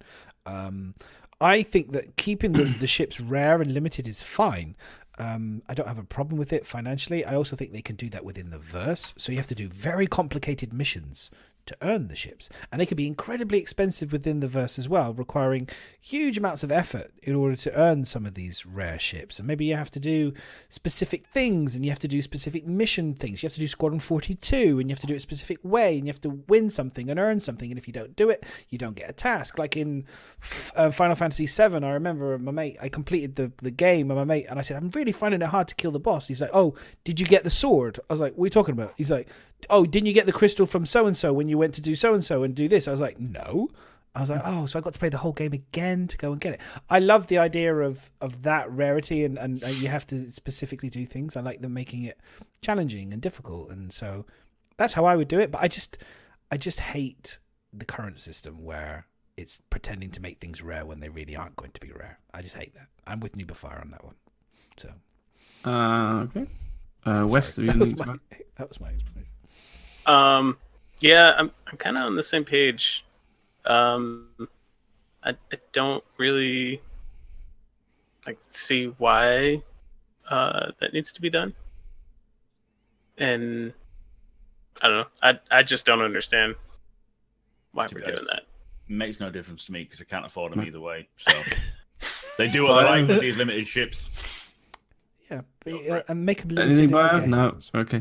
Personally, I'm the opposite to you both. So I think if he wants them, he's got his own reasons to wanting them rare, and I can understand that if you don't want to pull up on day one and see 30 Idrises parked outside because people have got tons of money and bought. I mean, you can get them on the sales anyway. So, but if he it's his choice of what he wants as a limited game. He's got a vision of how he wants the game to look, and if everybody's in these so-called rare ships, they're no longer rare. So to me, if he wants them rare, keep them rare. You've had plenty of opportunities to buy these ships, so yeah, I agree with you. But here's my question. Sorry, just because you're talking about it, but the Super Hornet isn't limited in numbers. The Super Hornet is only but they want it to be limited. Yeah, but it's only limited in the time frame that you can buy it. It's not limited in its numbers. Well, like an 890 Jump, where they only sell because it's still going to limit it because it can't. No, but it doesn't though, because loads of people that I know people who are just deliberately doing the grey market. They buy 100 Super Hornets and then they sell it over, or they buy 200. Yeah, but that was because that was an oversight with CIG. They didn't want that to happen. They messed up. But they've had loads of time to fix that. Buy 100. Yeah, and they've done that now with this buyback token. So you only get one buyback token every now and again. So you can have 100 Hornets sitting in your buyback, but you can only get one every 3 months.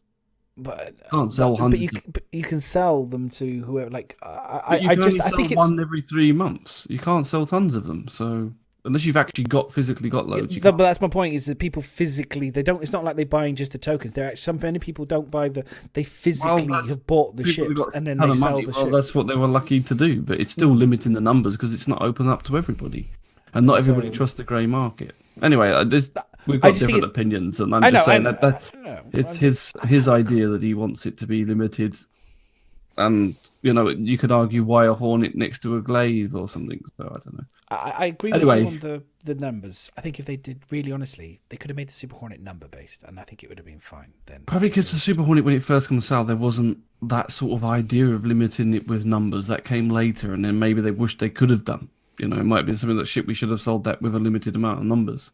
Okay. Anyway, move on. Okay. But so next question is Ernest Bishop, and he asks Mac, "Do you miss your beard?" Yes, I do.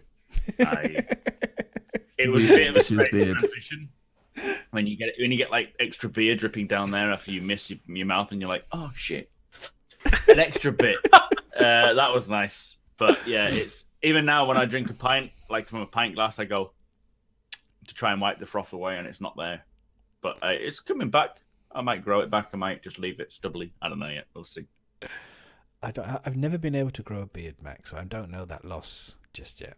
It's like losing a child. Is it? You have a child, don't you? Imagine losing it. Don't imagine. Wow. That's dark. And, Okay, guys. I think that's covered that Mac does indeed. For a month or two, just for a month or two.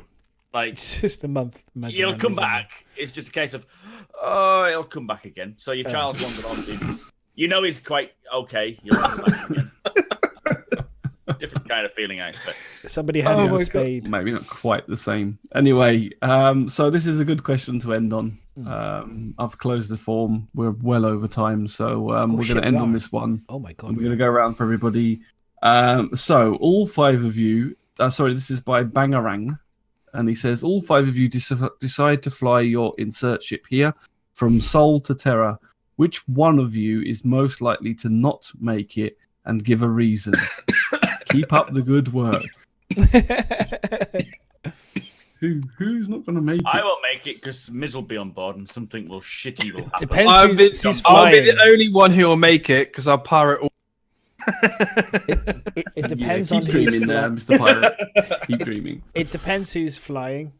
I've seen Miz flying, and Well, I've no, seen he said Matt all flying. 5 of you have a ship. Oh, we all have You're a ship. Flying there. All Yeah, flying so- individually. We're not all on one ship together.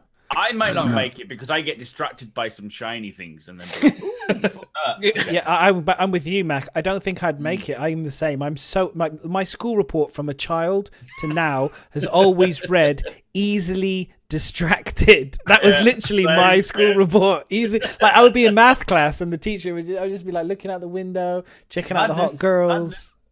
Yeah, literally just constantly. My school report was always my Pink parents kindergarten. always distracted by the pretty So this girls. is more like, so the question's turned on So- this time. It's actually who will actually make it. Who will actually Sarah. make it? I reckon So, West would make it. West. It's got to Yeah, be West. West will Look, do it. he's just clearly. You look focused, West. Yeah. You are focused. You see it I all would and you probably take make it. He'd make it. He's got Yeah. that attention to detail. I've seen his work. He's got that driven, perfectionist. I think that you need those type of people to do that. I'm not that at all. I would be off stranded on some planet somewhere, lured by a lured like in Red Dwarf by some siren pretending to be a really smoking hot woman, but it's not. It's an alien crawling around on the planet. with A my really brain smoking sucked hot out. alien, so even better. No, it wouldn't be though. It would be pretend, like Cat. I'm like Cat, basically. No brains whatsoever. If anyone knows Red Dwarf, they know what I'm talking So I about. think that's good. They brought that back, haven't they, Red Dwarf? They have. The new season's really good. Really enjoying it. I ain't started watching it, but I'm looking forward to it. They're very good. Okay, I think that's pretty much covered it. So Yes. only Okay. West will make it. Yes, Oh. Best is going to make it, and Bio The rest will of us are fine. murder us if he can. Bio won't even fly his own ship. So that's fine. We'll leave a tour guide behind. Bye. I'll bring the Polaris. So yeah, that's it for this week's guys. Thank you Fuck everybody off. for your support and staying with us for an extra long, prolonged. Well, it's Yes. not been massively extra long, but we've been going quite a bit over time. But we appreciate you all being here and giving us support every week. It means a lot to us. I'm glad you're enjoying the show, or if you're not, you're just here for the punishment. Yes. Fine as well. Yes. Uh, Love you all. Thank Just you to so see much. all the handsome faces. That's what the video will be up on YouTube tomorrow, so if you've missed it, Yes. why are you still here? You can watch it on YouTube, and we'll also get it up on audio somewhere as well. So Yeah.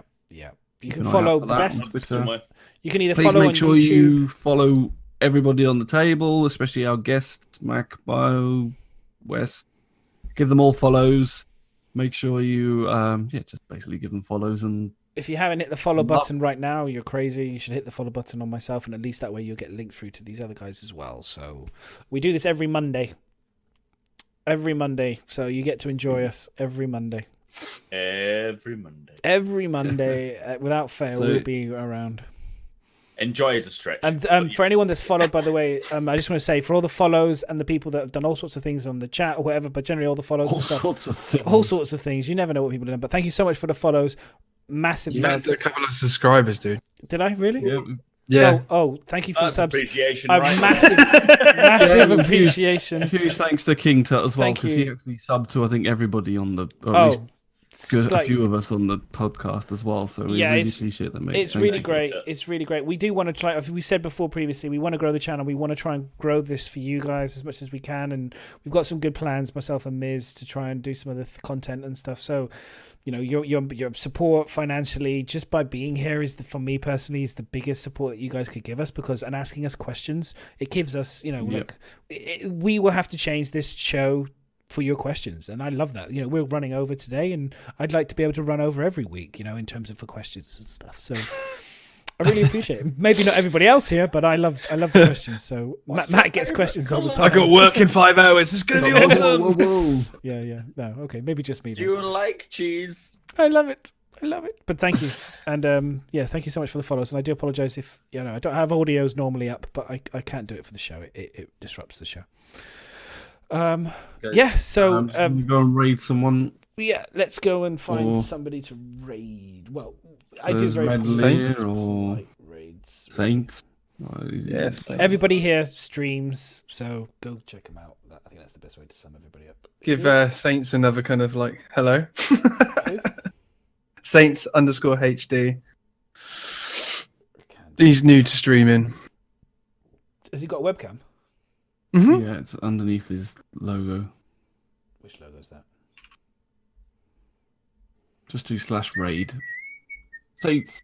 So you can do the new raid command. Has anybody used this raid command? I know Yeah, Matt's it's done it really a couple of cool. times, although Matt keeps messing it up because before the Does timer actually goes. does- so it does doesn't Saints know that transfer he can people speak? over. What the fuck happens? does he speak? Yes. Does I'm he waiting for it. speak? I'm waiting No, for it. he's- Hang on. He is a mute. Hang on. He's new, but he's good. He's a good guy. I'm still waiting. He was in chat earlier as well. All right, we're gonna host him. All right, guys, I'm gonna send you guys over Do /raid in chat. /raid /raid. Yeah, space, /raid and then his space. name. in And his then chat. everyone click. Yes, in your Yes. chat. Oh, in and my then what it does chat. is it invites Yes, it's a everybody on new this thing. podcast to rate. So come on, And guys, then- this is a new thing. We're learning it all. And but- then you'll Ooh. press yes. Hang on, sorry, I'm excited here. Hang on, guys, this is new to me, so bear with me 2 seconds. So Let me get into Slash my. I raid. haven't got it. it takes about 10 minutes for it to so tick up. /raid. Hang on, slow down. I'm a dyslexic person, very small. And I'm line. helping. Pop-up And version. then space. S4. / raid alt F4. No, so it's / raid That guy. Yeah, space. space. And then yeah. Saints. And then his name. Saints. So Saint. it's Saint Z. I'll just put it in chat so you can see it. Oh, Saint. Okay, you know this is going to be With a Z. Yeah. _HD.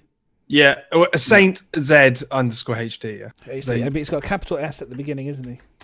This is Yeah. the- Capital S AINT Z Wow. _HD. Sorry, guys. This is like, but there you go. And then I'm we sorry. eventually get This is there. the reason why I would at never that be a and vomit. receptionist and I would never work on anything, because literally I would drive people crazy. But like, so your phone number is Have you done it yet? oh Because it does a 3 countdown before you right, do it. Saints. It does a countdown, and everyone has to say yes.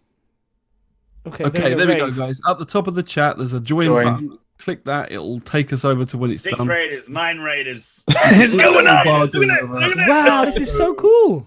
How long And then it's what on it for. does- On the chat, guys, Stop. click that raid. Top right on the chat. Top of the Make top sure you copy the addicted raid bit so you can spam in this chat that we've coming over from us. Again, once everybody, thank you for the support. Join the raid.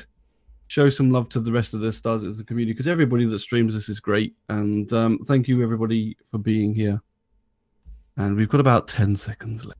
And then Hang on, it's I'll give them a automatically take you warning. over to their I'll- channel. So I'll get give him ready. a warning. Addicted raid incoming. There it goes. Let's give him a bit of a siren warning. Get So anyone ready. else, up the top of the chat, guys, if you haven't clicked it yet, just click the join button and come over Get with ready. Make sure you tell your bots. As to soon as click it that goes button. down, there will go. So we might as well say, see you around the. us. Too late. It's gone. See you, everybody. Doom. There you go. Boom. Raided. Nice. And I forgot to actually copy the command myself. Man, I'm doing that's so bad right now. I'm gonna fly Sweet. one-handed. Screw it. Sweet. That's a cool new feature, though. That is very cool. Yeah. That is very cool. I'm liking that a lot. So it's basically What exclamation happened? Raid. Raid. What happened? How you guys doing? Yeah. Try not to blush. I'm not trying not to blush, bless him. I love it. I love it. Hide Great the shout, excitement. Bio, to raid somebody smaller. That's great, dude. Yeah, he's literally talking about been you guys, streaming for a week or so now. Oh, God. And he's really getting into it. People